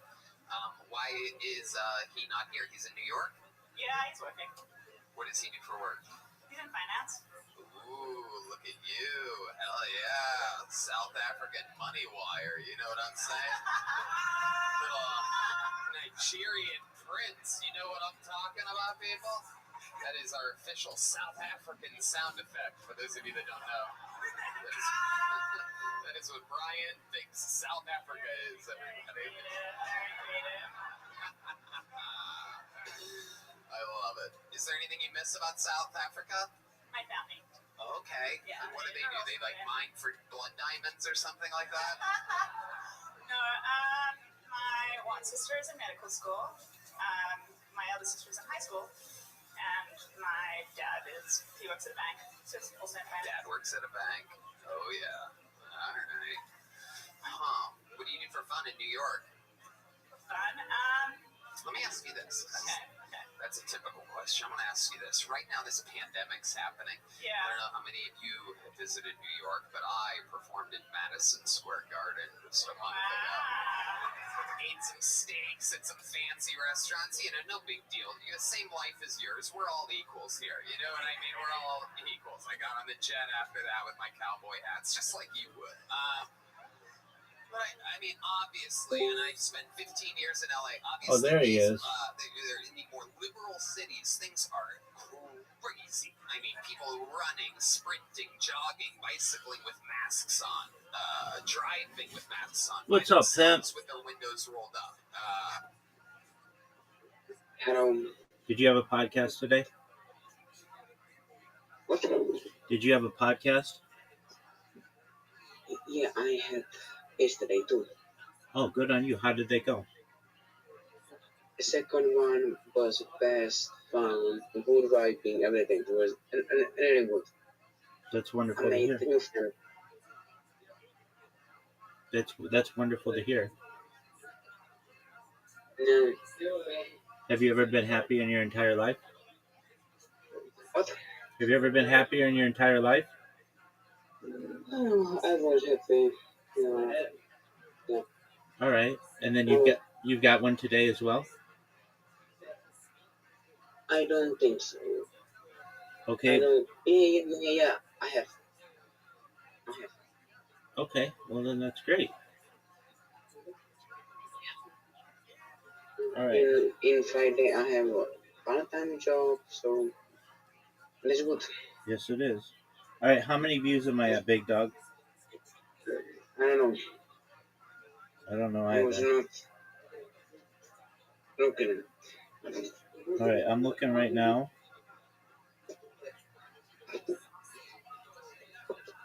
We're at 14,000. So you remember what the goal was? Yep.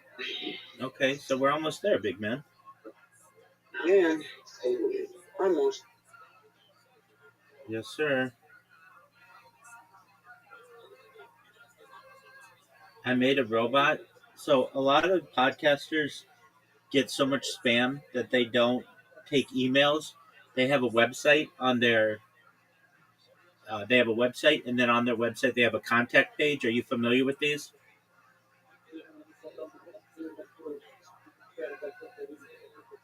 Big Dog, can you hear me? Yeah. All right, so what did I just say? You say you do create bot, and otherwise is podcast and have so many emails. They have spam. That's right, man. Good job. Yeah. Okay, so some websites have contact pages, but it's sometimes difficult to like find all of the different podcasts occasionally because Spotify and iHeart, they don't always put like a link to the website. So I just within the last like 10 minutes created a bot that is scraping all of the different names of the podcasts, and then what I plan on doing is putting that into ChatGPT, and then ChatGPT gives me the exact contact page, and then I've got a bot. It's working okay. That like pre-populates all the information into the contact page, and then I just have to hit go, and then I get people who get my email. It goes right to the inbox. It doesn't go to spam, so that's good too. That's nice. Right? That's cheap. It is. Is that the greatest story you've ever been told? Of course. Of course it is, my man.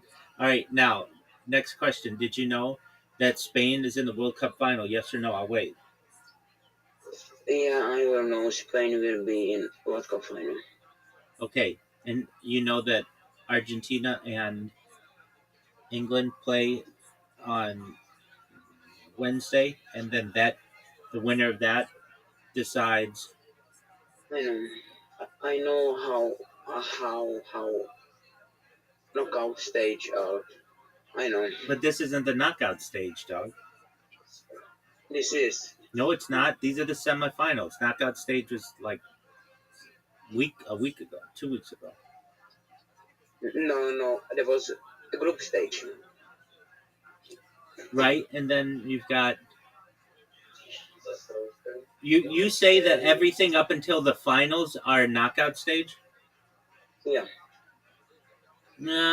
Okay, but not necessarily true, because the semifinal teams play each other thereafter, so they don't get knocked out. Okay, yeah, that's true. There you go. There you go. So who's going to win, England or Argentina? I hope England. Oh, okay, I didn't expect that from you. Okay.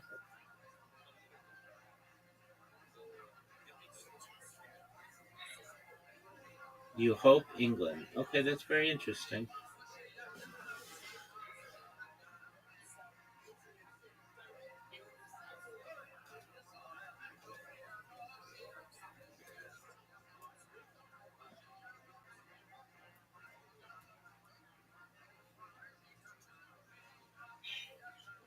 All right, so did you just awake? What? Did you just awake? Yeah, I am awake. I'm going to my job interview. Oh, okay. When you go to your job? In the warehouse. Okay. How long till you go there? Like 10-15 minutes. Oh, okay. Well, you should know I'm very proud of you. You are rocking out, my man. You're doing well. You are employed. You're getting a little bit of money. And keep applying for the other jobs, because those are important for you to get as well. And you'll get one that's more permanent. And then you'll be making more money, and your podcast will continue to improve. How many of your podcasts have you uploaded to Spotify? I uploaded yesterday none, but today I will do none. Okay, with video? Yes.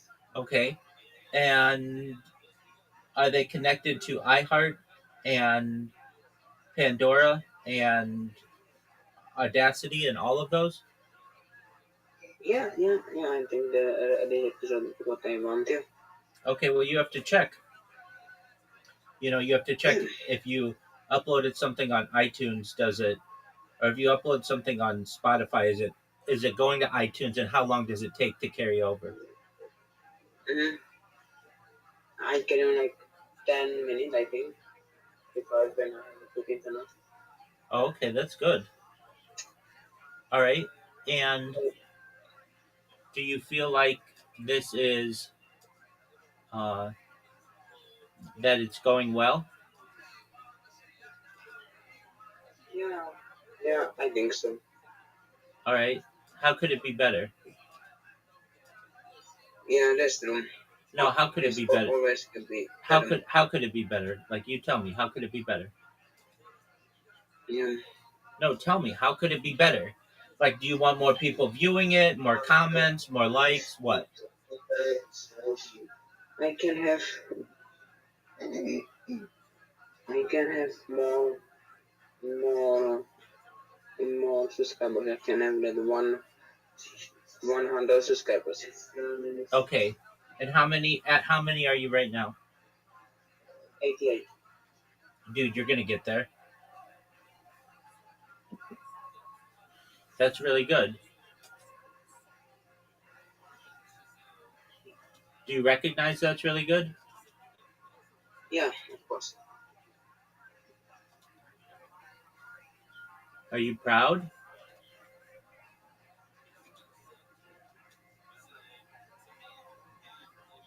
Are you proud? Yeah, I am. Okay.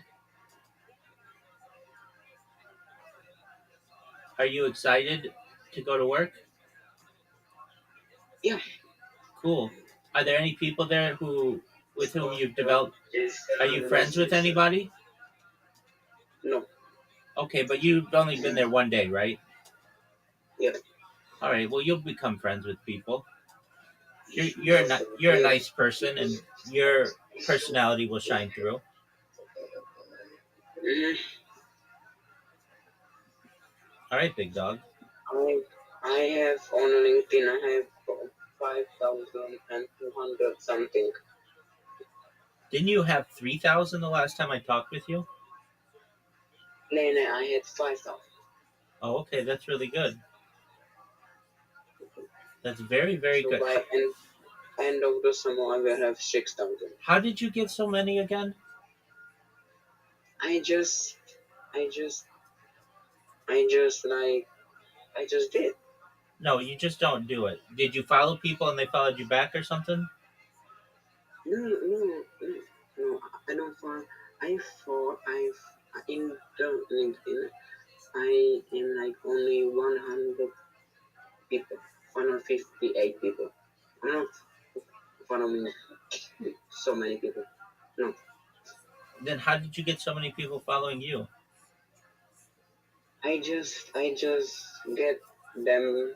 I just like I just click something and they say yes and they follow me. What did you click and they say yes? I just click like if I want to connect with this person. Oh, And yeah, so whenever it says connect with this person, you press yes? Yeah. Oh, okay. Well, that's And great. they just do it. That's great. I can get 7, 8, or 9,000 by end of this year. Well, that'd be good, my man. Why don't you ask those people to follow you on YouTube? Yeah, that's good suggestions. Yeah, I will do it today.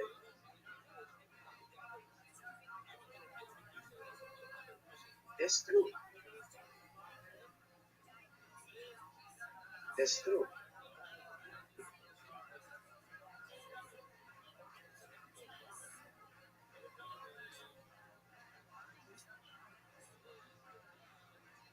That's true. Right, big dog. So, do you think if I can get this, I will have 100 subscribers like very quickly? Maybe by the end of the month. What? Maybe by the end of the month. Like I have 5,000 people and I need only 12 subscribers. Exactly.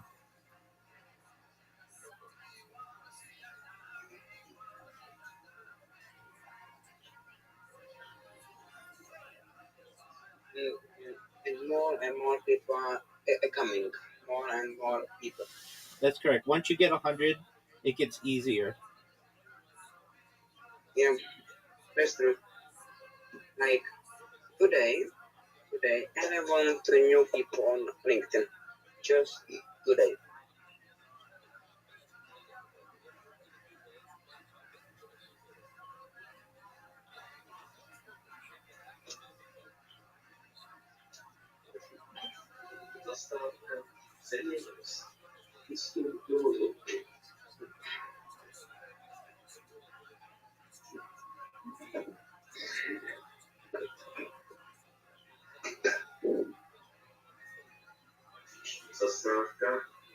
So I think yeah, this is a good idea. I think if I'm going to, I can have 100 subscribers like even today.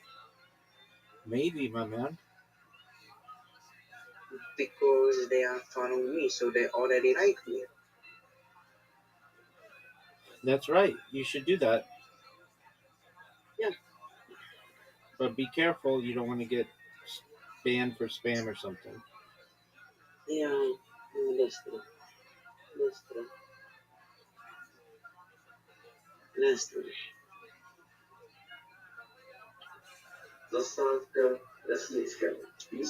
All right, big dog. Yeah, that's true. Are you ready? Ready for what? Take on the day, big dog. Yeah, I am. All right, big dog. I'm going to be here for you when you come back, and we'll talk all about it. Sound like a plan? Okay, yeah. Talk to you soon. Peace, Bye. big dog.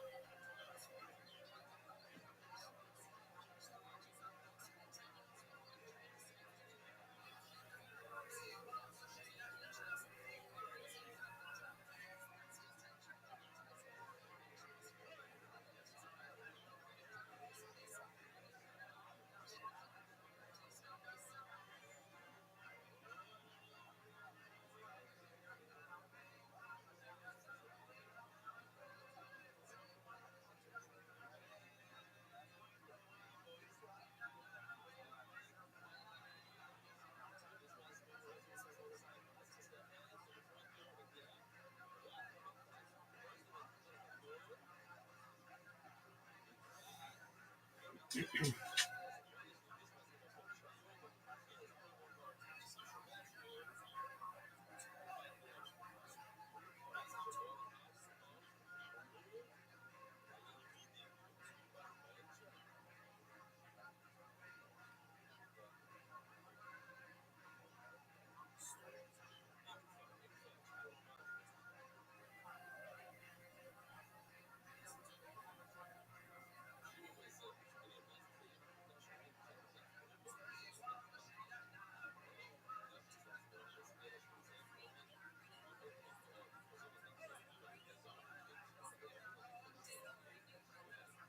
so the government won't let me live in this treehouse that I spent the last 4 years building, and the reason is incredibly stupid. As we already established, the premise that I get the treehouse, that the county's changed, and you guys said that you don't have a permit for that. Now turned into like figuring out that was they didn't give us a permit, and when they finally did give us a permit, they said, okay, fine, you can build it, but you need to make it bigger, up to 1,200 square feet, to your minimum size apartments, you know, so we can post it. So we got the permit, and now there's a new problem. Now they say that my parents cannot build a house on the same property, which is over 100 acres, by the way, because now the tree house is the primary residence. We can't do nothing. So we gave it to county again. We're like, hey, so the tree house is 7,000 square feet. We have to make it bigger, which means it meets your size requirements for an accessory structure. So we should still be able to build a house over there. Nope, that's impossible. Why is that impossible? Well, because our ordinance strictly prohibits building the accessory structure before the main house, because then you just never build the main house. Yeah, but we're actually trying to build the main house like right now. We're trying to build it. Understand? So we go in circles and circles, and they're just like, sorry, it's impossible. We got build the house. So my dad's like, well, can we just apply for a variance? He's like, yeah, you can, but we'll definitely deny it. And then I said to him, I said, why don't we just divide the property? There's one line down the middle. And then my parents will pull permit for this property and build their main house. And when they finish, we can reassemble the properties, and the treehouse becomes an accessory structure to the main house. Yeah, I guess that could work, but you can't get a certificate of occupancy from your treehouse until your parents' house is finished, which means I can't live in it because in 2026 you need the government's permission to live in a house that you built. So we had to pay surveyors thousands of dollars to draw invisible lines across the property so my parents can build on the exact same property, and then when they finish, we'll pay them thousands more dollars to erase the invisible lines and put the property back together. Otherwise, I have to nearly double the size of the treehouse. So in summary, I can't live in the treehouse because the structure is on the but if I make it bigger, then it's okay. So that's two things. You know, my parents use the house over there. So like my daughter was still on here. I still make the treehouse bigger, unless I erase the invisible line after my parents use that. Then the treehouse is okay. But I still get the thing until my parents' house is done. Because you can put the accessory structure first before you use the city. Even though it's already done, like it's not left now, just keep living in this region. And what makes this even more interesting is that they tried to jack up the property tax bill this year because they claim the treehouse is within the living. But we also don't have a seal. So which is it? Make it make sense. I'll pay the freaking income property tax. Like, no, the cops are going to say, bro, just live in it anyway. All that being said, my hope is that when my parents actually break ground, which should be in the next couple of months, I hope that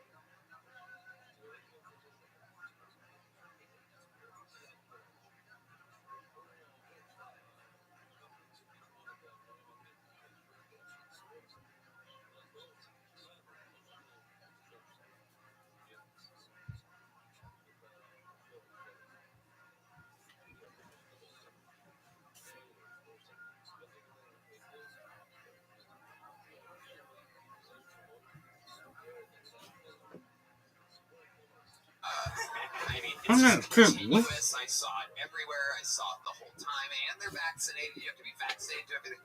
What is it like being in Texas? How long you been here? A few days, right? Yeah, since the weekend. How does it make you feel being here? Kind of the same.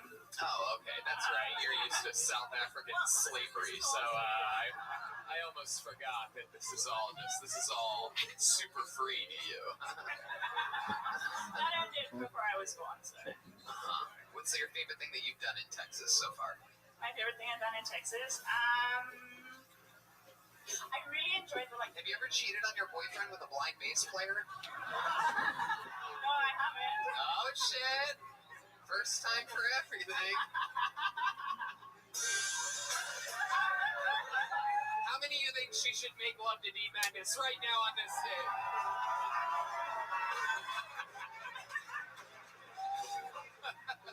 D Madness is playing along. I think that's a yes. No, I'm kidding. Stop that. I can't do that because he's definitely going to watch this. Oh, he's definitely going to watch it. But if he wasn't going to watch, what if he just listens and we pretend like he didn't? That's cool. Have you ever been with a black man before? Really? Huh. And this guy, you met him in New York? I met him in college. Okay. But he's from New York. Right. David, what do you think about this girl? What do you think about Taylor Pullinger? Yeah, she know what she's doing. Okay. It's live for comedy. I mean, you don't got to go to school. You dating somebody working in finance. You bullshit. I didn't say it was good. You just say what? I didn't say he was like good at it. Good at what? At finance? Oh. What, you work at a check cashing place? Like, can he do my tax? What kind of finance? Is he good in bed? Is he good in bed? Is he good in bed? So I knew you don't hang out with a lot of black guys. He's saying, is he good in bed? He is good in bed, yes. Oh yeah, what does he do that's special that other guys don't do? I don't know. He ever bring ice in the bedroom? David likes to bust out the Cool Whip, and he just eats it in the corner. Nothing with love making. He calls that faux play, everybody. It's just a little faux play. All right, Taylor. Very, very, very, very, very cool. Congratulations on your first set over. Even though you didn't really fucking rip it hard up here, I think you deserve a big joke book from outside. So take that back to New York with you. Tell them the great tales that happened here. There she goes, Taylor Pullinger. And if you need a voiceover for like a Hallmark movie, give her a call.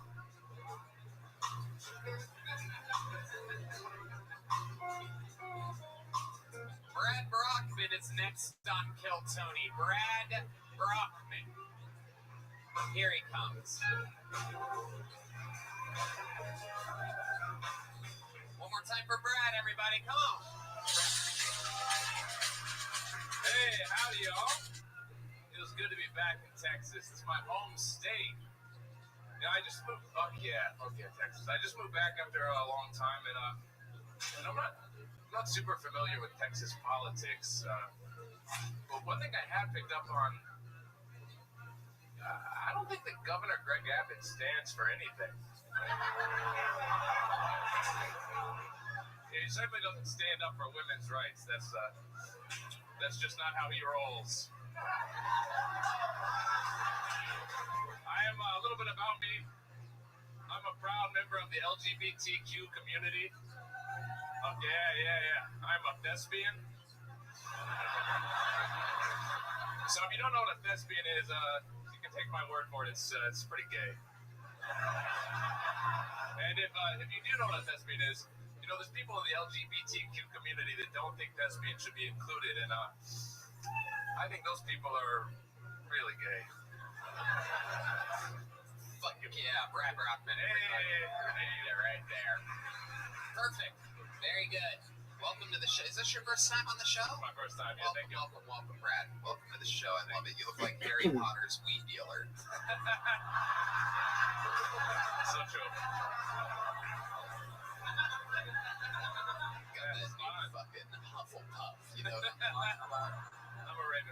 you. Some of that fucking Slytherin kush over here. I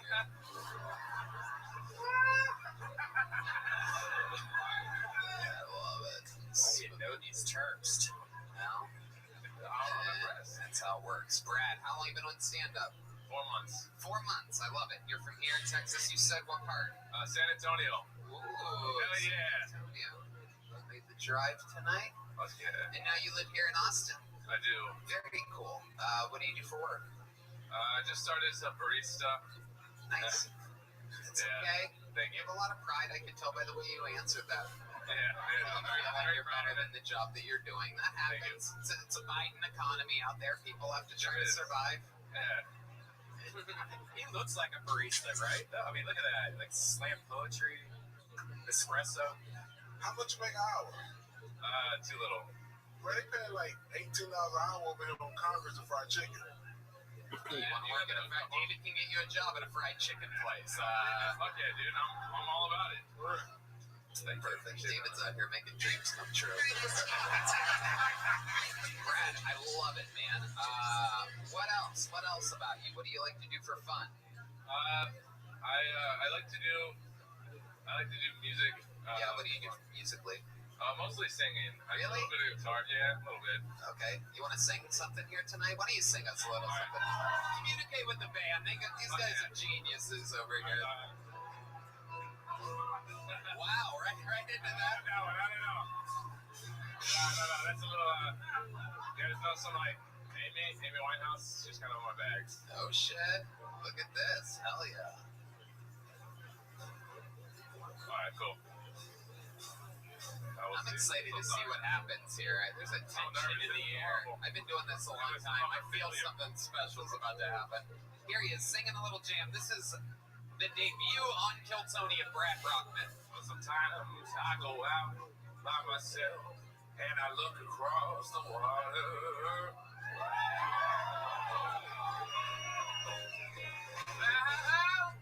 Hell yeah. That's exactly what we like. This is a show of entertainment. Hell yeah. All the ladies are all fucking juicy in their pants now. I'm gonna have to get fucking Hans Kim to bring his Catan board game down here just to try everybody out after that. The ladies love that shit. A real fucking guy with bone structure up here singing Amy Winehouse. Fucking testicles between his legs. Goddamn right. Thank you. Wow, that's very impressive. You're a very talented man. Thank you. You get a lot of girls or guys. What are you into? I'm currently practicing celibacy. Wow, how long you been practicing that for? 24 hours? Fuck out of here, singing like that. Not fucking anybody. That's a crime. I know. Involuntarily. So. You are really, it's not, how long's it been? The last time I had sex was about a year ago, and it was pretty sex from my ex. The sex with the ex. Wow. Yeah. All right. How about made out with a girl? When's the last time you made out with a girl? A year ago. A year ago? Really? Yeah. Really? A whole year? Yeah. You know what? We got to take care of this. Is there a girl out there that wants to come up and give Brad Brockman his first kiss in a year? Sorry, we have the best, most beautiful fans here at Kill Tony, and there's always a girl that ends up coming through for us. I'm sure there must be someone that's making their way to the stage. You gotta take that There's nose gotta ring be. It always happens 100% of the time. This is a really good-looking guy. He just sang Amy Winehouse. Damn, not even fucking Angela Kay's running up here right now to... I figured Angela Kay would at least come up here and scream in your face for a second. It's about my life. I don't know. Come on, there's gotta be a girl. It's been a year since his last kiss. Come on. Just come up here and shove your fucking tongue down his throat real quick. Stop being creepy about it. Damn. Something's happening. I can feel it. Here it comes. Oh, shit. Wow. This is Kill Tony. Austin, Texas. Just simply what we do on Mondays, folks. This is what we do on Mondays. How did that make you feel, Brad? You seem very happy right now. You seem the type of happy that you just couldn't even you with all your acting experience. I really believe that you're happy right now. I'm pretty excited, yeah. Hell yeah. Thank you. I appreciate that. Thank you so much. Absolutely. Yeah. How you gonna go back to the church on Sunday? Looking like Joel Osteen. They don't know worship there. You got it. All right, Joel Osteen. That's all right with me, baby. Hello, brothers and others. Brad, that was a perfect appearance on Kill Tony. Thank you so much. Here's a joke book from the great Bonezeye, BONEZEYE. A lot of people ordering their joke books for the holidays right now. You can buy your official Kill Tony joke book directly from him on Instagram, Bonezeye. Or custom. If you want to get anything customized. And your wife's face on it. Of course, the great Ryan J. Ebelt also with a ton of Kill Tony. Oh, and volume 3 of the new Kill Tony art book. Coming soon. All right. Ooh, this is exciting. Ladies and gentlemen, this is this young lady's second ever appearance on the show. The first time she was on this show, she absolutely killed. We literally were talking about recently about how we wanted her to get back up here. She signs up every week. Make some noise for Molly Vivant, everyone. This is a very funny young lady.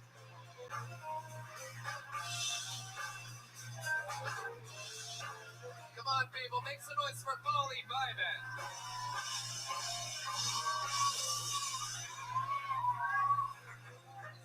What's up, guys? Yeah. I'm into disabled guys. That's my kink. My friends used to give me a hard time about it. They'd be like, Molly, you can't fetishize these people. It's wrong. I'm like, I don't know. I feel like I've done a lot for the community. More than anyone who's ever told me I can't say the word retard, right? There's always some bitch that comes out the woodwork. She's like, you can't say that word. My brother's mentally handicapped. And I'm just like, okay, I'm sorry. Should I fuck him?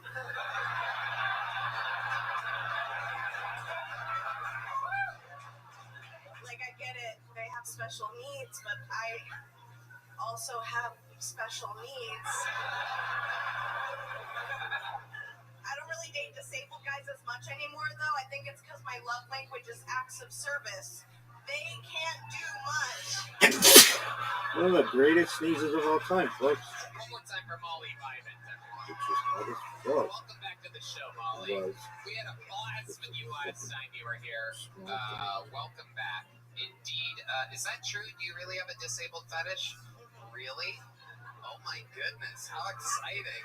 Tell us about some of your wild things. You ever get ballsy with some palsy? What are we talking about here? Yes. You ever fucking downs the fuck? You know what I'm talking about? Or? That set was dedicated to Jared Nathan and Michael Lair. Oh shit, alright. Wow. What did you do to Jared Nathan, the poor guy? I can't imagine how fast he must Damn, go. bitch. Who are you? Yeah.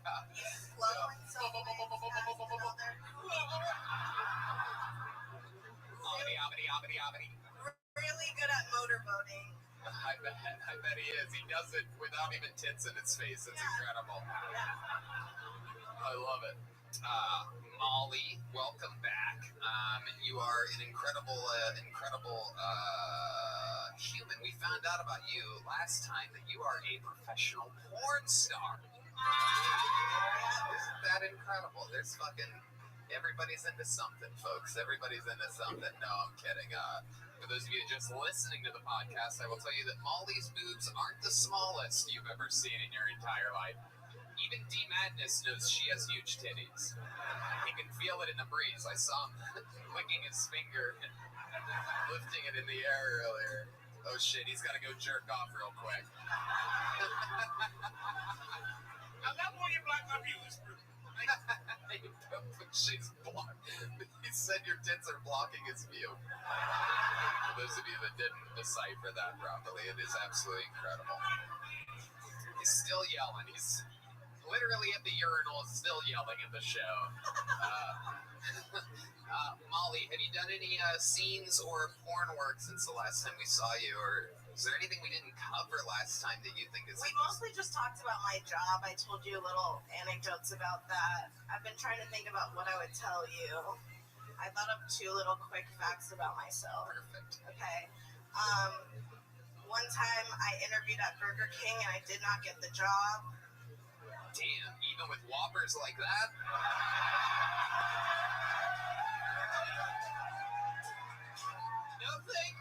Nothing on that? Jesus Christ, guys. Michael forgot he was on the show. He was laughing so hard. Give me a fucking something for that shit. You think we prepared for this? You think I'm like, dude, just say Burger King anything and I'll do this? Hell no, that's fucking comedy magic right there. You didn't get the job? No, I think it was a race thing. I'm not really sure. Oh, you think they were hunting for diversity? No, they had They didn't want you they to- had it there. Yeah. And I'm just a little Jew, and I think that I Oh. don't think that they like that. They didn't want a Jew working at Burger King. How did they know?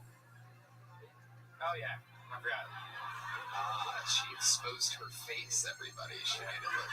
She has a Jewish face. I have those Anne Frank eyes. Hell yeah.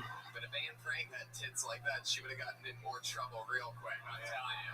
They would have heard her walking around the attic with those flippity floppies. You know what I'm talking about? Do you hear something up there? It's like, is there a small elephant walking around in the attic? So stupid. I can't believe an elephant is one of the top 40 sound effects on the show, but it is. Wow. Okay. So you didn't get the job at Burger King. What'd you end up doing? Where have you worked? I've been a nanny and I've worked in porn. That's pretty much Wow. One of the only nannies that'll breastfeed your kids, by the way. A full meal. It's like a old country buffet eating off those things. It specializes in triplets.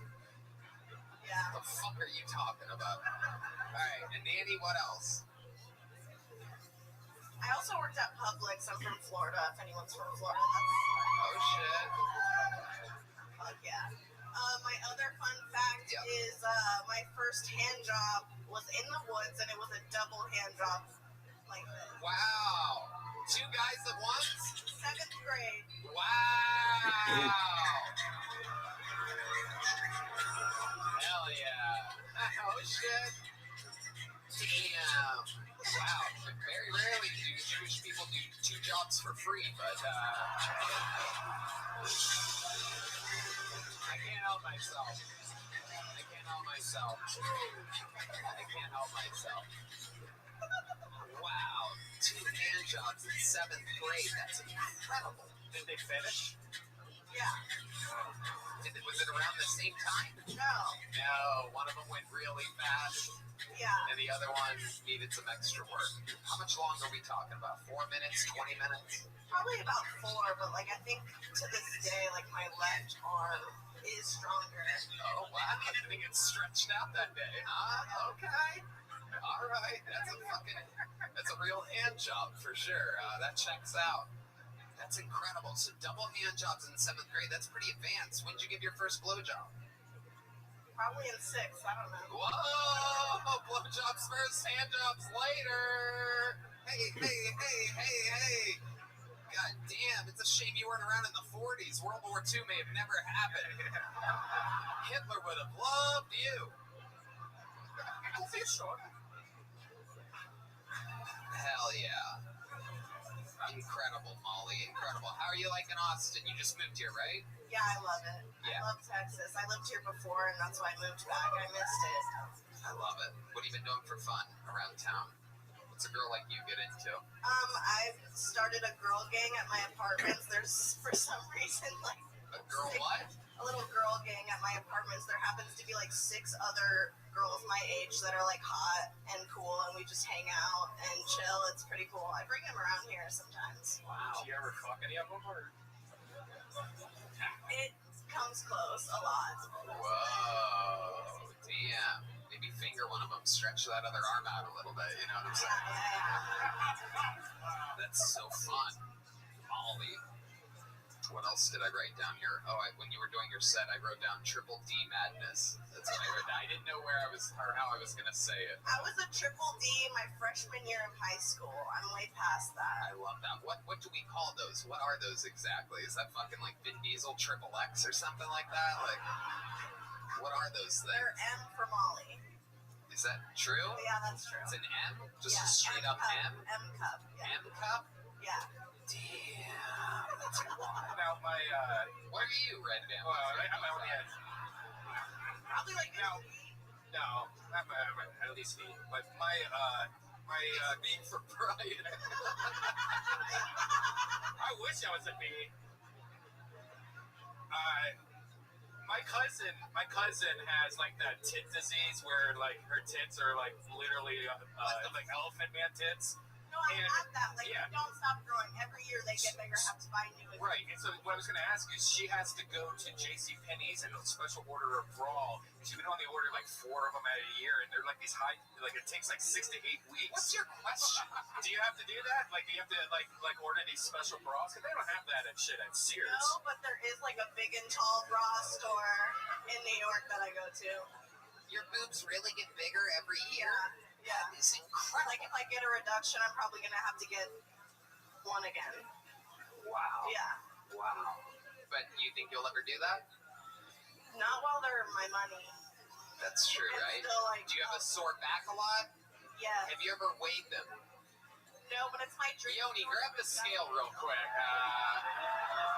Can we do that? Is that possible? I don't even think it's possible. We'd have to have a solid. We have to go to the bathroom to do it. Well, no, you can probably place it right here. I can. Hey, I think we should try this. Yoni, you got the scale? Is the scale? We've been weighing people lately. We need a stool. Also a stool. Perhaps a stool and a scale. This is the first in Kill Tony history, the first ever weighing of a boob, everybody. This is the show I always wanted to have since I was a little boy. And this is knocking it off my bucket list here. I'm looking at the photographer, Joe White, laughing right now. You know it's funny if a guy that's 140 years old is laughing. All right, this is the moment of truth. Molly's got a great sense of humor, for those of you just listening here, thinking about getting us canceled. What's the best way to do it? Can you just like sort of lean on it? Yes, sit on David's lap, absolutely. This is perfect. And she's pregnant, everybody. She's pregnant. Breaking news. Whoa! Oh my God. 8.5 pounds. Holy shit. Oh my God. Wow. Wow. Our minds are completely blown. That's 8.5 pounds of flour. I thought the thespian singing Amy Winehouse was going to be the highlight of tonight's show. Boy, did I. Oh, everybody stop what you're doing. Zoot, my man, are you ready to lose? Did Liza come in? No. Do you know about King Island? No. Why don't you? There's a chance that I'll open up with you guys again tomorrow. Shut up. Dude, there's a chance I will open up for James McCann tomorrow. Do you really gonna be awake? No, I'm probably going to be asleep. But do you think that you really might open for him? Yeah. It's a double show. Oh, and so that girl's going to be with you, though, right? Yeah. So what happens then? I mean, she works there. All right, but she's not working tomorrow night. So are you going to be like, hey, you know, I might have to go up on stage and open this bad boy? She's friends with James McCann. All right. Are you friends with James McCann? No. How is she friends with James McCann?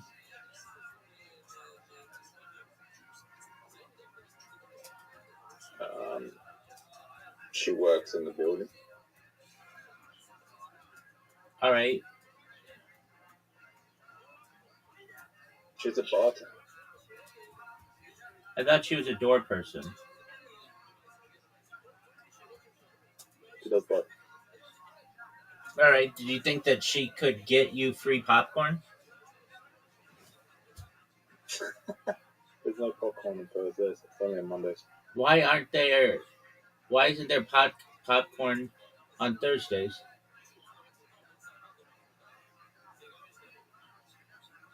Because that's the open mic thing. Oh, okay. Popcorn machine's not even in the same room. I mean, how the fuck am I supposed to know that, dog?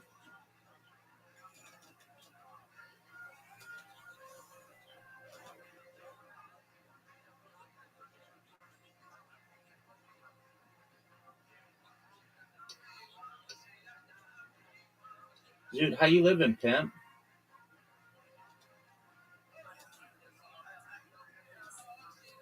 I'm still alive.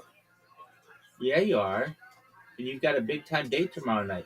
So what makes you think that you might open for James McCann? Don't you think he would tell you that, like, already?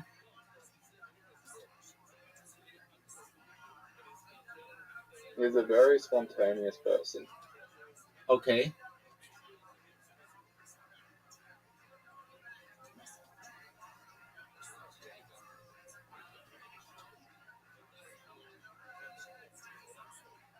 He would just put on fucking as many openers as he can because it would be like 5 minutes that less he has to work.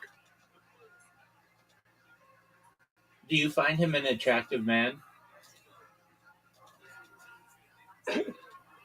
No. He's just like an average looking dude? Yeah. Okay. Do you think he could get hotter chicks? No one's like seen his wife, right? No one's seen his wife. Right. Isn't that right? What do you mean? Like, I know she exists, but like,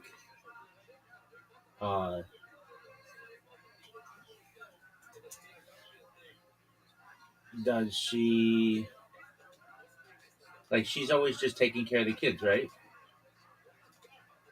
Yeah.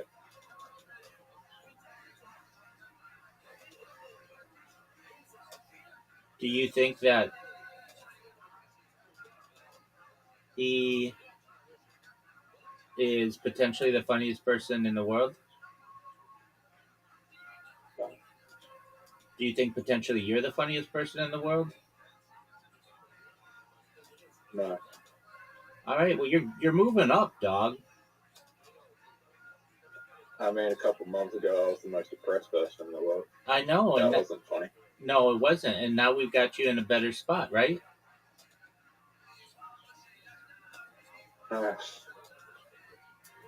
Yeah, yes. Yeah, dog, you know it. I know it. Everybody knows it, dog. You're kicking ass. You're taking names. I'm proud of you. And you should be proud of yourself. You're rocking out with your cock out, big dog. You know that? Do you know that you're rocking out with your cock out? Yeah. All right. Now, are you ready to lose? Yep. All right. Well, you're going to have to hold on, dog. Because I've got shit to do. So just one... What up, pimp? Did you know that cheetahs are really friendly animals? I did not know that. They've never attacked a human. Yeah, no, I did know that. Isn't that baller as fuck? Yeah. Is that the most baller as fuck Like, shit? I don't know why they were getting like people in America are getting obsessive with exotic cats, and they get tigers when they can get cheetahs. I guess if the cheetah runs away, it's going to be fucking impossible to catch it. I mean, I bet it's not easy to catch a tiger either. All right, dude. Are you ready to lose? Yeah. Dude, now let me just put it to you as honestly as I can. I'm gonna beat you, and it's not gonna be even close. And I accidentally pressed the 3-hole button instead of the 5-hole button, so I'm gonna have to beat you in fewer turns. And then we'll do 5-hole after this. And I'm waiting on you. Did you know that I'm waiting on you? Yeah. I mean, I'd rather have a pet cheetah than a pet tiger, but...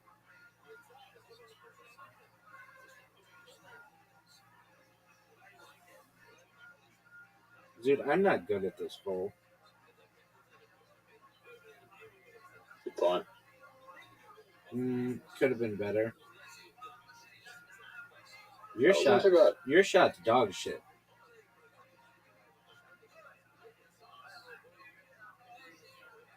I think you get this in 3.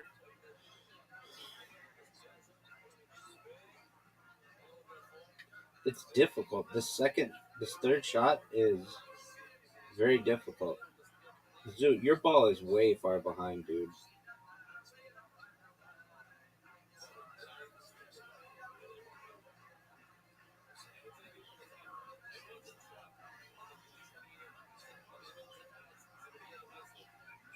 Dude, you need one of the greatest shots in the history of the game.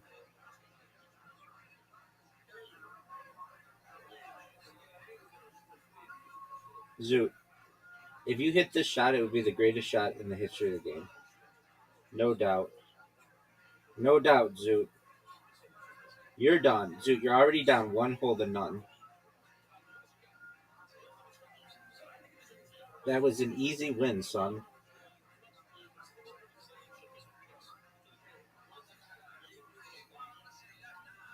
Zoot. Hey, they changed this hole. It used to have a really big ball, remember? Zoot. Zoot. Yeah. Do you remember this hole used to have a really big ball?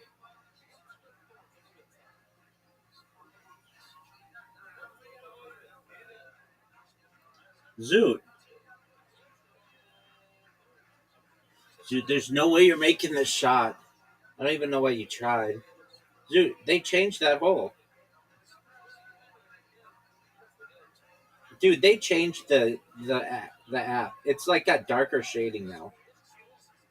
Do you notice that?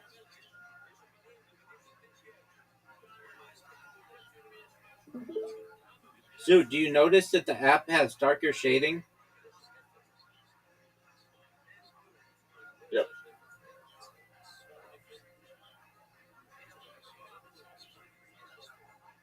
I wonder what else they changed.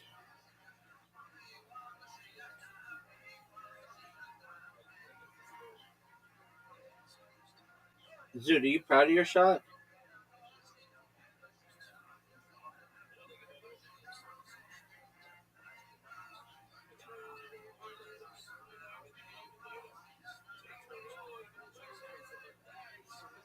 Dude, that was terrible.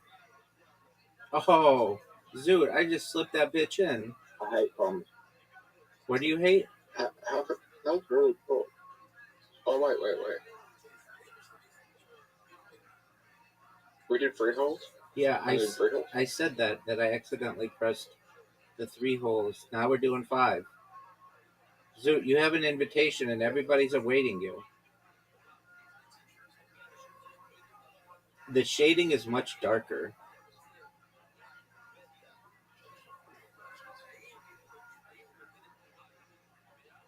Zoot, that's an amazing shot. Could be one of the best shots of all time. No, you're done. There's no way you're going to have anything good with that. Now, I'll show you one of the best shots of all time. Right here, baby.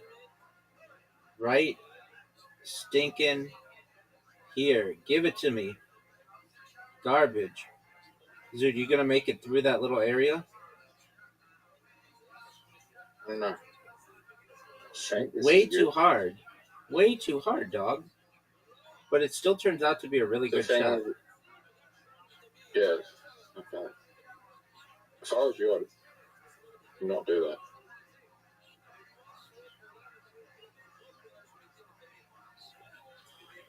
Can I water bump you? No, you can't water bump me.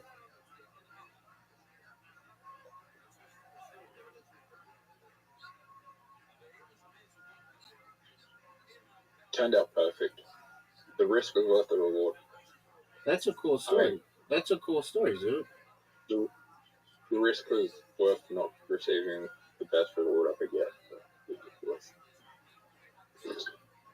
Zoot, all I know is that you just had one of the worst shots I've ever seen. We had the same shot. And I'm not saying mine was good. Look how good this shot is, though. We literally had enough. Zoot, do you know that Tom Segura? Zoot, do you know that comedian Tom Segura and comedian Christina Pazynski are getting a divorce? Why would you marry another comedian? That sounds depressing.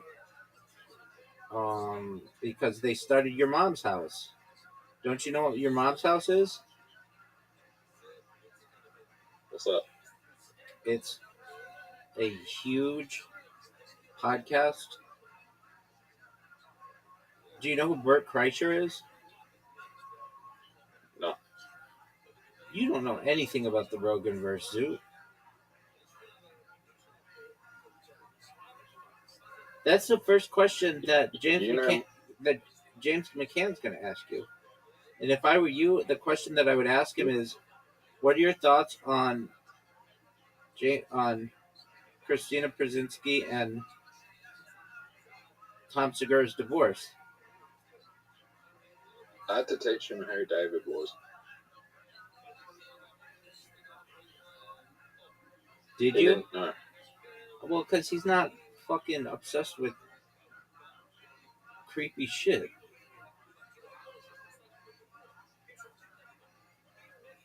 Oh, we were talking about he was talking about creepy shit in the WWE, and then I brought that up. All right. Did you tell him that girl was found in the trunk of his Tesla? Yep. There you go, big dog. Took a year to... Zoot. I was talking about how he was like, how they started pulling like Chris Benoit shit off the shelf, and then he was talking about James Dean, the porn star, and then he was talking about, then I said, oh, this guy had a skin and was going to have a skin in Fortnite, and everyone's getting refunded from his item that they, like back item that they put in Fortnite. So what did James McCann say?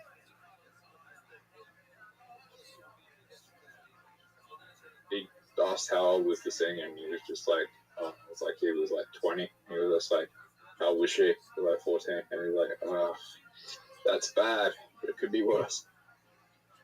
I mean, how could it be worse? That age difference. I mean, that's still pretty bad. Yeah.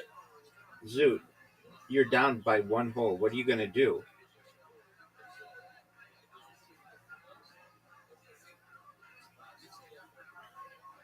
Folks, Zoot is down by one hole. Oh no, Zoot, I left it short. That's a terrible shot. That's not how you do this hole, Zoot. I'm telling you right now, that's not how you do it. And if you do that, there you go. No, just hit it. There you go. Hit my ball, baby. Hit my ball, baby. There you go, Zoot. That's cool. Thanks, big dog. That's probably the perfect shot for both of us. Zoot, that was a garbage shot. No. That was absolute garbage. I had the lead. What'd you say? I had the lead. I have the lead. I'm up 3 games to 2. I mean, in this particular hole, I believe. All right. Well, do you know about King Island in Australia? I Zoot, know look. the president of the island. I know the president of the island is a female. That's a cool story, dog. Dude, this She was just elected today. It was an independent party. That's tight. Zoot, you could win.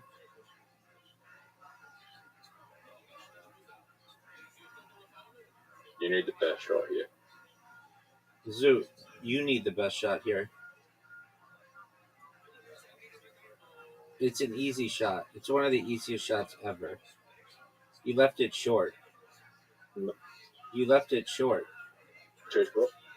Too short. Oh. You still got a difficult shot. No, I have an easy shot. One of the easiest shots I've ever seen. Zoot, I just won. It was one of the greatest shots in the history of the game, son.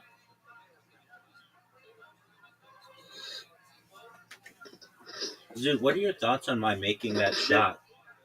Was that the greatest shot you've ever seen in your entire life? It's annoying. It's annoying? Yeah. What's annoying?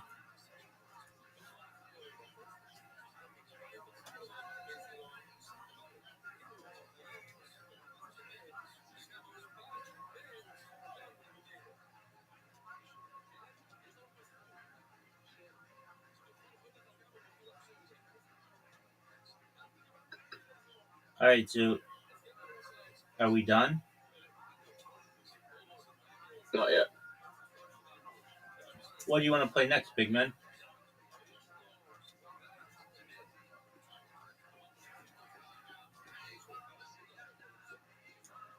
Big dog.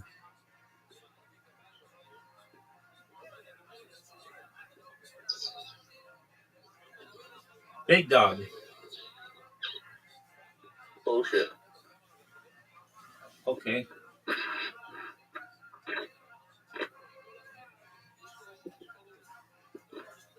I have a question for you. Ready?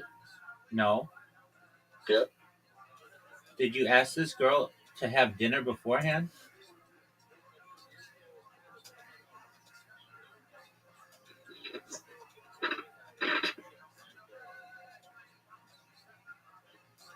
Dude, remember that time I asked you a question and then you were just dead fucking? No. Oh, yeah. Okay, why not?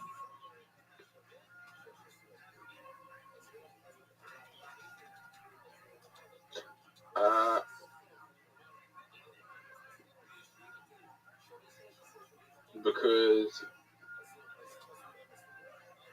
I got a meet after James down before the show.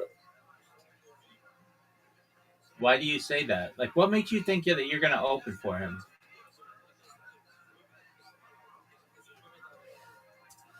Because he said last time that if I was there, he'll let me open.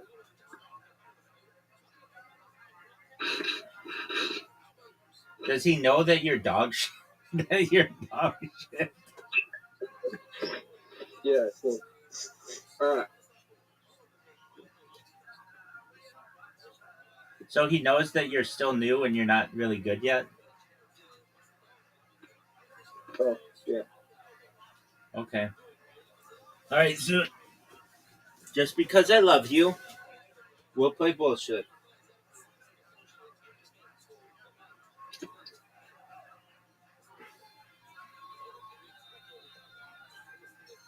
Zoot, let me know when you're ready. 3, 2. Zoot, you're stuck at that. Okay, are you ready? Yep. 3, 2, 1, go. We're in, Zoot. I see you. I see you, baby. Make it easier with 2 people. 3 people is fucking possible. It's not impossible, but you're right. It is more difficult. Zoot, are you going to do the thing that you always do? You're like, oh, I have the best cards ever. I have the worst cards ever.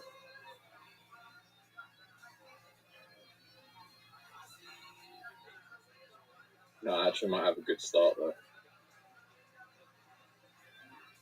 3 4s.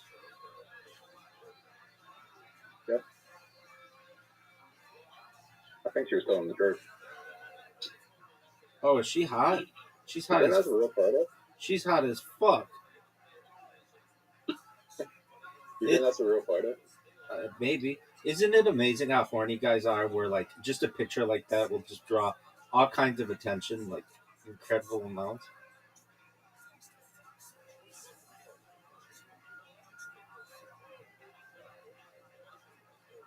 Women did the same thing.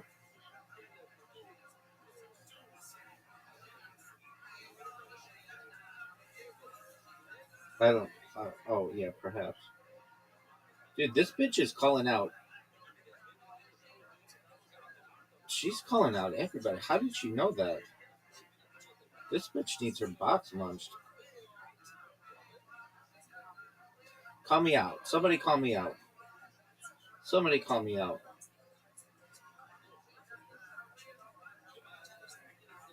Oh, Zoot gets called out with 2 aces. Zoot was telling the truth like a pimp. Zoot was telling the truth like a pimp. This girl is hot as fuck. Rielly is hot as fuck. Did you send her a friend request? No, dude, I don't do that.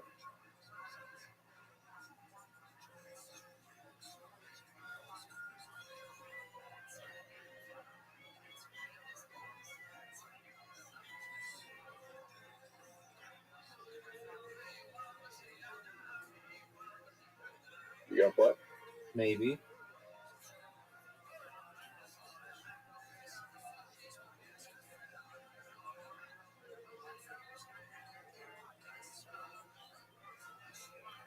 Oh, fuck you. Zoot, they got you.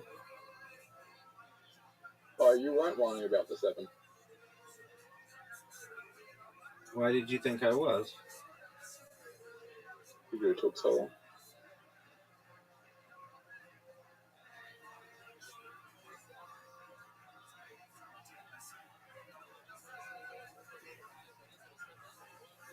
Be careful of that girl, Zoot.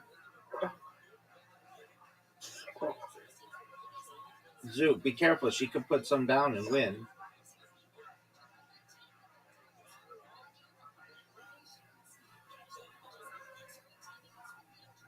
I can get this guy out. We need to get his last bullet. I've got all the freeze, bitch.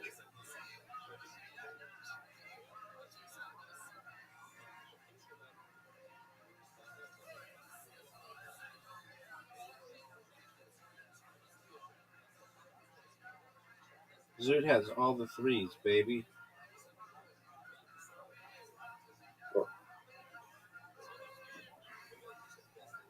Why did you lie?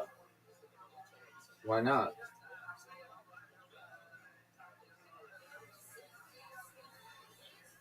Well, I have all the 4s. You don't have all the 4s, you lying person. I have all but 1 4. Okay, that's not all the 4s, though. Do you realize all the 4s means 4 4s? It's a lot of more, it's more 4s than you have. Perhaps.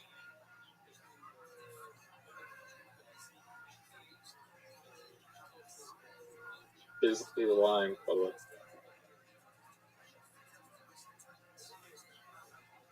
You got him, Zoot.